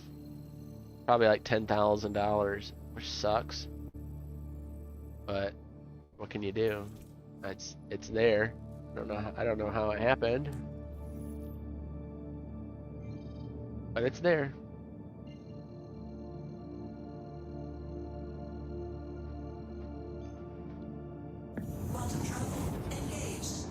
I'll take my coffee mug out to the kitchen. I'm gonna only not have any more coffee today. I usually have a couple cups, but because I've got the flu, I think the dehydration of the coffee, the caffeine and stuff, is probably LOL. Yeah, right. I'm gonna not have any more coffee today. My body needs recovery and care. The same with the alcohol. I'm not having any more rum or nothing. I'm just gonna go water. Some orange juice. Just try to. I gotta get back on the recovery. Because I want to work Monday midnight shift.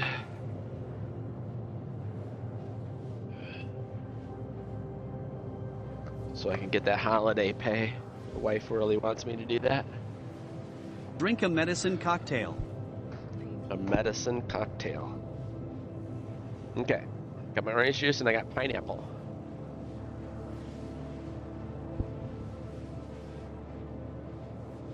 Oh, my new scrub pants came in today. They took like 3 weeks. I'm like, holy cow. They took forever to get in. But I wear scrubs around the house. And super comfortable. But the bottoms of them are pretty long, or legs. So I keep stepping on them. Right, these are different. These have a belt? That sucks. Oh no, here's the drawstring. I like that. I like the drawstrings. They're super comfortable. I go to doctor's appointments and stuff, and I'm wearing scrubs, and it's like they act like completely different. They're like, you're one of them, you know? They're just more relaxed and chill. And they're like, whoa, he's wearing Has scrubs. rated this stream. Uh-oh.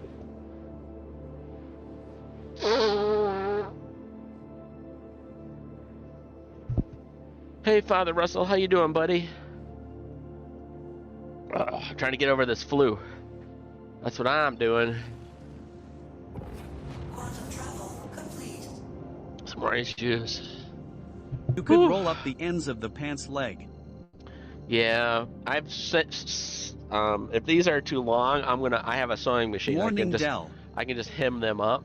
Good morning, my friend. Need a nap. Yeah, you need a nap?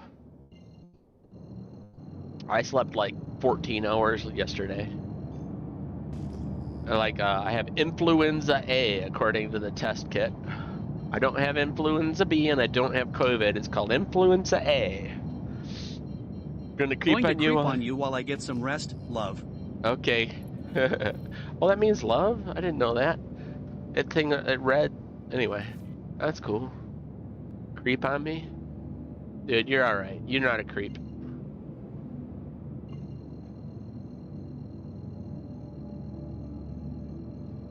Ugh.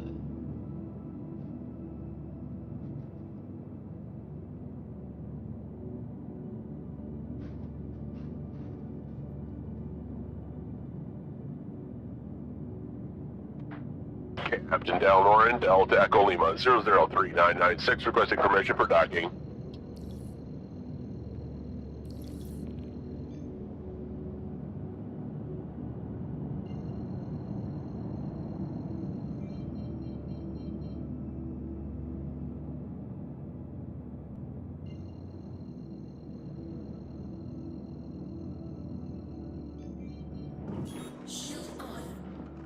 Whoa, whoa, whoa, whoa, whoa, whoa, whoa, whoa, whoa, whoa, whoa! No, I'm gonna die. Somehow I got decoupled. Somehow I got decoupled.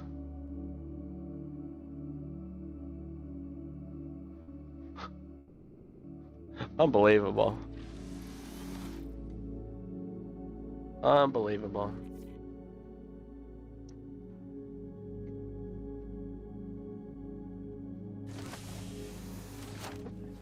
That's happened so many times. I don't understand why.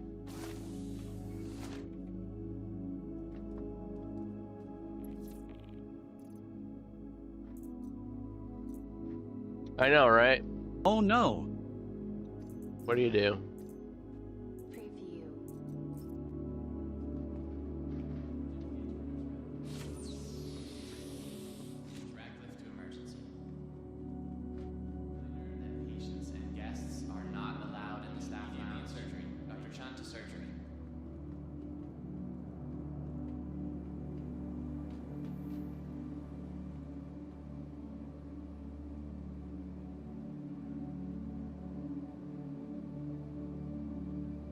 Well, that doesn't work.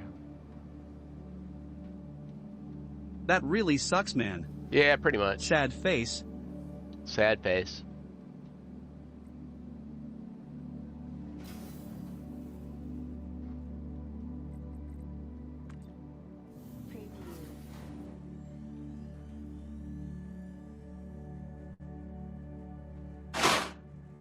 What the hell was that?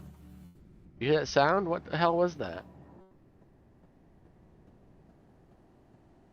Welcome to the ASOP Vehicle Retrieval System.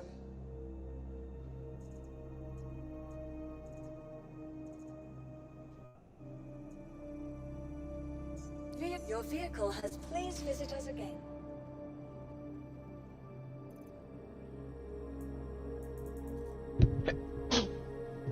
Holy cow.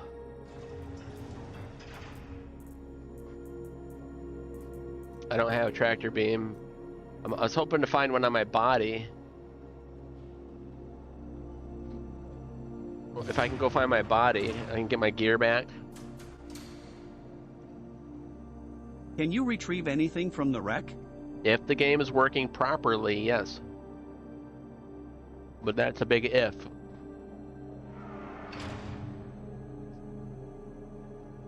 That's not why I'm not freaking out too much. I just hope the game works.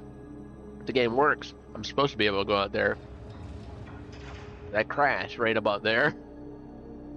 And then just start retrieving my gear and my boxes and all that stuff.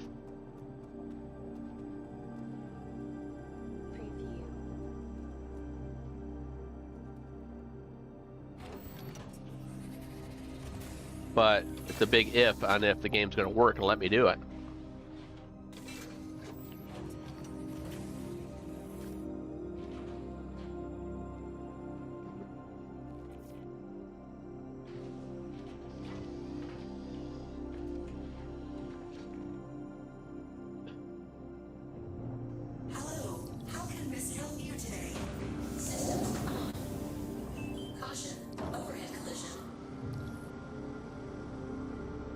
Now, did it just automatically clear the ship up and made it vanish and I lost everything? I don't know.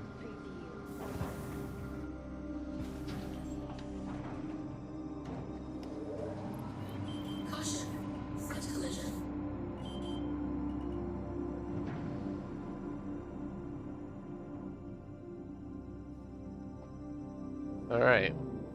Is there a big wreckage out here? There's some box. There's one box. I don't have a tractor beam. I need to find my body is what I need to find.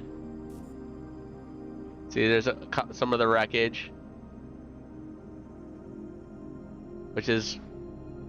You know what? I'm going to have to get a different kind of ship that I can open up and scoop. Because my tractor beams don't work here.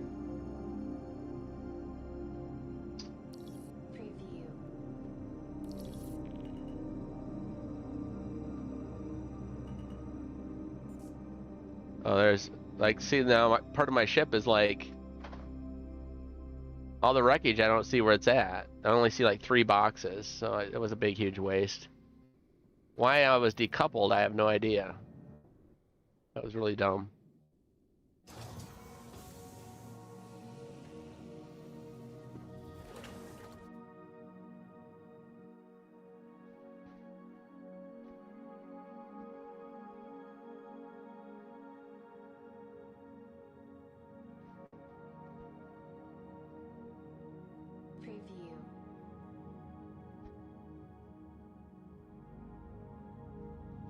I think I'm gonna have to go up to like the refinery and buy a tractor beam.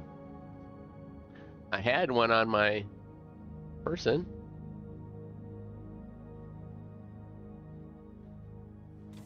And I had extras here too, so I'm not sure why they're gone. Should be tractor beams in here, under utilities, and they're not. They're all gone. So I need a tractor beam. We need a ship that has a cargo area that you can kind of move and then kind of scoop up the boxes.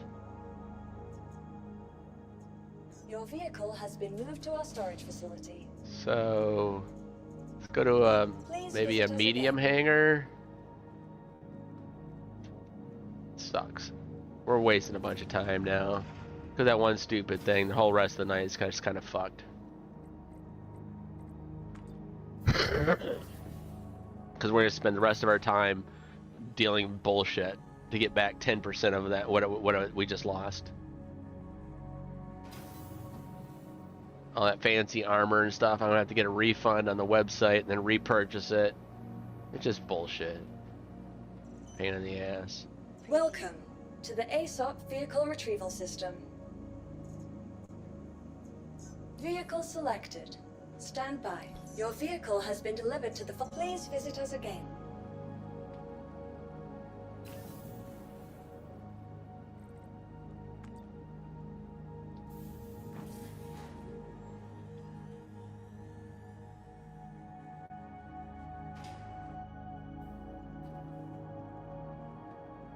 I want to find my body because I want that armor and everything.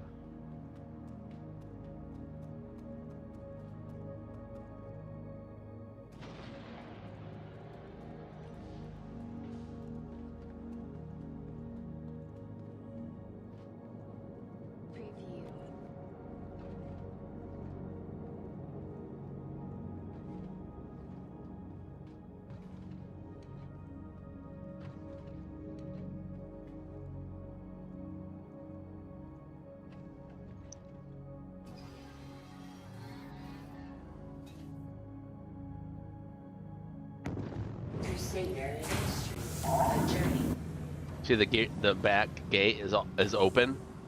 I'm gonna try to scoop, use the ship as a big scoop to pick. Oh heaven's sakes! Damn.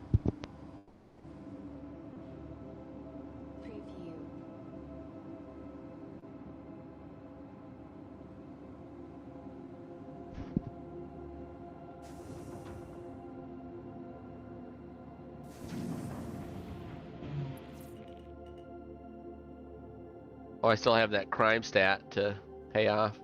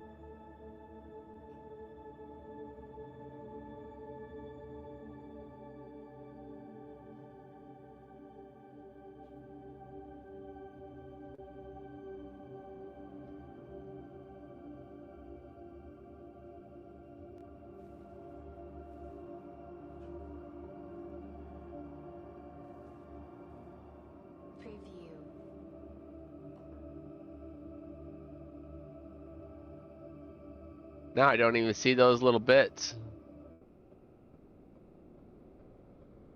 Is that it right there? Nope. Now I don't even know if we can recover those couple boxes. Looks like those are now gone. What a pain.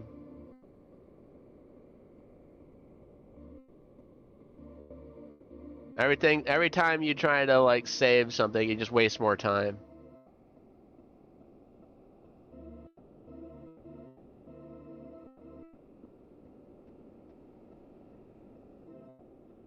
Yeah. We're just wasting time now. All that work we did. Gone. Bullshit.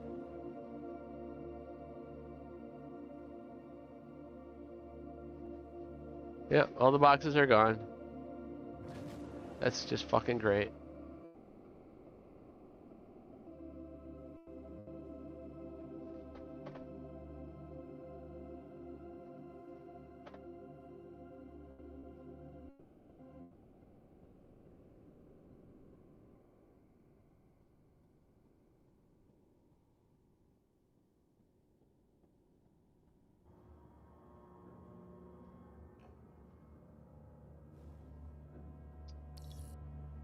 Preview.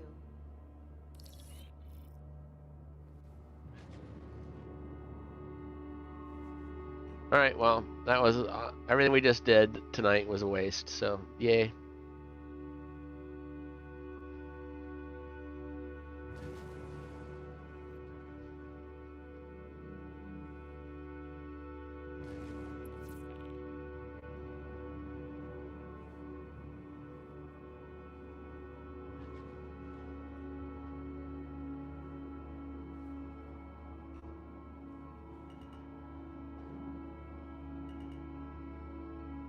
Alert. Front crash close.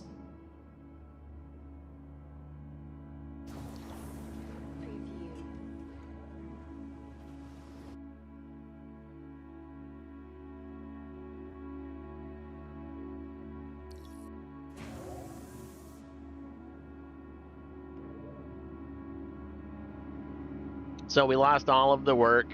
We paid $50,000. We lost all of that. And we got a crime stat. And now we got to do an insurance claim. So it was a big, giant, glass-encrusted gauntlet shoved up my ass. Is what the game just did.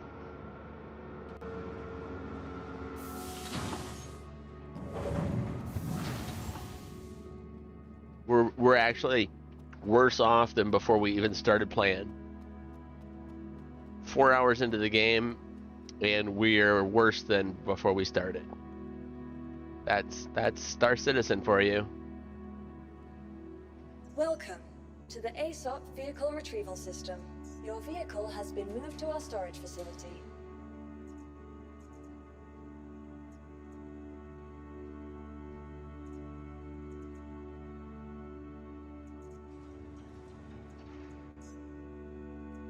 Your insurance claim has been sent.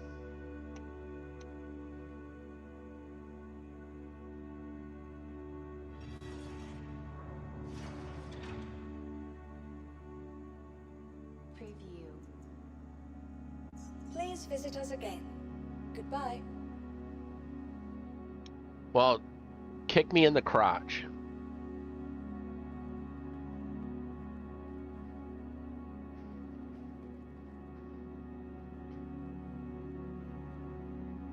Click, click, click, click, click, click, click, click, click. Thank you.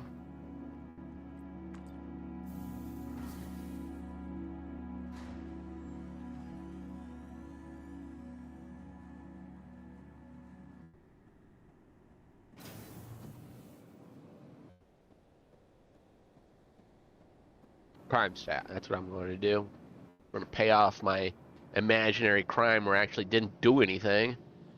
But they gave me a crime stat anyway.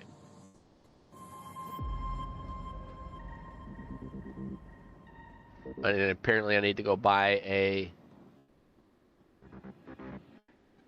I have to go put more armor and stuff on. I just lost the other armor.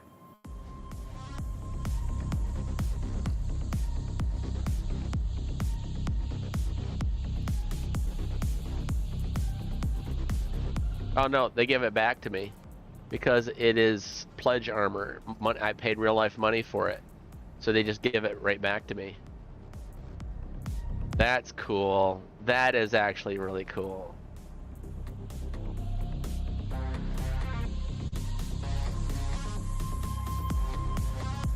That's good job, CIG. That is actually good. What would happen if you did not pay off your crime stat? Well, then if you had another one, then you would have a level 2 crime stat, and you could just ignore it, right? And then there comes a time where it's now a level 3. Well, now there's bounties put out on you, and ships and stuff and space stations shoot at you and kill you, and yeah, not so fun. Actually, we don't want this one. We want this one.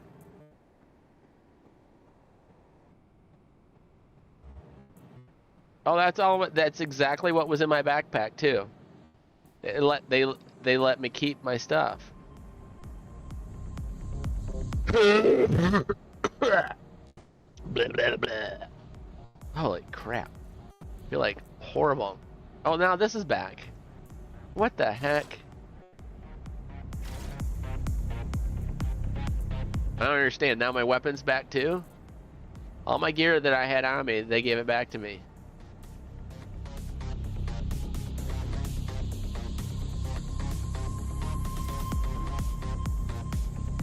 That's crazy. Okay, well, alrighty then. I need to get a medical gun. Medical.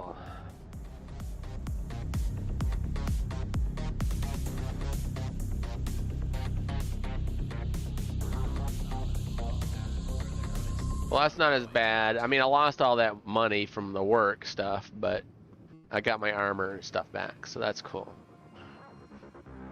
A small consolation prize.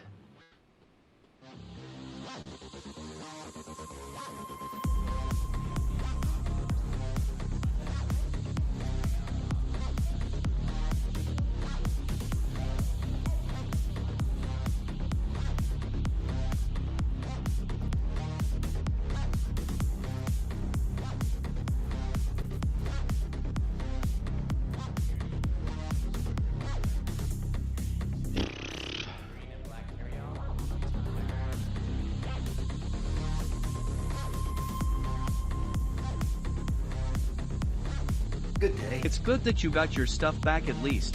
Yeah, that was good. That is good.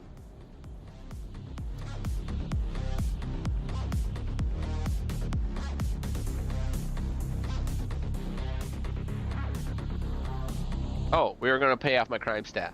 That's what we're doing. Head up to the admin building in the Galleria.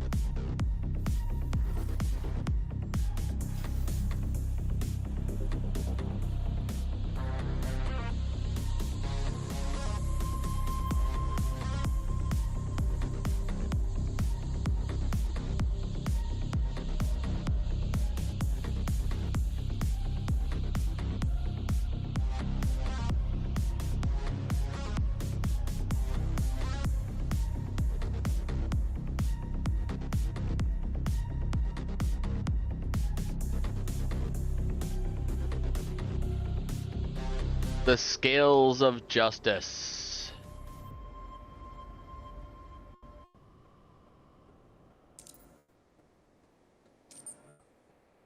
$20,000. Jeez Louise. So far today we lost 70,000.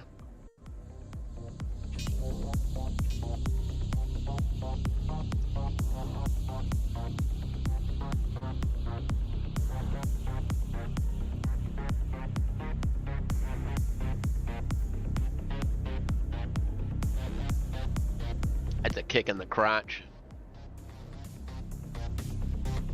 Yeah. Ouch. Ouch. That's right.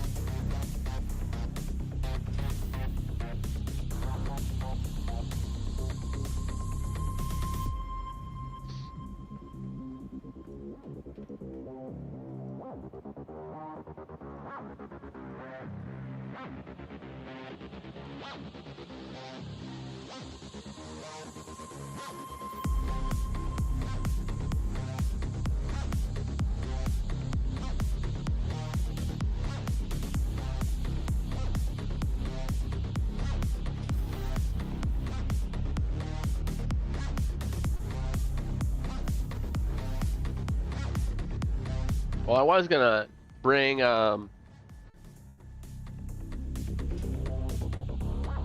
my RMC to market, but it just blew up. Half of it, so I'm like, I don't want to go now. I want to make more so that I can have a full load. This kind of sucks, man. Welcome to the ASOC vehicle retrieval system. Your vehicle, please visit us again.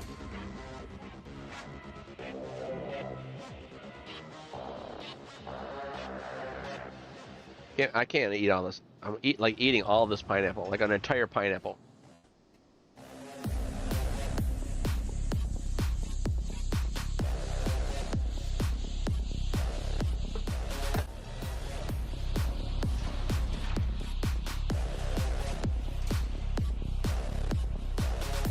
So flavorful. Yummy.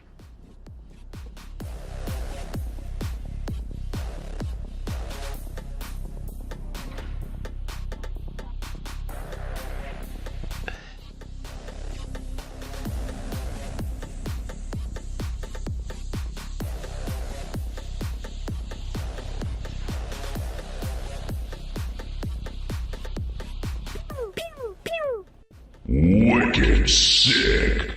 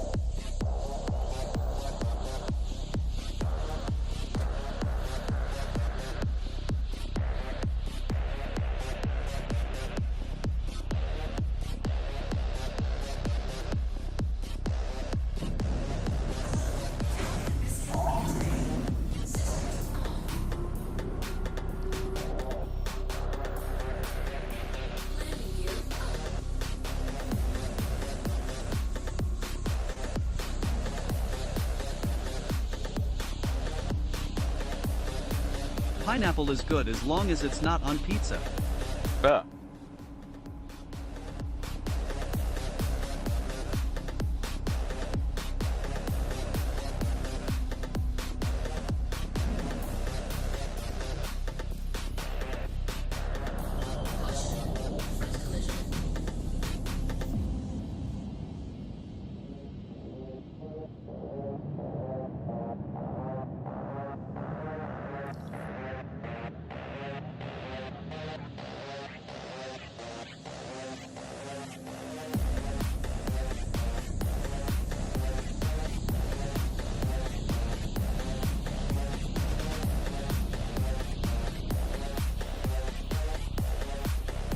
Let's do illegal, unverified salvage missions. Whoa, it's 100 up front? Dang.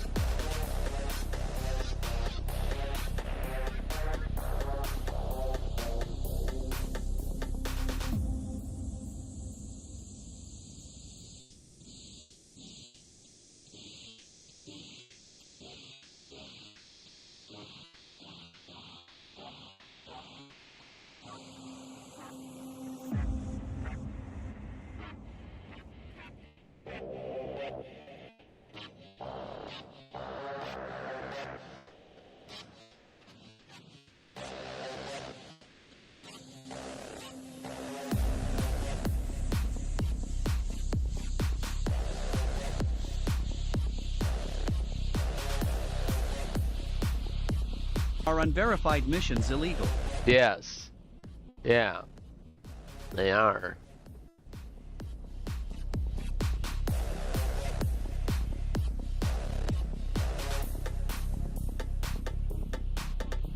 I'm gonna try it.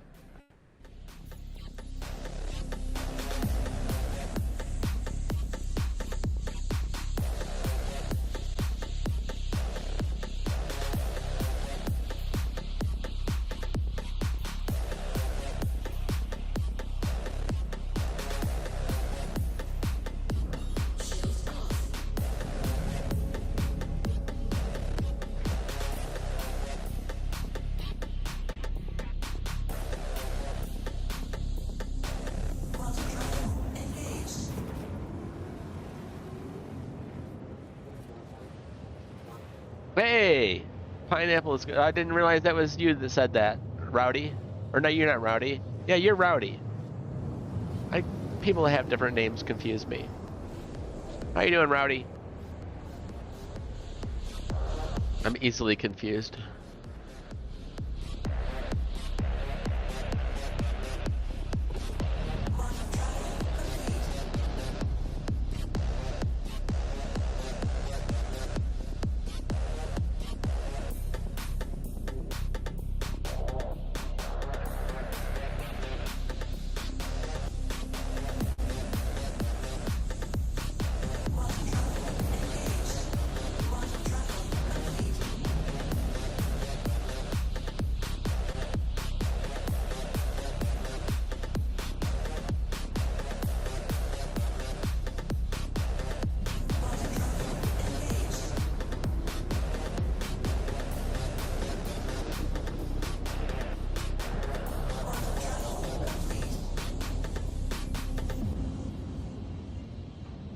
Good. How it going tonight? I think it's, well, suck, but yeah, I mysteriously became uncoupled and slammed into the space station as I was going to land. So, hours of work gone. Paid for a $50,000 mission. So lost that. Plus mysteriously got a crime stat that cost me 20,000, so I lost 70,000. The longer I play, the more I go backwards. So that's joyous. So I'm saying screw it just now, and I'm like, now I just grabbed an unverified salvage mission. You know, like I'm like, you know what? I'm getting pissy now. I'm gonna do an unverified account of salvage.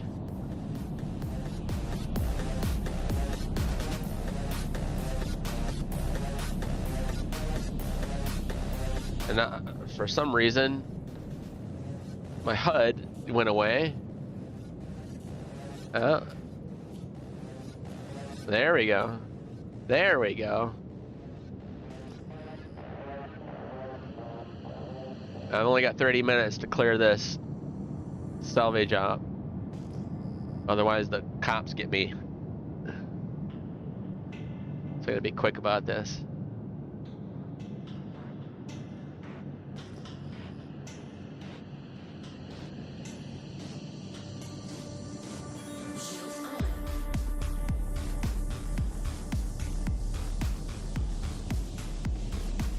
Where's it at?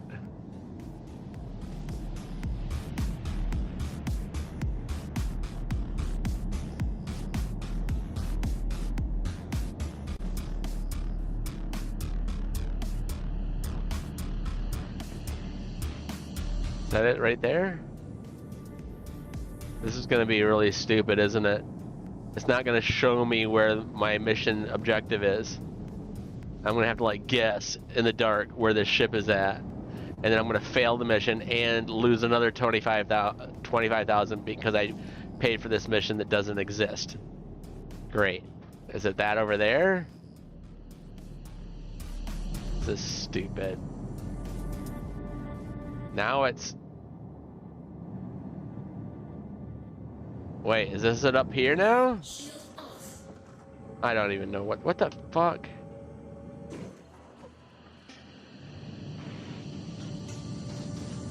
I don't understand any of what's going on here.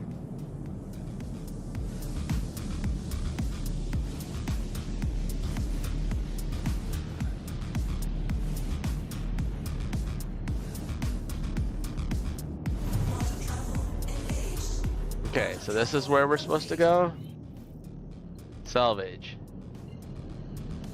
Alright. That's fine.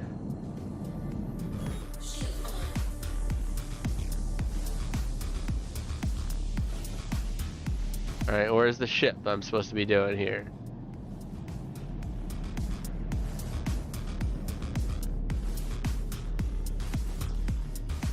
Oh my goodness sakes, now it's giving me a marker going up this way.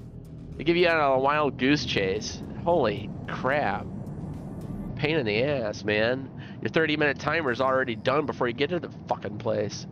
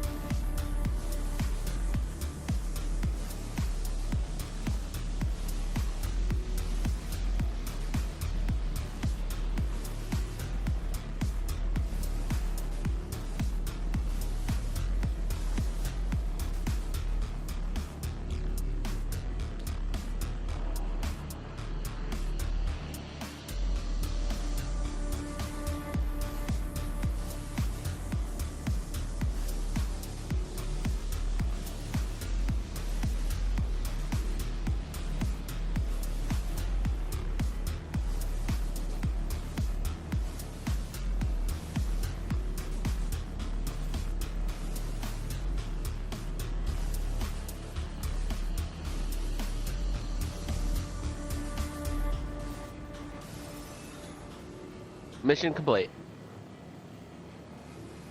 And I made 27,000, but I paid 20,000 for the job, so I only made 7,000. Stupid.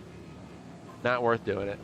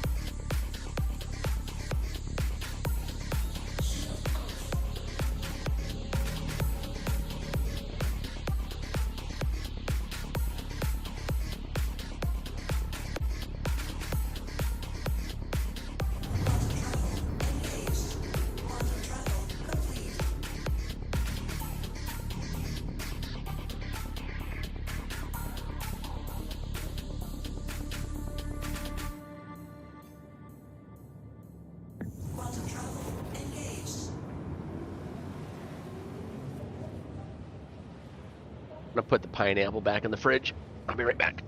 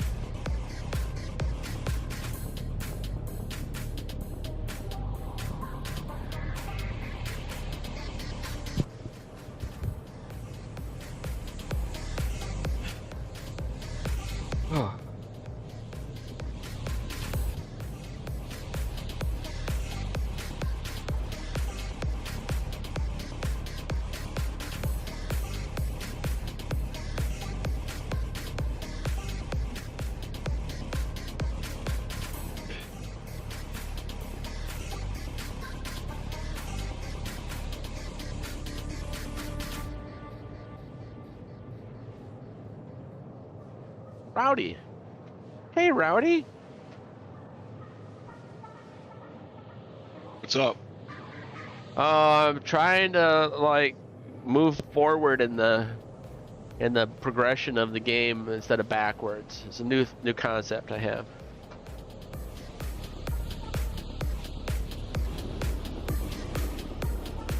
I'm not sure that's possible. I keep trying though, I don't know why.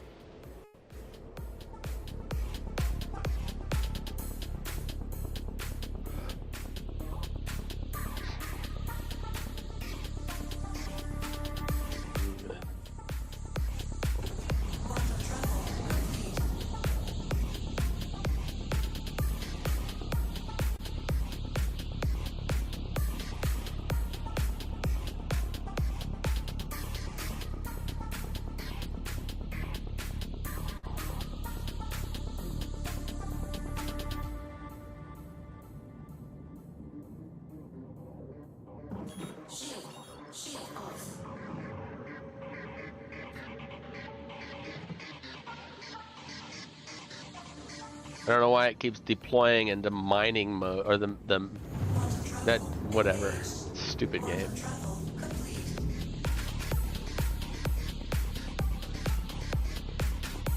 I go into quantum mode and then it just sends my salvage head out. I'm like, what, why?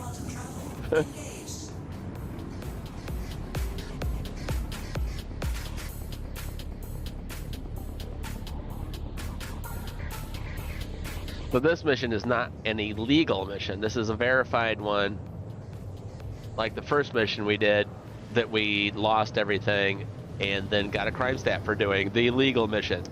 We did an illegal mission and nothing happened to us.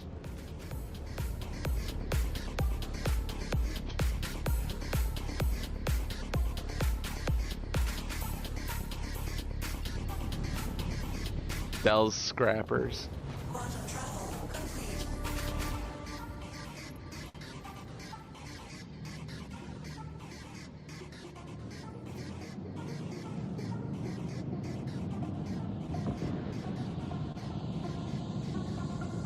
Oh, look at this beautiful area. The lighting on the ship. So glorious. Nice.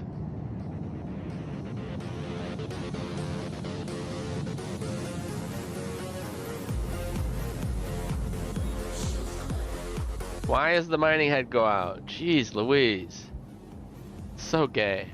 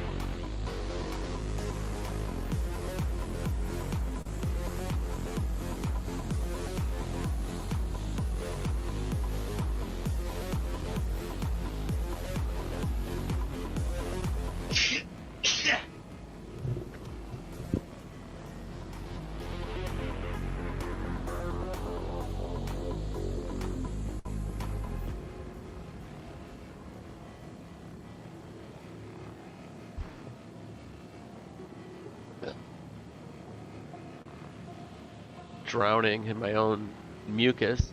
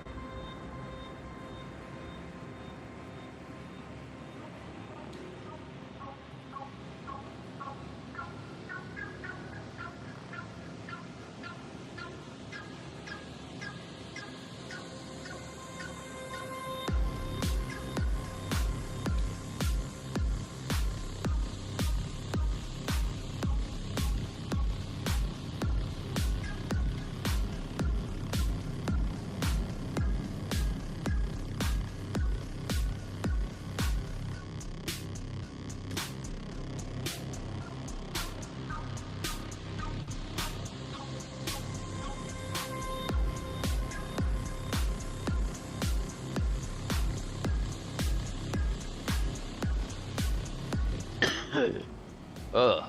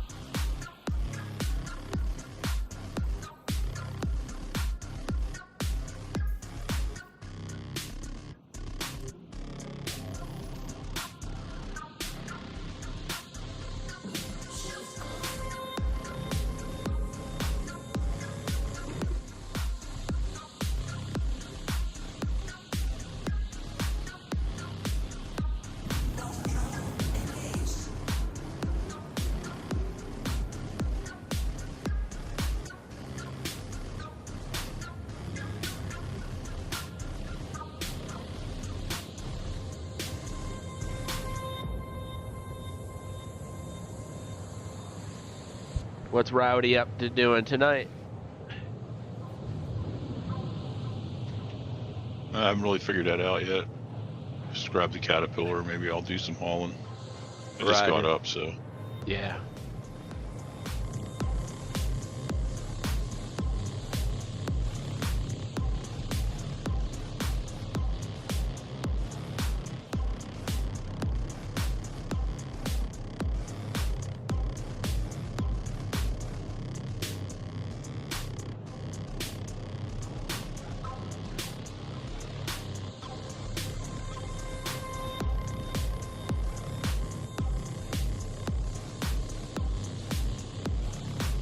Oh, wow. Have that? That's a thing? Viewership stats. Huh.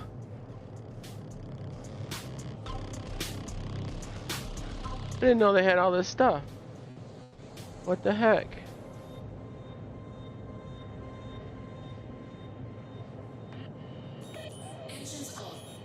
Whoops. Oh, crap.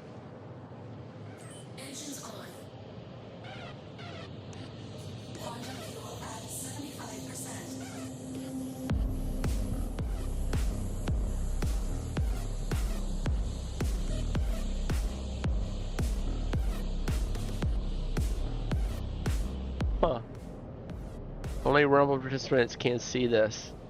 Oh. Oh, there we go.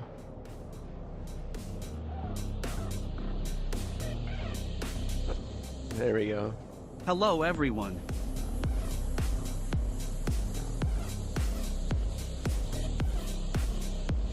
Yeah, I don't know what that did. Live chat, display chat on top of stream. Interesting. I thought I've already done that, but I did that on my own. Anyway, I'm gonna turn that back off. Hello. Aha!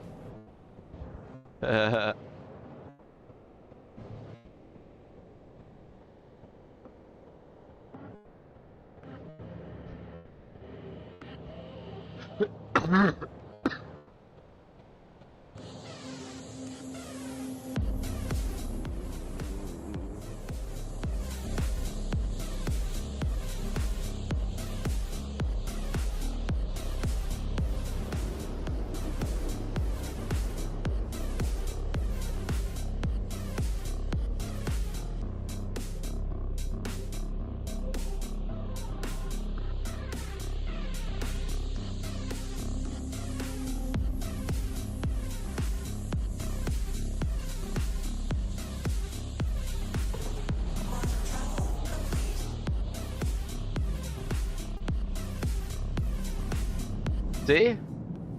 Again, it already disabled my HUD.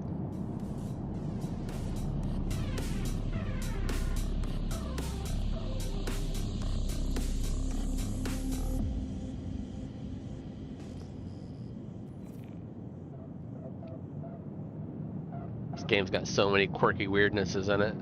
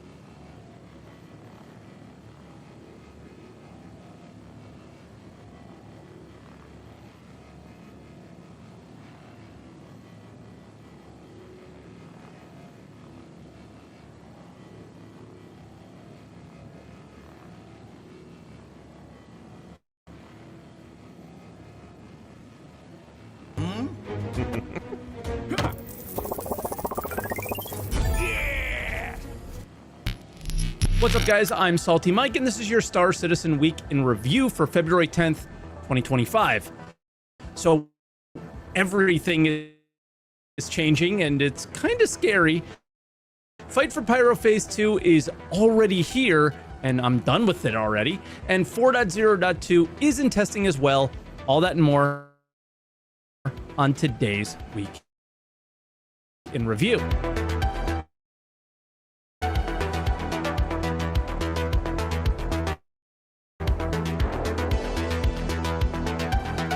And as always, if this is your first week in review, this is where I take all of the official Star Citizen news each week, put it into one video, and share some of my opinions about it. I also live stream on Twitch, twitch.tv/saltymike. Stop by and say hi if you haven't yet. It's always awesome, but we have a lot to get through this week. And before we do, let me share with you today's sponsor. Thank you to Factor for sponsoring today's video. Factor is a meal delivery service that saving money and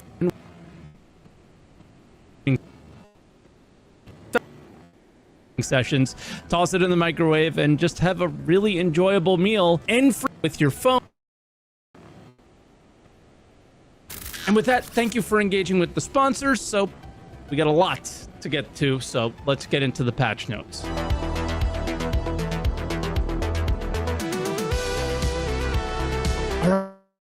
All right, starting out on Monday, not much to share here. It was simply a patch to fix some crashes people were having. Nothing for elevators, contested zones, missions, or the like.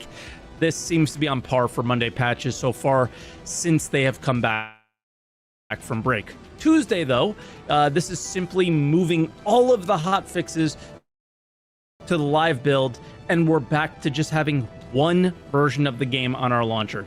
It's been a long time since we've had that. They also see a reduction in timeout errors that we've had launching into the game, but they're still there for sure. So is long loading times into Pyro. On Tuesday, very quickly, we had, I think to some people's surprise, Phase 2 hit those live servers, and this was a continuation of Phase 1 and is way, way more combat focused across the board. Citizens for Prosperity had two missions, one where you had to retake your own outpost from, I think, the Frontier Fighters. This was easier of the two missions that are available if the enemy spawned. Now remember how many issues I had on Fight for Pyro in the PTU. Phase 2, because of those issues, was significantly less tested, and there are more issues with it. Another was, or the next mission, is where you had to defend an MSR. This was way more challenging at times as a solo, depending on how many enemies spawned. Sometimes it was a ton, sometimes it was just a few. Headhunters, though, had two missions as well, and the first pits you against Frontier Fighters on the ground, where you are to just take them out. Becoming a theme here, right? This was pretty fun.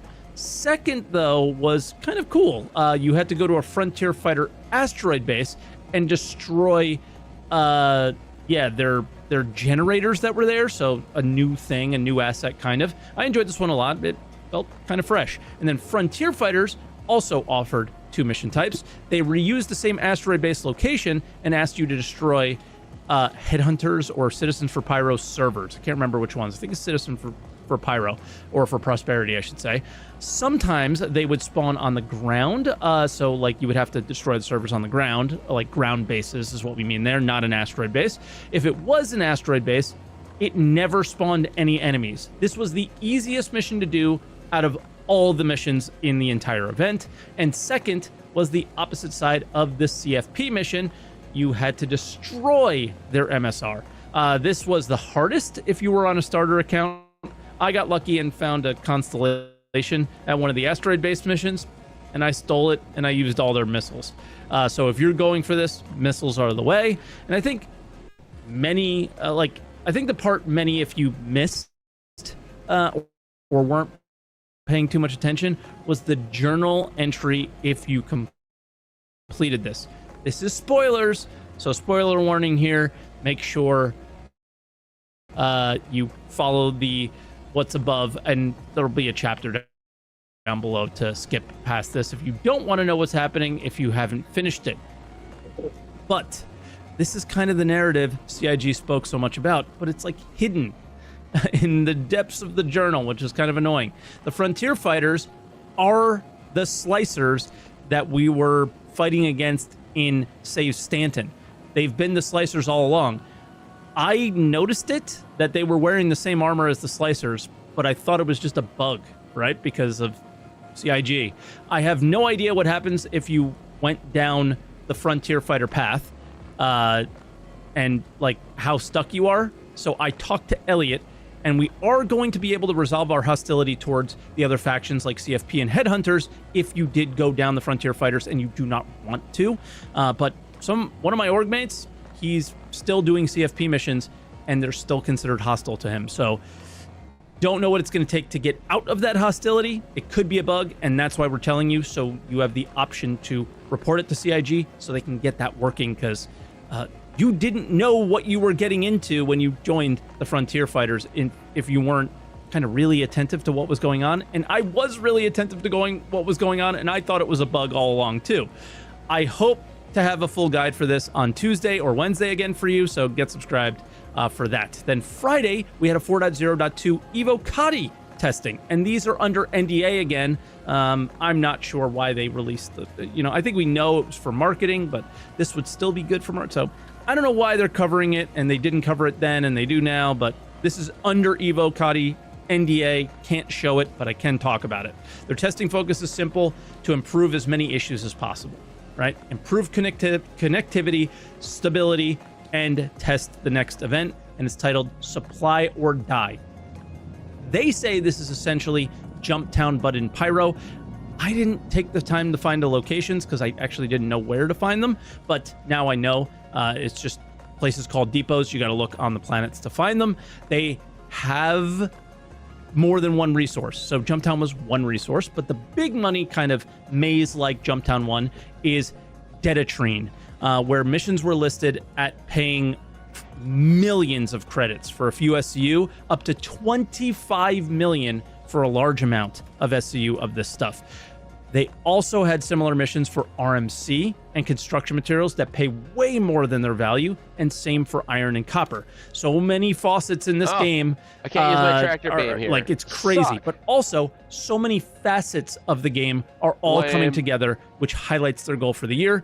More on that in the video updates section. For feature updates, they lowered how fast you can rotate, they say, using the dedicated tractor beam. But what I noticed is when you are moving a box, the box moves a bit slower. I tested this, and the character moves the same exact pace if you have a pistol in your hand or a beam in your hand. So I think it's the box that feels a little bit more weighty, and that likely achieves their goals, how they described it here. And then salvage ships, not just panels, should spawn more often around rest stops. Now, I'm not sure if this is meant for random ships to spawn there, or if they mean mission ships not despawning there. So we'll have to do some testing on that. And the rest are just general LOD fixes and ship performance and stability updates. So for bugs, there were a ton of possible fixes, and only time will tell if they nailed any of them. My elevators worked while I was playing, so who knows what's going on there. And then we also had a launcher update. This is a quick one. They updated the launcher and they fixed a few issues. But the feature update is kind of a big one. You can now manage more easily where you download and store the game versions. So that was all the patch stuff for the week. Let's jump into the monthly report.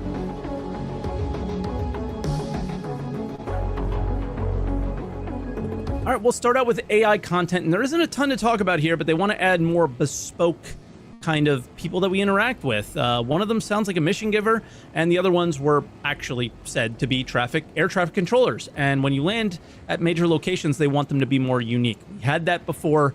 They want to really dive into that again, and I love the ones that we have in Pyro, so more of this would be cool. Animation, something I didn't notice when we initially reacted to this, is they are working on a new Copian, okay, but also various sizes of the Valakar. This means that they are going to not just give us the big boy that we saw at CitizenCon, but also potentially the babies and the, I guess, adolescents or adults, I forgot how they described them, in the images that we saw at CitizenCon. On top of that, they're working on animations for the Spec Ops set of AI that are intended to make PvE content more challenging. We have seen AI be more reactive, so this is actually worth doing now, which is, how many years have we talked about AI not being worth talking about? So that's kind of exciting. Character art, I think the big thing here is that stealth armor that we saw at CitizenCon is progressing, but it really doesn't mean much if the scan feature never makes it in. That was like the big benefit of it, right? And that's a feature, and we'll hear more about that later. Another thing I always like to see is that paint schemes are being worked on, which could be a monetization thing. And I would much rather them monetize ship paints and the other than ship progression. So, and next is core gameplay, and this was a tough one. Nearly nothing was added here. They were simply planning for the new year. A big update here was that they did the tech doc on the transit refactor and other important systems. But let's move on to video updates, where we kind of hear what to expect from the year, and it's a different one for sure.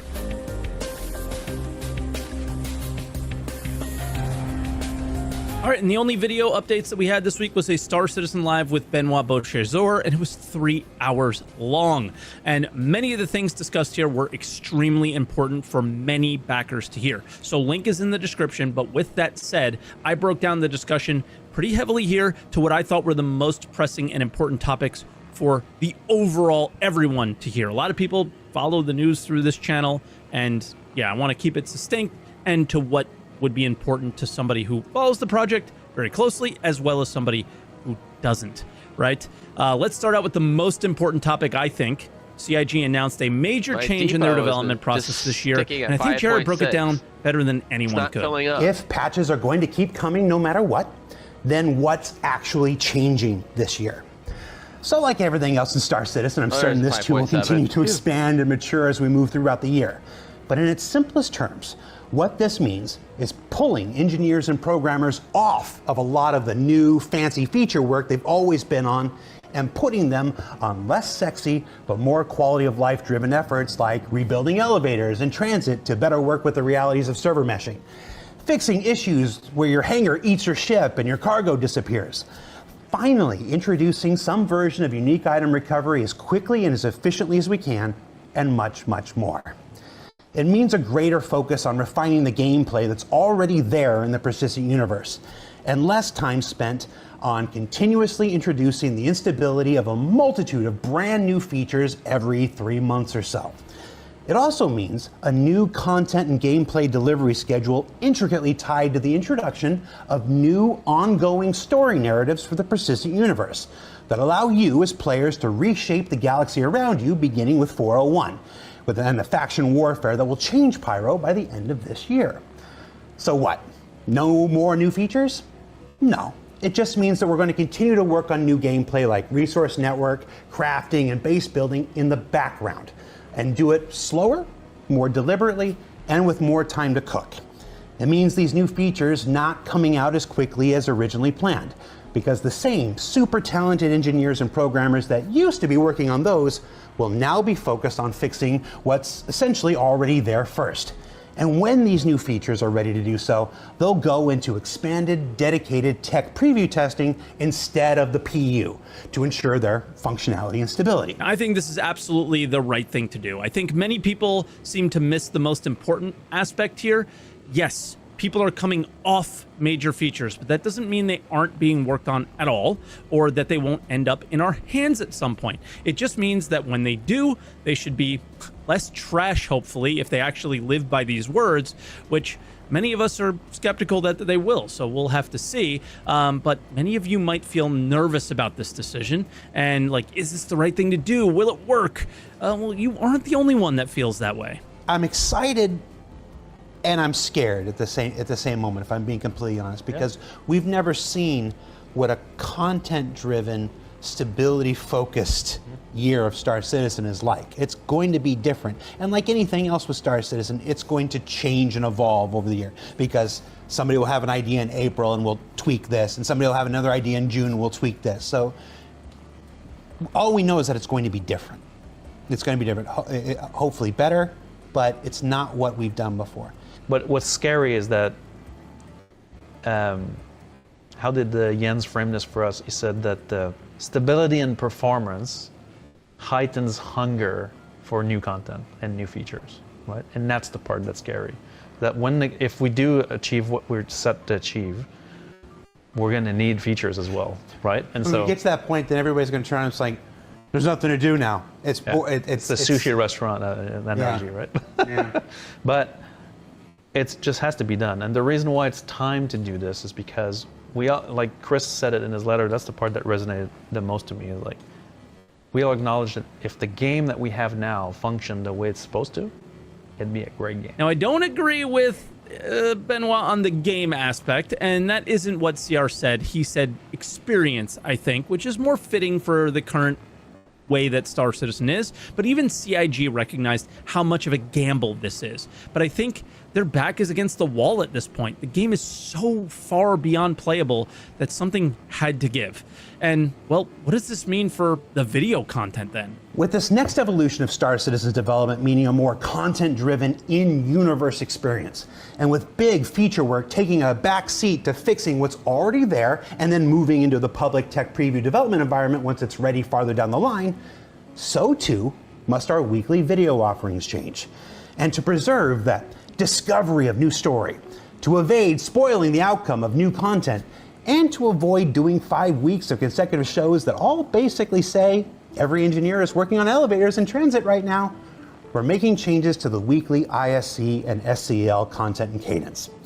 So like everything else that continues to evolve and change as the year goes on, we'll be bringing Inside Star Citizen and Star Citizen Live together on Thursdays. We're going to be adding a new Behind the Ship series and alternating between them as the stories we want to tell each week demands. Totally understandable, and I think this could really find a nice balance. Now, I hope what we get is more consistent shows each week, because 5 weeks of consecutive shows is way better than 4 weeks of consecutive shows off, which really hurt my excitement around the project towards the end of the year, and I look forward to every Thursday each week. So even if it was 5 consecutive weeks of them telling us that people were working on bug fixes, I would still look forward to it, right? Okay, so what have they done for us lately? How did 4.0.1 go in their opinion? 4.01 did not solve all the problems. No. Is it a legitimate improvement over 4.0? In many areas, it's a drastic change, yes. Especially for the issues that affected a lot of players during the break. If you played during the break on 4.0 preview, like a lot of very dramatic problems have been solved in 4.01. Or hotfix, right? Because the 4.01 also includes all the hotfix from 4.0. So it is fundamentally, a better patch, but it regressed in key areas that are very problematic. Yes, I'm looking at a chat right now. Very drastic. Yeah. With yes. With a lot of emojis. From the observability standpoint, right? Not from the. I think that in terms of the forward-facing elements of the patch, we have regressed in 4.01, but from the infrastructure level, we have actually made a step forward, and so it's a 50-50 one. It's a 2 steps forward, 1 step back kind of thing? I would say so, yeah. And the 1 step back just happens to be the part that the players see? Correct. Now, I left this clip in because instead of giving us a lot of BS, they recognize that even though this is the first patch of this attempted new development, they basically did fix the most pressing issue for people, not being able to log in, but not all the most pressing ones. This is how this year will go, one thing at a time probably. So they're kind of setting the page for us there. How do they plan on tackling one of the biggest issues of this year, though? Idea that they've been talking about. Again, in the interest of self-healing for these systems, right? It's about, let's not just work at preventing the condition, let's also work at what if it happens anyway, right? We need to do aggressive cleanup to keep the system working. Like the hangars, the elevators, the hangar doors, the ATC systems are all part, in my mind, of what I call the traversal of the game, right?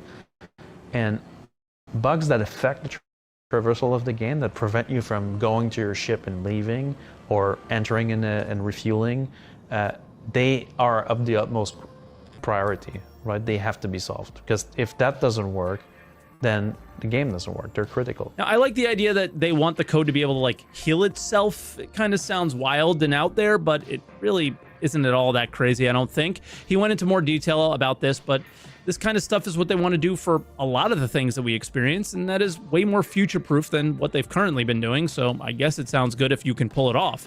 Next, he explained what happened to our contested zone loot, and it's not really funny. A lot of people have reported losing items, for example, from CZs that were acquired in CZs. That's, you know, at that point, it wasn't even a system issue. It was really, those items were flagged auto-destroy, basically. And so some players looted armor and were like, you know, started using those armors, and then when the conditions met for the auto-bury, those items disappeared, right? I almost lost this one. And so that was a bad setup, right? And so now I know that a lot of those items have been re-tagged, right? And so the auto policy will not apply to them, or not if they're attended. Again, it's all about, you know, making sure that the right tags are on them. So that explains some of the inventory things. So they literally just like didn't set it up right. The code isn't just bugged, right? But as Benoit recognized quite a bit during the show, their processes on how they do things are bugged, right? And this wasn't a good way to start. But if they put something in place to ensure this doesn't happen again, then that would be nice. But, you know, it's 2025. Like, enough of the oversights and not paying attention to really important things. That one frustrated me. I'm not gonna lie. And I avoided CZs, but just to see how many people lost stuff is really demoralizing. The mission refactor issues were the next topic. One of the things that we have not tackled with the refactor is how missions are built. We have not provided this team with the right tools to build compelling missions. They are dealing with an archaic scripting system that dates back to a previous era that we are just about to finish modernizing by replacing, to give these guys modern tools and modern approaches. And so we have started the engineering work with the new StarScript Foundation to rethink how missions are made from the get-go, to give, you know, Elliot, Nick, James, and all these mission designers the right tools so that they're not bogged down with details. If you saw the way they make missions now, it's like involved, right? And we want to make sure that these guys focus on the flow and not on the functionality they have to build, so that programmers can support that content. So when we're talking about this change of focus, you know, we're saying, oh, we're going to deprioritize features. We're also going to prioritize features for content as well, right? So that they can make content that's fun and reliable, so that missions that have been notoriously problematic, or events that have been notoriously problematic, become fun and reliable, right? And that's what we really want to do. Okay, so they're going to help and give them the support. That is awesome. But the end, to me, is the biggest. They're going to prioritize features. So we're still getting features, as I said in the beginning, but for the content they want to make. So I'm going to make some guesses here, and I'm going to speculate here. This could be things like hacking, potentially, so they can sell that ship. That ship is what they consider content, right? Or mining and salvage, getting updates to do some mission content they want to do, or new armor, or new maybe weapons, or new vehicles to fight the Valakar. It all depends on what they want to prioritize. This makes me really curious if the roadmap update is still going to share those priorities for the patches ahead, or at least the patch coming ahead. And the last one is about the future of mission payouts. You screwed up mission sharing and the payouts, and it's miserable and it's terrible now. Well, so there was a bug that caused everybody in a given mission to get the reward for the missions, right? So that means if a mission payout was 10K, then everybody would get 10K, everybody participating. It was amazing. Well, So, so the funny bit is I talked to Rich Tyrer about it, and he's like, I couldn't catch it before they fixed it. That's what I want. And so ultimately, it wasn't exactly what we wanted, but that's the direction we want to go in. We want to encourage you guys to play together. And so having those rewards divided is kind of a counterpoint, right? To get people to play together. Like, why group with you if I'm going to get half the payout, right? And so the thing is, like, the system doesn't work the way we want it to do. So the fix did go through, right? Because it was an easy fix and we had the right persons in place to do it. But that's not where we want this to be. We do want to improve that. Now this one I'm completely lost on. I'm just going to be honest. I will let them cook. And as I've always said with the economy team, they seem to be doing some weird stuff, but if we can share missions with each other and just share the rewards, which currently is really only the money, this is insane when it factors into the current payouts that we get for really any minor experiences like cargo hauling or bounties, right? They did say they wanted it to be different, but they didn't state how. But I know people were farming contested zones while other members of their party literally printed money for them. This can't be the intention that they're going for, so we would need to hear more details on that. Then for quick hits, these are all the things that I didn't cut out, and I'm just going to list them out. They are systemically going through all the systems in the game, and if they feel they need to completely rewrite that system, they're going to do that instead of band-aiding it. A la the transit system. Verbally, they learn their lesson, but if these rewrites take too long, how long will that affect that decision-making and when they'll give up on that, right? One of those systems sounds like long-term persistence. Ever lose a ship that you bought in game? This certainly is a priority, and their goal is really to have this system to work, but they have to hotfix it in the meantime. It's not going to happen right away, basically. Even more on this, unique item recovery is going to have an inside Star Citizen next week, and they will give proper details for us, so we might get to use our sub-items without having to worry about losing them. I know a lot of you guys feel strongly about that. They are going to more of a flex model for Squadron 42 versus Star Citizen developers. They're going to bounce people back and forth when needed. They've been doing this for a while, actually, but only at the end of the phase for that content or feature to like kind of go live. And yeah, I mentioned this in the React. You saw at CitizenCon, Twitter and Twitch.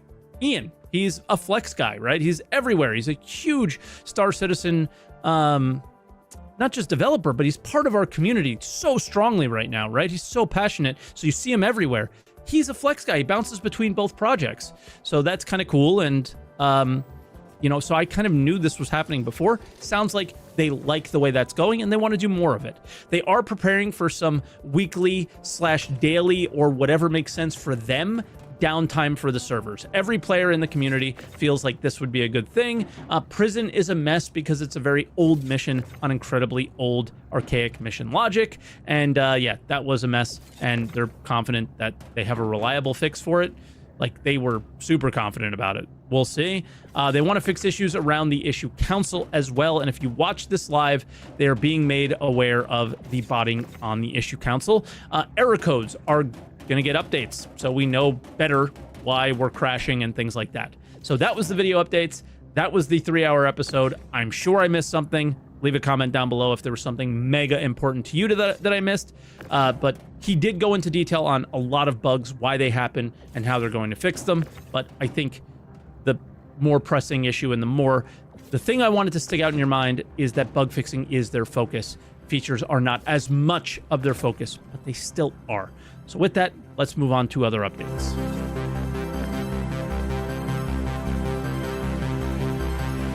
All right, and as always, we'll start out with the sneak peek, and oh man, this one is exciting. Another Hornet. Jokes aside, though, it looks like the new Super Hornet Mark II that we kind of knew was coming. It also is speculated that this is the Heartseeker paint on it, so you can kind of guess that it'll probably be released pretty soon whenever they do their Koromor celebrations, which is the Valentine's Day celebration in the Star Citizen universe. And speaking of that, the subscriber promo is all Valentine's themed as well. The $10 sub items are the 2 heart-shaped pillows, which continues with the insane lack of value that sub level provides. It's really frustrating to me because that's the sub level I'm at. And then the $20 sub gives you those pillows and the couch to put them on. And with the sense that base building is probably not coming this year, at least not on live, but maybe in a preview. Items like this instantly become less interesting or appealing as well, but you know, they probably had planned it out for a while. There's also a Heartseeker paint themed bed on the store for $10, which again would be cool if we had any use for them in the next 12 months. And lastly, the most unfortunately placed setup for this furniture shows the full package with all the items for about $20. So yeah, and then they put up a bug thread during Benoit's interview. Xylo posted this on Spectrum, and they asked us to list out the most pressing issues that we as players are having to help prioritize where they spend their time fixing. The obvious one is the transit system, but I threw my hat in the ring and upvoted and commented below the original post about the inventory system. That has basically ruined as many play sessions as transit has for me over the years, and on top of that, basic functionality is not quality of life. It is essential at this point that we get Star Citizen's inventory and other aspects of the game to an acceptable level, which seems like on brand with their goals this year. It's just, we got to understand their wording a little bit. Is it just bug fixing, or is it also just generally the bad experiences that we have in the game, right? Link for this thread is down below. If you have a Star Citizen account, whether you play or not, this really should be something that you participate in if you have the time. And then for dev posts, the Red Festival update. So I was right 2 weeks ago, I think. I misread this post that said turn in the envelopes and that's how you get them. I assumed that they meant I had to, but yeah, we got some clarification on Spectrum. Like we said a couple weeks ago, all you have to do is log in during the event and you'll get the envelope for next year or sometime this year. And then cargo labels. So people asked on Spectrum about an issue when you have two of the same commodity in a cargo mission that are going to different places. Sometimes you can't complete the missions because you don't know which box goes where, especially if they're the same size. Elliot had a quick back and forth with the community on this one, but his summary post is probably the best one here. All cargo is linked only to the mission location, and they really don't have the proper labeling, and they let us know that they want to do this. And yeah, so under where it says contracted, they want us to see the location that it's meant to go. I wonder if this would enable players to finish failed missions and get the reward for returning lost cargo, like Death Stranding or something. That would be pretty cool. And then time to complete Fight for Pyro. How much time do we have left? People on Spectrum were concerned about the time they might have to finish the event, probably because they moved so quickly into Phase 2, and Niku popped in to let us know that we have a few weeks. And what we now know is that they're going to be doing these monthly patches, so we probably have until the beginning of March. And that's all I got for you this week. It's a lot. A lot happened. Let me know what you guys think. Are you confident? Are you feeling good? Or are you feeling iffy? Or are you feeling like me? You gotta walk the walk. You gotta walk the walk. I'm sick of the talk, right? And I've been saying that for years. So it is meaningful because I think the talk is going in the right direction. But I thought that last year too. So it really comes down to their execution. And so far their execution hasn't been all that good, but we've only got 4.0.1. Let's see how the .2 goes. Let's see how the next couple patches go. But it's got to improve, and it's got to improve pretty quickly. They got to nail some of these really big ones first, and then they can, you know, if we're able to get in the game and enjoy it even a little bit, or get back to the level of bugginess that we're used to, and not this insane level, then yeah, they could start doing some more fun stuff, and the game will just generally be more fun. But we'll have to see. So anyway, leave a like, leave a comment down below, and yeah, subscribe if you guys are enjoying the Weeks in Review. As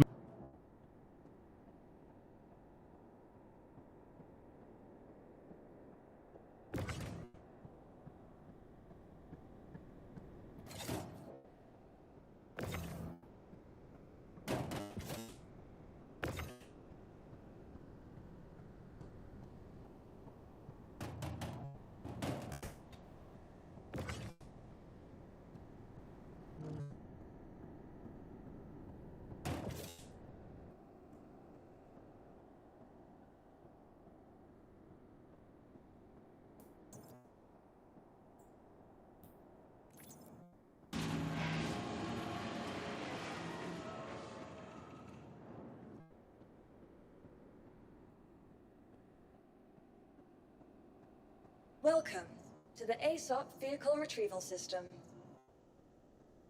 Your vehicle has been. Please visit us again.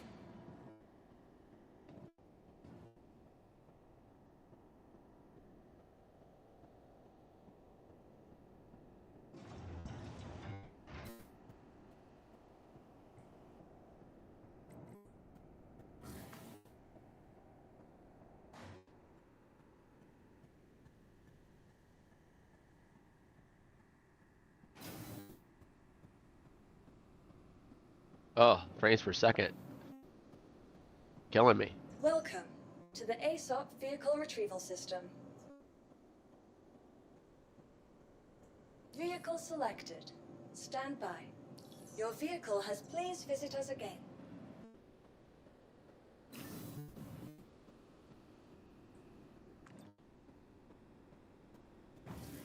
Ah.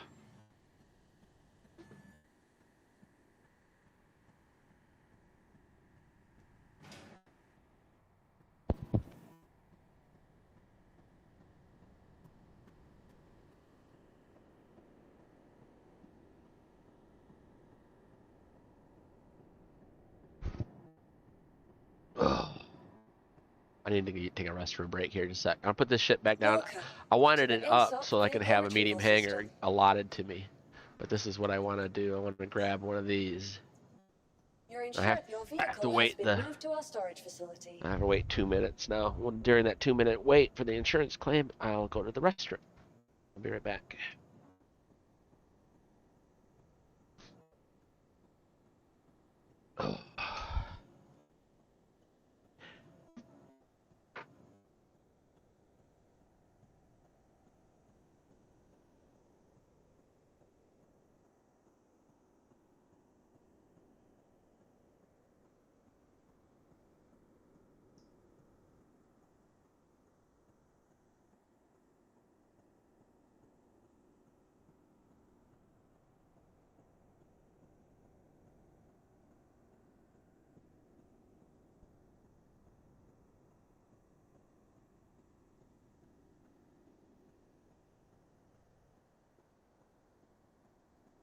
It was at 4 o'clock. I'm gonna go take some more meds. I'm gonna take some more ibuprofen and some more Dayquil. Actually, I can probably take NyQuil this time. Getting towards when I need to go to bed. All right, ibuprofen. My head is getting all stuffy again. And then I can take some Flonase here pretty soon.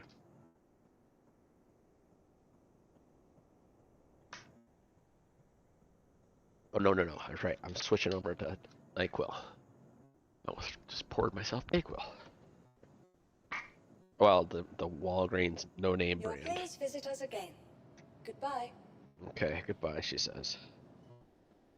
Okay, let me just drink this stuff down. Oh, getting all stuffed up again.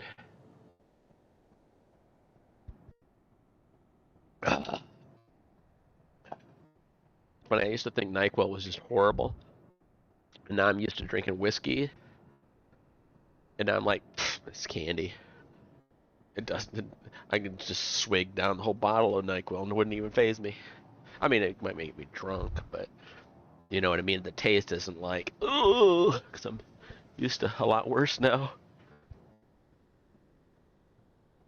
Okay. Oh, I think it's all messed up here.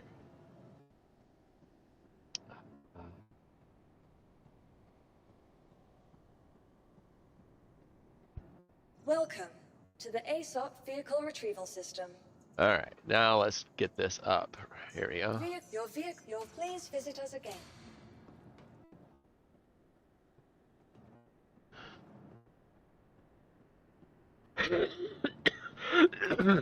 Oh, man.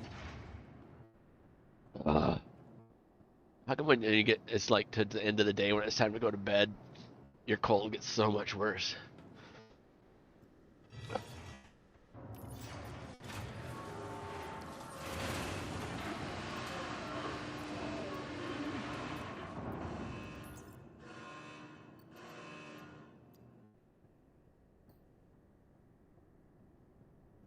There we go.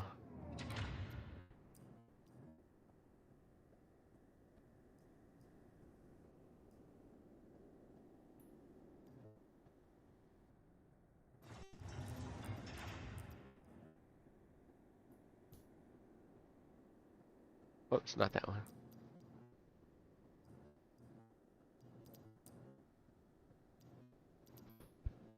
It's almost 5 a.m. It is almost 5 a.m. You almost get to go home pretty soon, buddy. I should make a pot of coffee for my wife. Oh no, it's Sunday. She's not waking up that early on Sunday.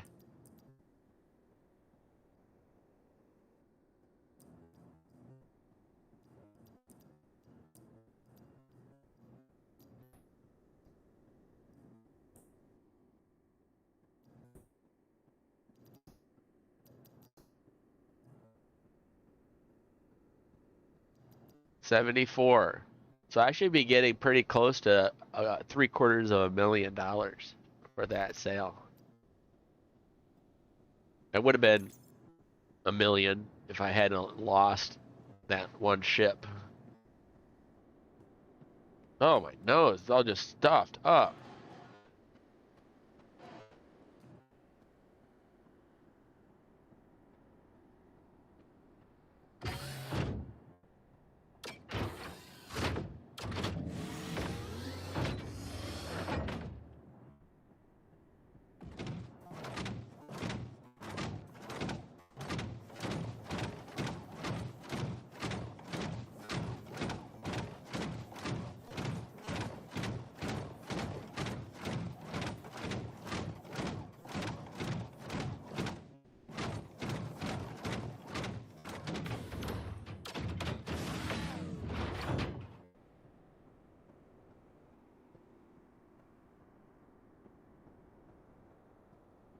Welcome to the ASOP Vehicle Retrieval System. Your vehicle has been placed. We're going to take this to Orison so we can get maximum payment.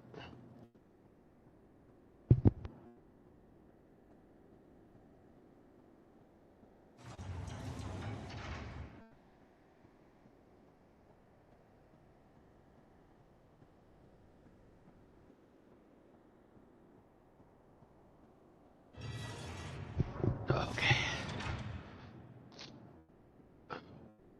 Where's my ship? Come on.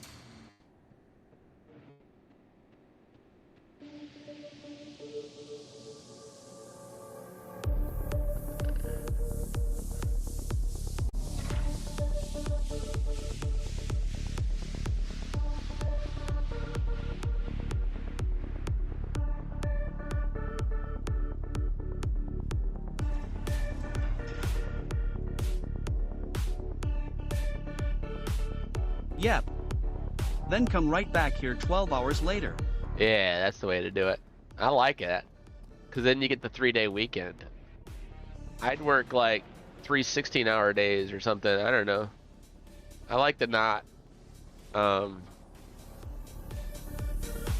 like the days off and not being around as often. I'd rather come when I'm the only one on the weekend. There's nobody around. I can bank a whole bunch of, get a bunch of stuff done in a bunch of hours.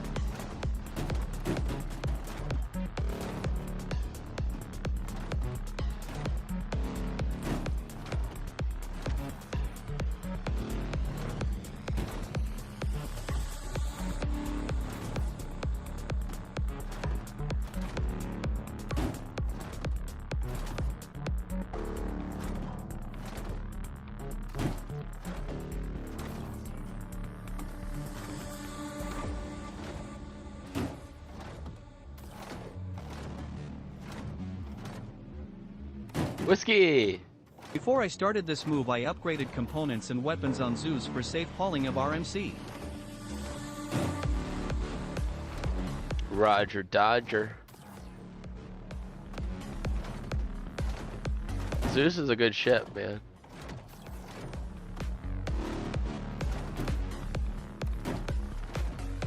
Do you use the Zeus CL, the cargo variant?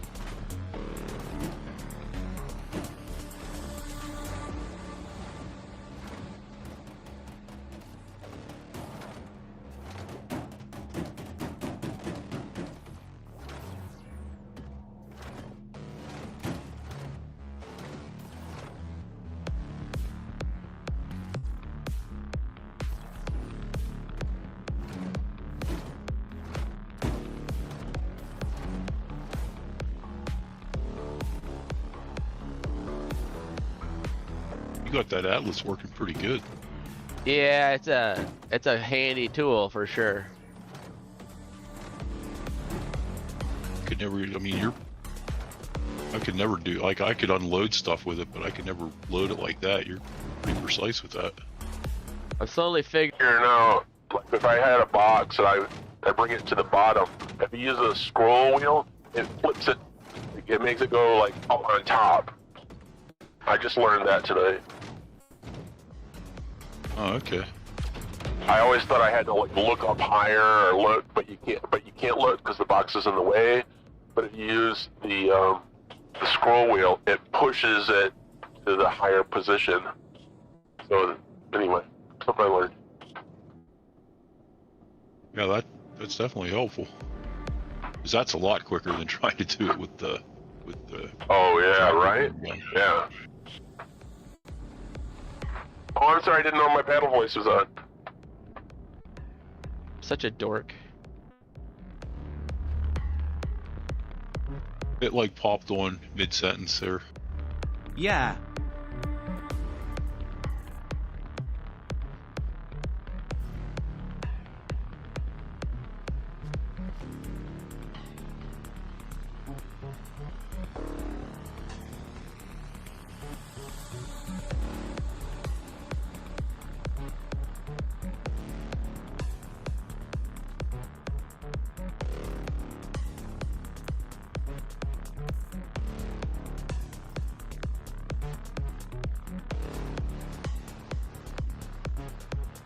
They might beat me, but their ship is gonna get beat up with 2 size 4 ballistic Gatling cannons, lol. Crusader Industries, a journey worth taking. Systems on.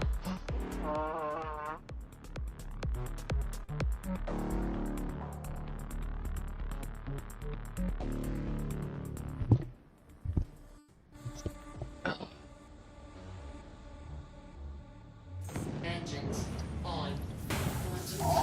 100%.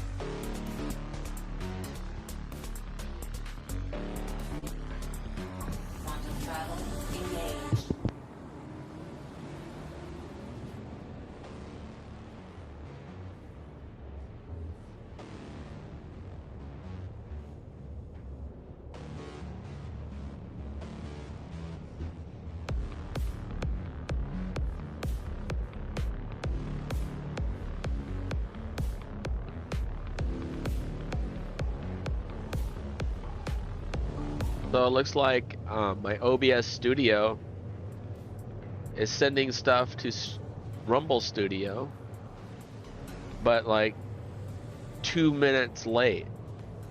It's weird. I look at the Rumble Studios, like what it's sending, and it's really close, like very low latency. But my OBS Studio is now behind what the Rumble Studio is. I don't know how to explain it. And I've got 7% drop frames. I don't know why that is.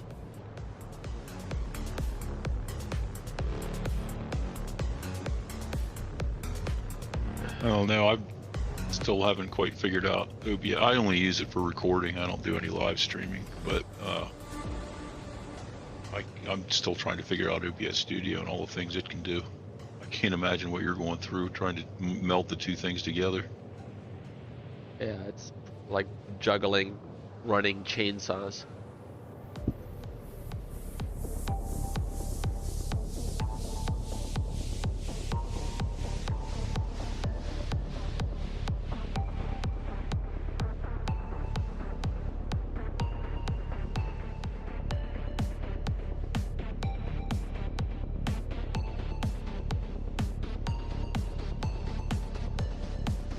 Hey, did you ever see the guy that's on Rumble?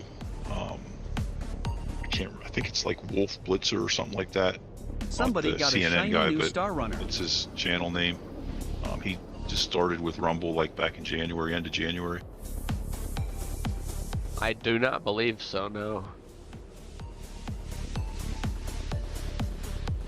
He says he's a Christian channel. He does some Star Citizen. He only had he had no followers, and I followed him. I think he's got 3 now. Take a look, see if he's worthwhile. Yeah.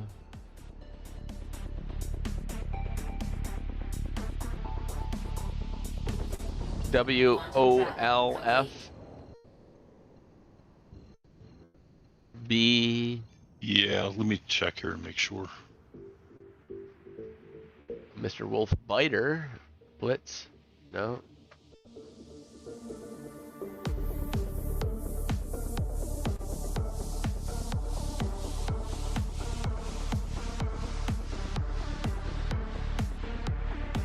Okay, it's Wolf, WOLF, and then Blitzer, BLITZER, and then it's TTV, and it's all together. There's no space or anything.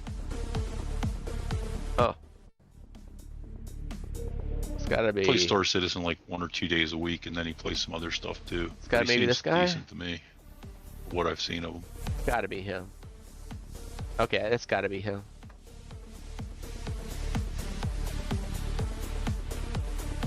Well, he's got 2 followers now.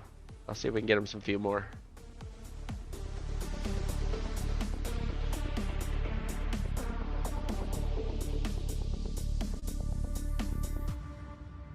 There we go.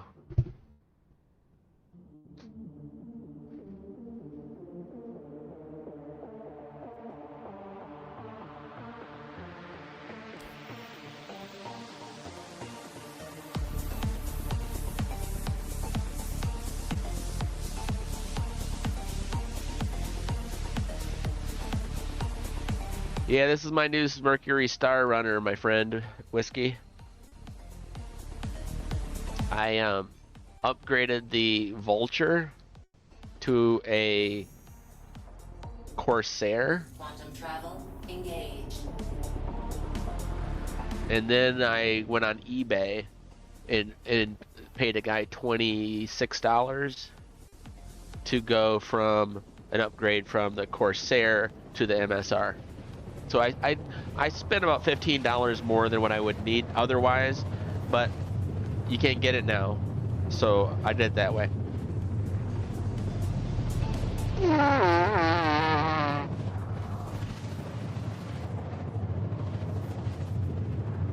Yeah. Yeah, I don't know what they're gonna do, Whiskey. I just do my thing. If it fits in and works, then great. If it doesn't, then I'm just gonna do my thing.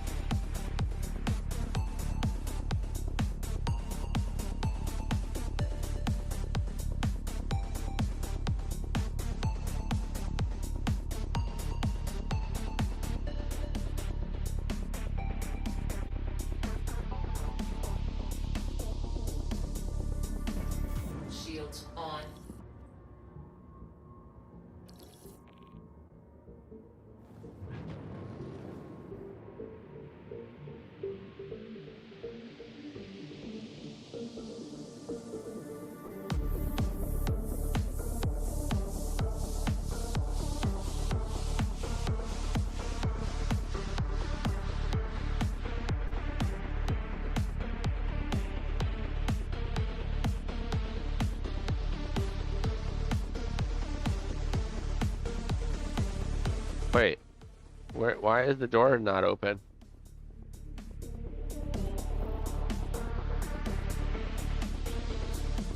Wait a minute, where are we at here? Oh, it's a medium hangar. Now just restart. There we go.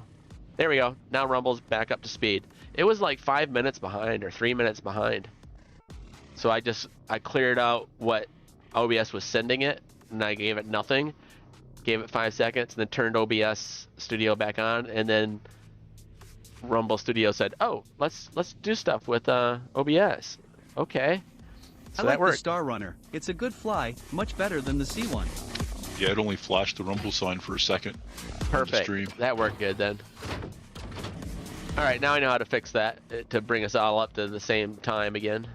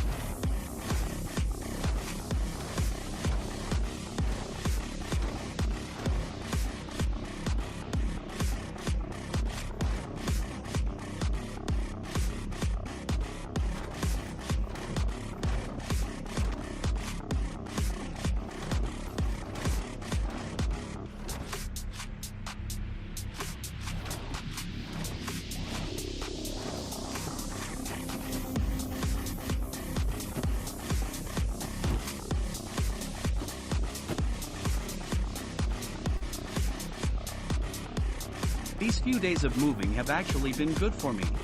There you go. Not so obsessed with Star Citizen anymore, lol. Yeah.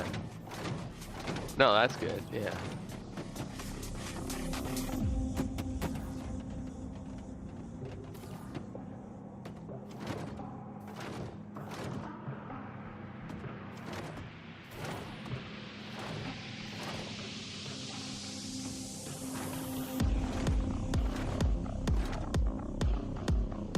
Yeah, that's a good thing there, Whiskey. Little better balance of things.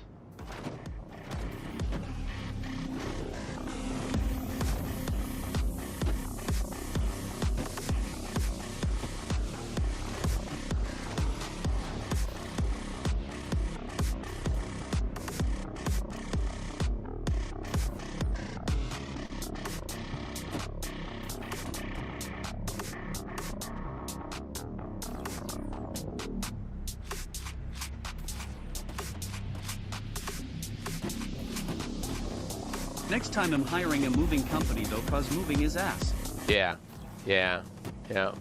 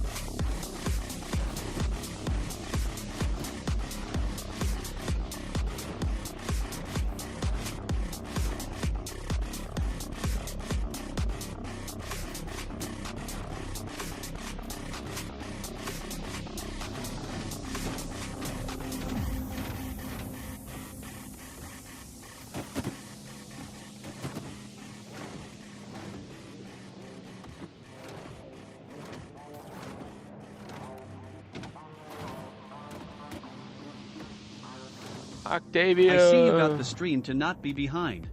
Yeah. Nice. I stopped OBS Studio, and then restarted it, and that got Rumble Studio was buffering it. What I was sending to Rumble, Rumble Studio was like acting as a gateway between OBS Studio and the stream, and it was like buffering and causing that delay to get worse and worse. So I basically reset Rumble Studio's feed by cutting OBS Studio off, making it like go, huh, what, and then turn it back on, and it's kind of like the off switch, on off switch, and made Rumble Studio start over again, thinking about what it's doing.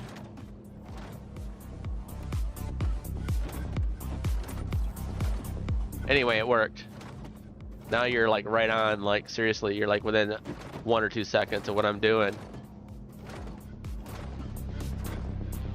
Much better. Yeah, way better.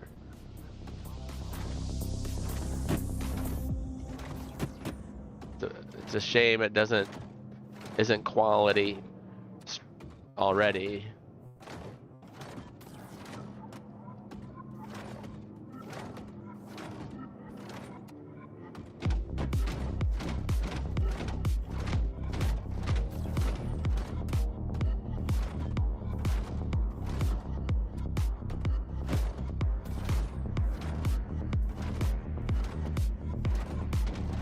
Well, happy Sabbath, everyone.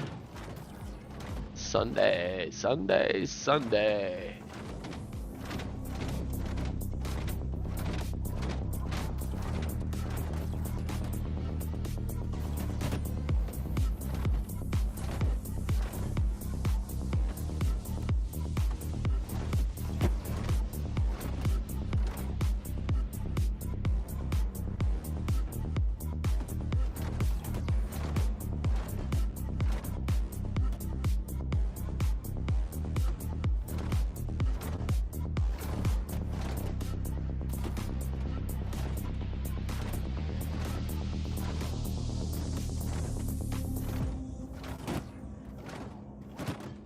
Yeah, definitely want to pay guys in my org to move these boxes to take them to market for me.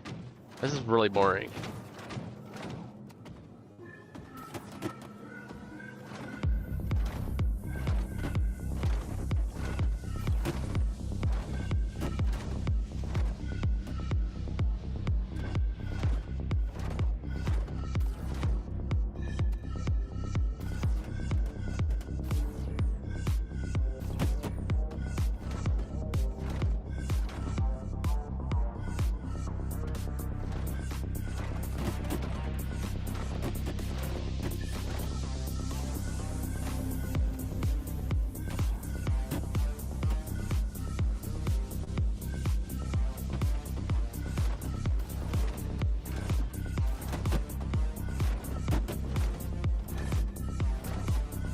Are you able to auto unload them, like store your ship with that stuff in there and just sell it?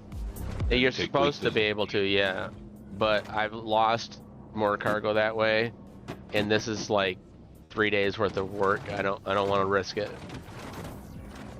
Gotcha.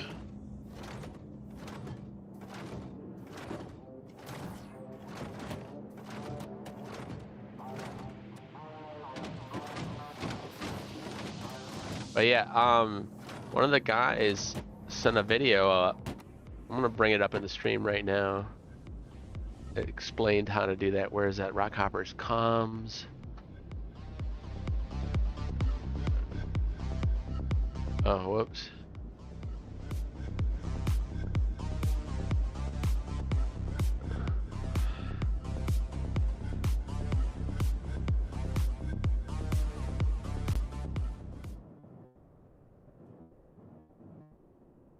Alright, I'm playing the video now that explains the auto loading. Citizen on Emily's game. We are at, I believe this is Crew L5. It's just a random station. And I want to show you something that I have recently learned works. It's something that we used to have in the game that was very helpful, that stopped working, went away. I don't know, I could not do it anymore. It drove me nuts. It went away when the hauling missions came in and the Atlas came out. Auto loading and unloading of ships. If you can believe it, it's still a thing. Your vehicle has been moved to our storage facility. A lot of people have been complaining that it doesn't work. It's not there. It's missing. It's a pain. They don't want to do hauling because of this. I came across something in one of the terminals that made me believe that it was there. So I did some research. Couldn't find anything on it. So I came and tested it. Somebody said if it's going to work, it's only going to work at station with cargo centers. That is not true. Any station you can store your ship at is where it's going to work. Let me demonstrate. All right, you want to go to the Galleria at the station that you've stored your ship at. Come up to the kiosk. Now, this is why I think people think it doesn't work. My M2 is here. So I'm going to pick it. Nothing happens.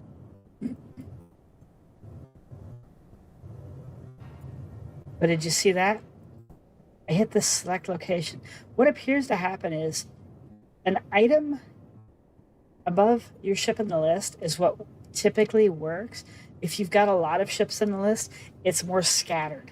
One station I was at, I had to choose myself. It's supposed to show me if I've got a backpack here, Sexy Snipes. I picked that and that showed my ship. But hitting Crusader M2, not a valid location. Hitting select location, it works. I don't know why. I have the same problem with the Hall C.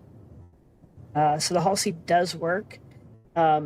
It's more likely to work when you click on the Hall C, but I have found that it sometimes, if you get a lot of ships there, it doesn't line up. So anyway, that's the video.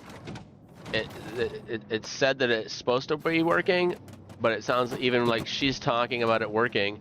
And she goes, well, it does, but then it doesn't, and then sometimes, but then not. And I'm like, you just made a whole video about how it works. And then you're like, the second half of the video is, well, sort of, but not, but then sometimes. And I'm like, okay, so it doesn't work. It might function once and make you excited, but it's not actually working. So anyway, I don't want to lose all my cargo.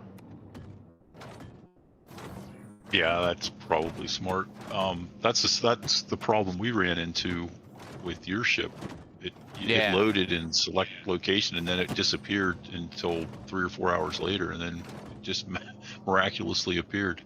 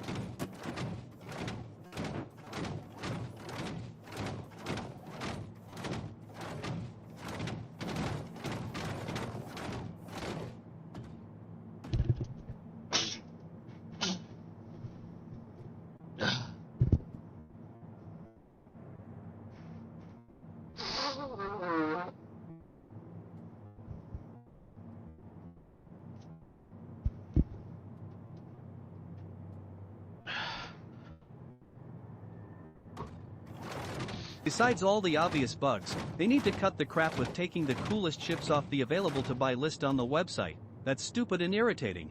Yeah, well, they do that because they're trying to create demand. Like scarcity. It's stupid, yeah.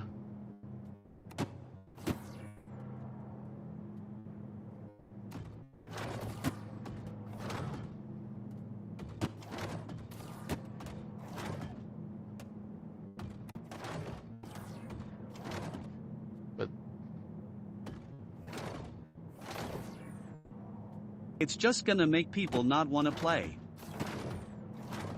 Yeah, maybe.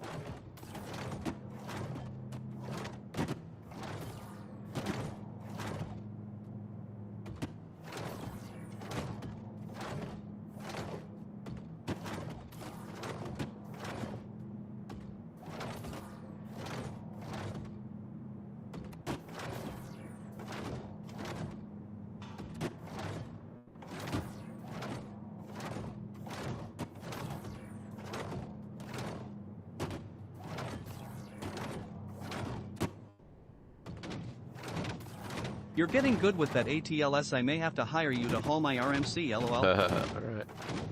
I want to hire other people to... You know what I wonder if we could do? If on the elevator or the inventory system, if we could have some 8 SCU boxes, can we drag 8 of the RMCs and put them in one SCU box? I'd much rather do that and then just empty them out. I don't know how to... It's just really annoying to carry that many around all the time. Move that many.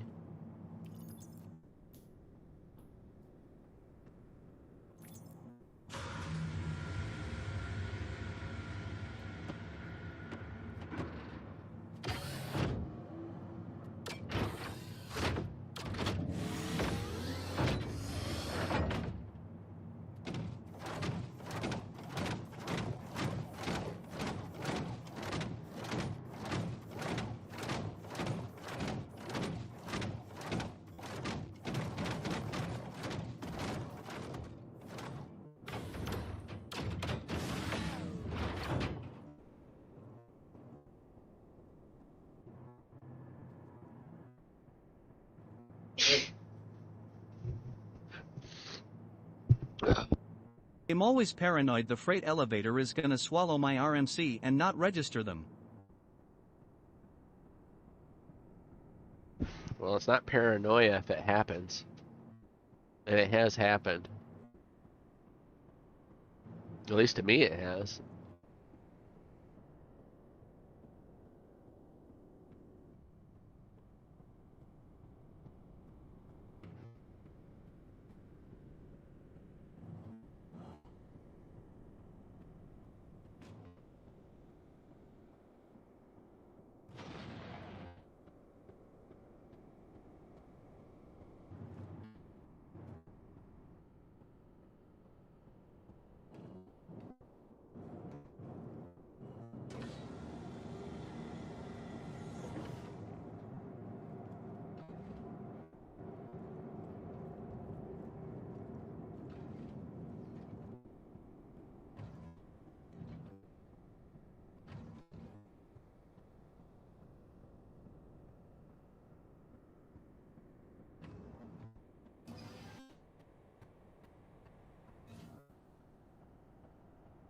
Engines on.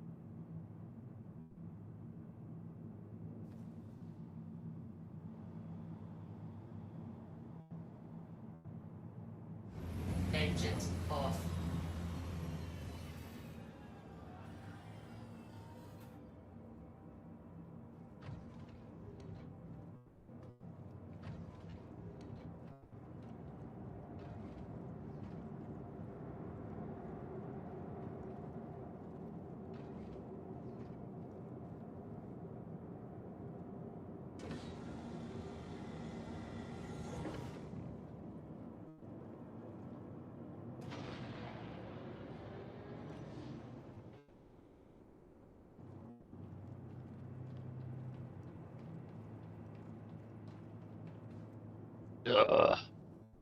Feel the snot just draining down the back of my throat.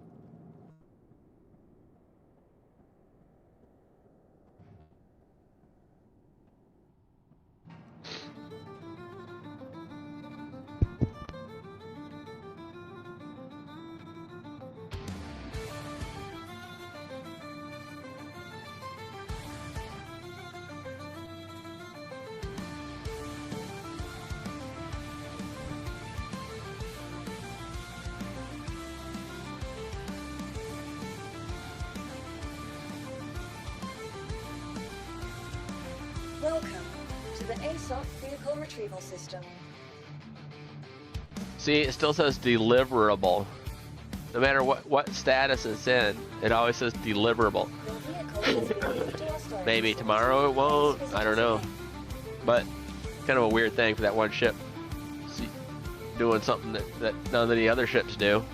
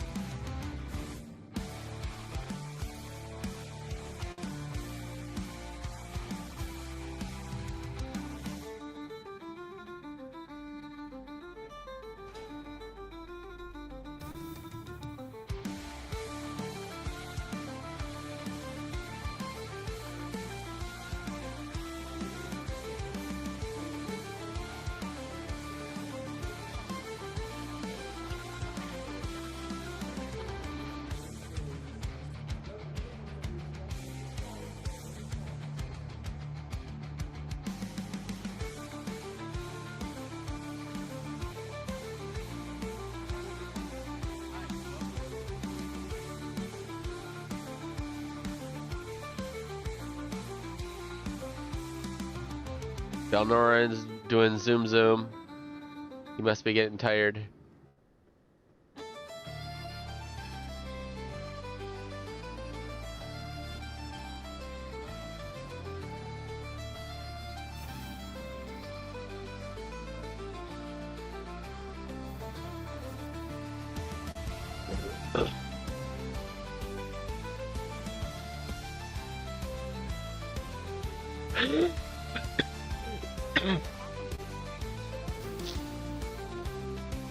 I can scarcely breathe.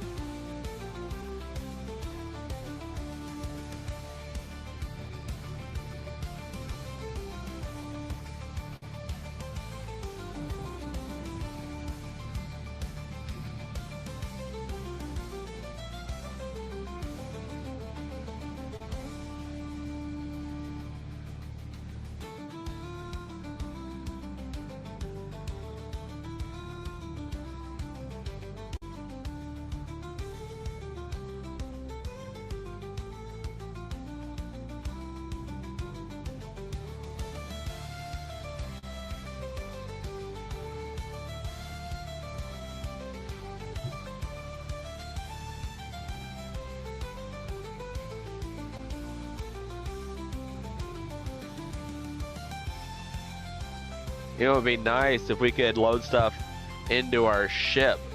Put the ship away, go to the freight elevator, select our ship, and say put all of this RMC and this other stuff in the ship. And then they charge us, and then they give us a timer.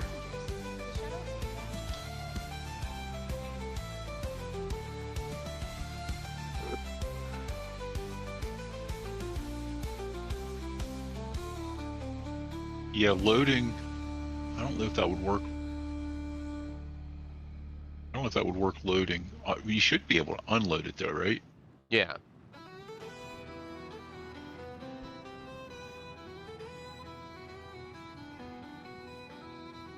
I'm gonna see if I can put 8 RMC boxes inside of an 8 SCU container. And then if I can do that, then I can just bring up the 8 SU containers that are full and move those. It's only moving 1 box instead of 8.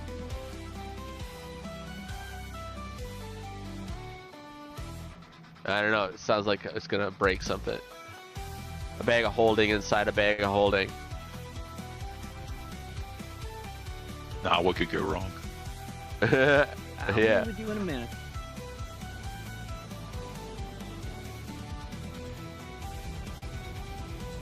Excellent choice.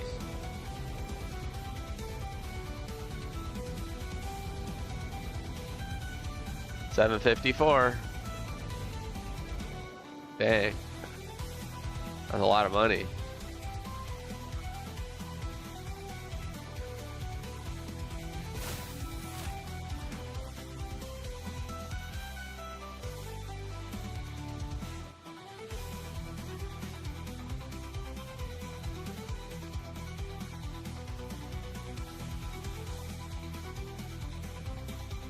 Nothing like a ham sandwich and potato salad at 5 a.m. Ooh, that sounds good.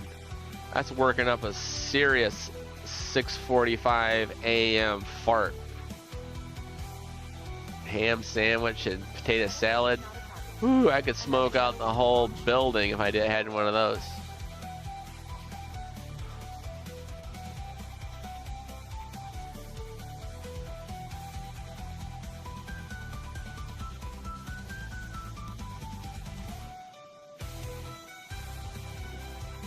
Oh.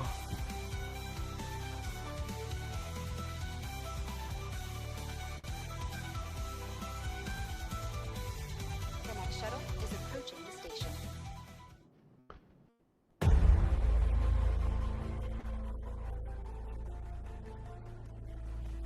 The next shuttle is approaching the station. Last call for passengers. The shuttle is prepared. Introducing myself out loud, down Lauren. I'm a miracle in this galaxy. Beyond a model, a star citizen. Out salvaging and tackling the big problems in this universe. Out here finding another scrap situation to subvert. Ships dismantled, mass travel. The starways cleaned up, covert. Picking up the trash and put it back in the dirt. From another citizen, the city settling, managing their orange and white. I'm surviving, fiddling around with my struggling, going with the flame, with the money, standing on the brakes for a new ship, handling the claim my destiny. As I set out once again to make that big green, look up among the stars, getting all the bars. I'm finally feeling charged because now I got the gold bars. Taking the with me too with those wrong bars. Surrendering nothing out in the air, ain't nothing touching me.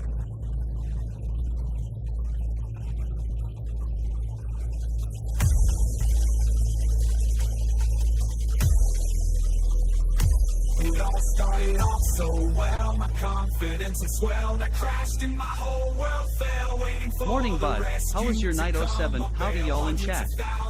It was pretty good. It's starting to get worse now. My cold, my influenza A, they call it. It's draining my head into my throat. Shortness of breath, weakness, the flu.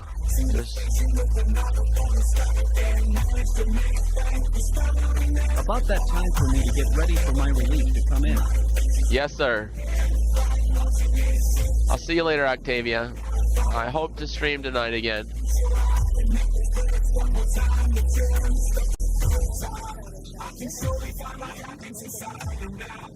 Please enjoy.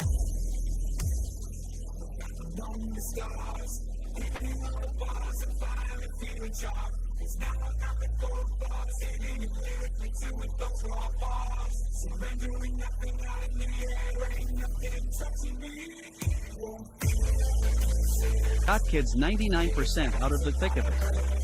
I survived so far with just a scratchy throat. Knock on wood, LOL. Yeah. Well, what was that?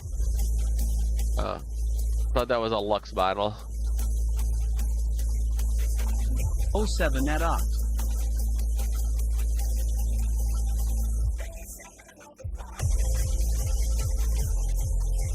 My frames per second are so bad, I don't want to log off here in Orison. I want to get out of the area, start heading back, and then bed log.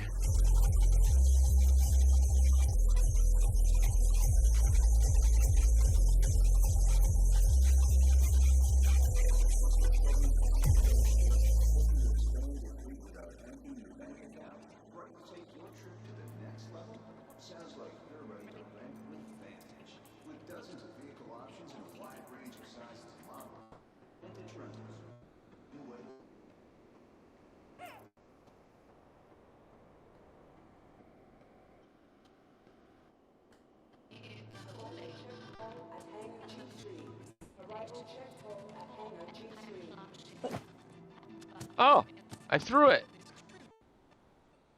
Brutal. Don't push the trigger key. It like throws it like a weapon.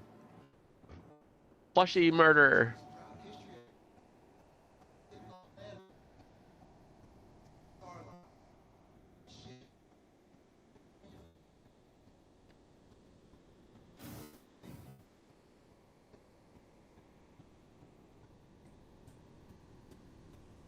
Oh, I'm already here.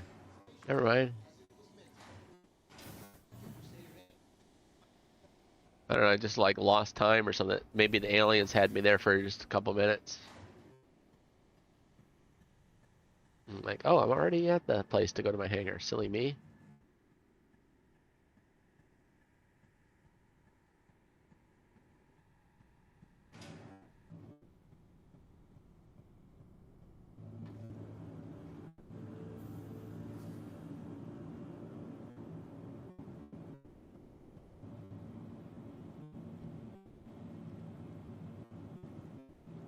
Welcome to the ASOP Vehicle Retrieval System.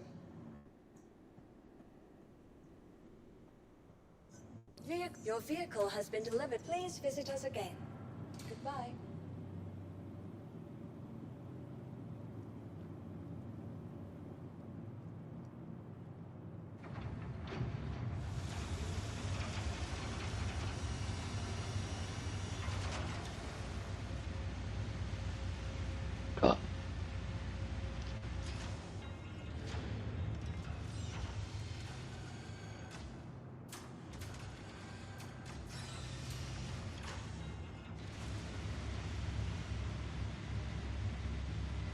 Maybe we'll try that tonight. We'll try doing some sale auto unloading tonight. Confirm with the org guys that it actually does work.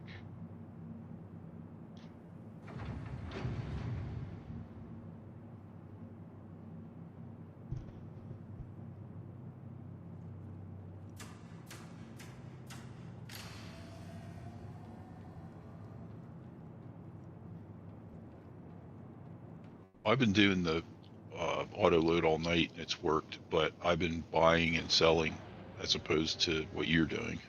Okay, You're collecting your own material, and then so I think the only way that would work would be to sell, unload it.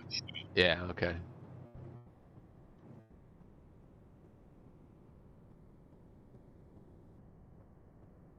Don't forget though, doing that auto loading and unloading, they charge you for that too, so it cuts into your profits. Right, okay.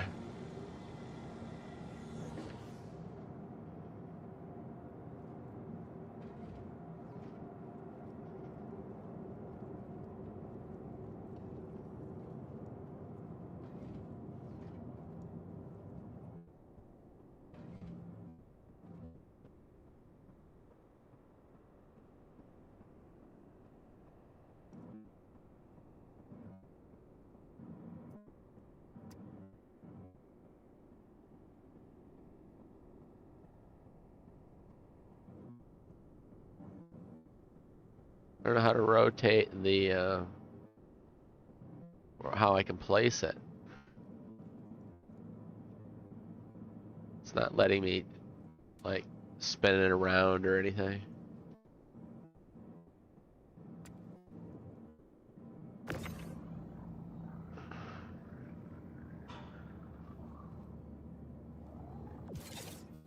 There we go. All right. That's Imogen's bed. Got her a plushie.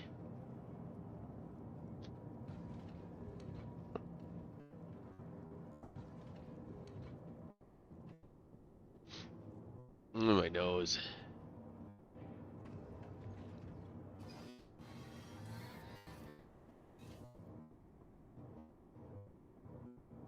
Crusader Industries, a journey worth taking. Systems on.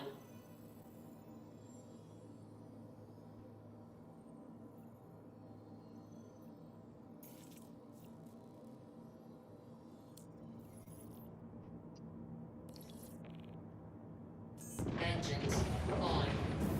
Shields off. Alert. Overhead crash close. Line.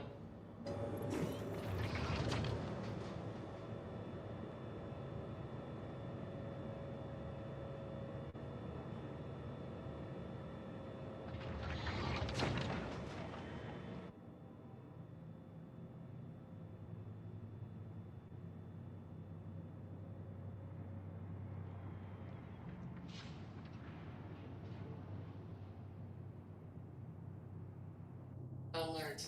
Front crash close. My landing gear down? Yeah, it's not supposed to be. Silly thing. Tricks are for kids.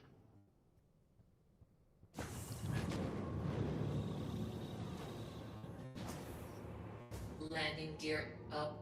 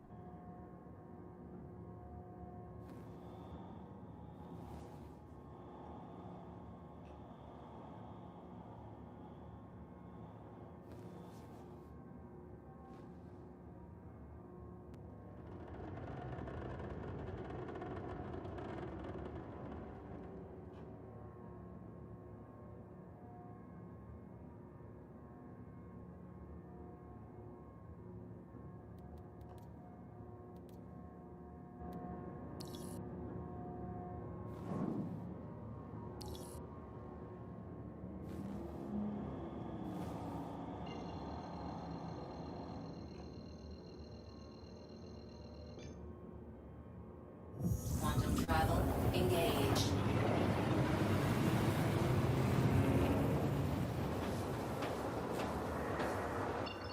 Quantum travel complete.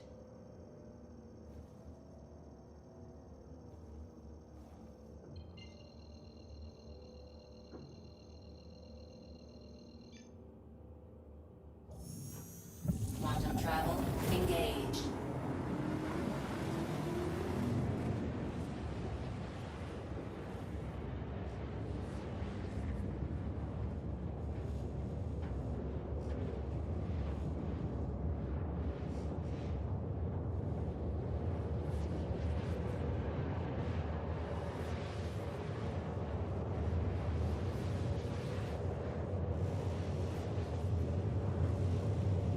Hours later.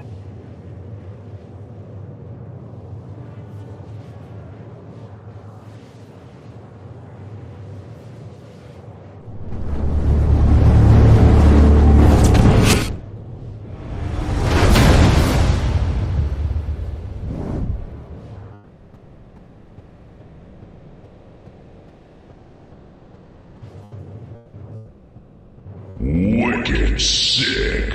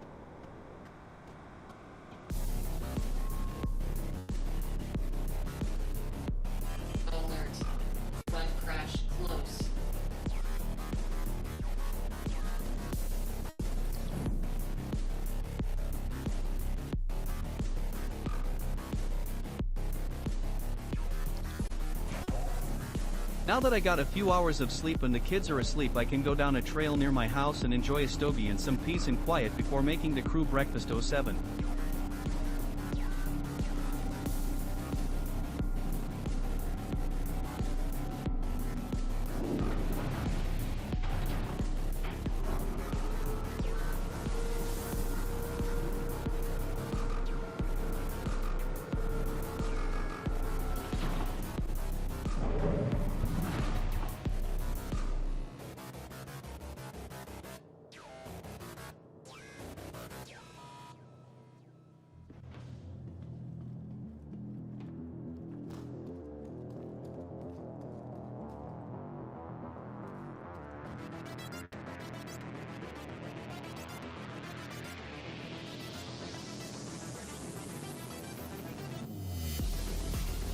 You going the distance today or cutting off this morning?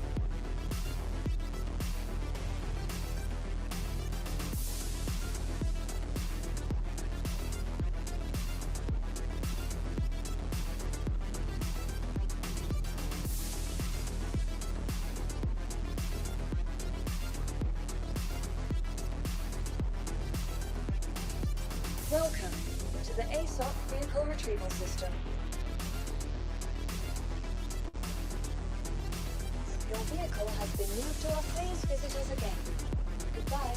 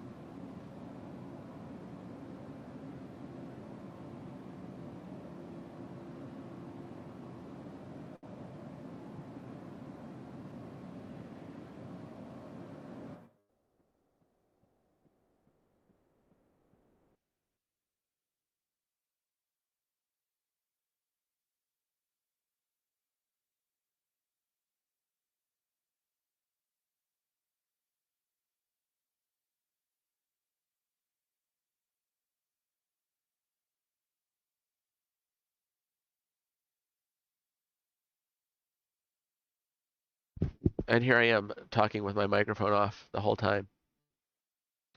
So yes, I'm going to bed. I'm such a doofus. I had the mic off. I need to get some sleep. I need to get better. Get the flu. So I want to be able to go to work on Monday. So I got to get better this weekend. So no, I'm not going to press my luck on just gaming all day long with going on no sleep. That's my body would not be happy with that. So I'll catch you all later, guys. I love you. Jesus loves you. God loves you. God bless America. Go America.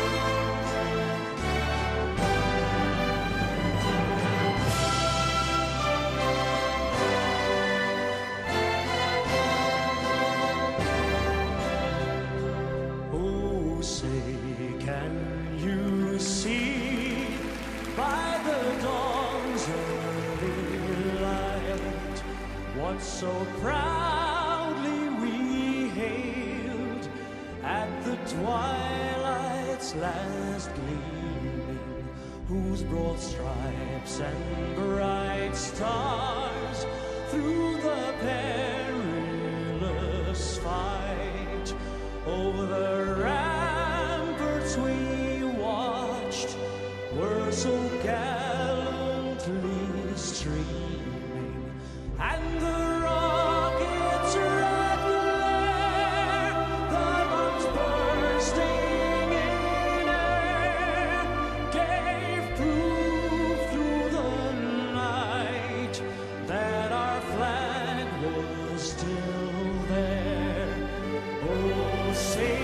does that star-spangled banner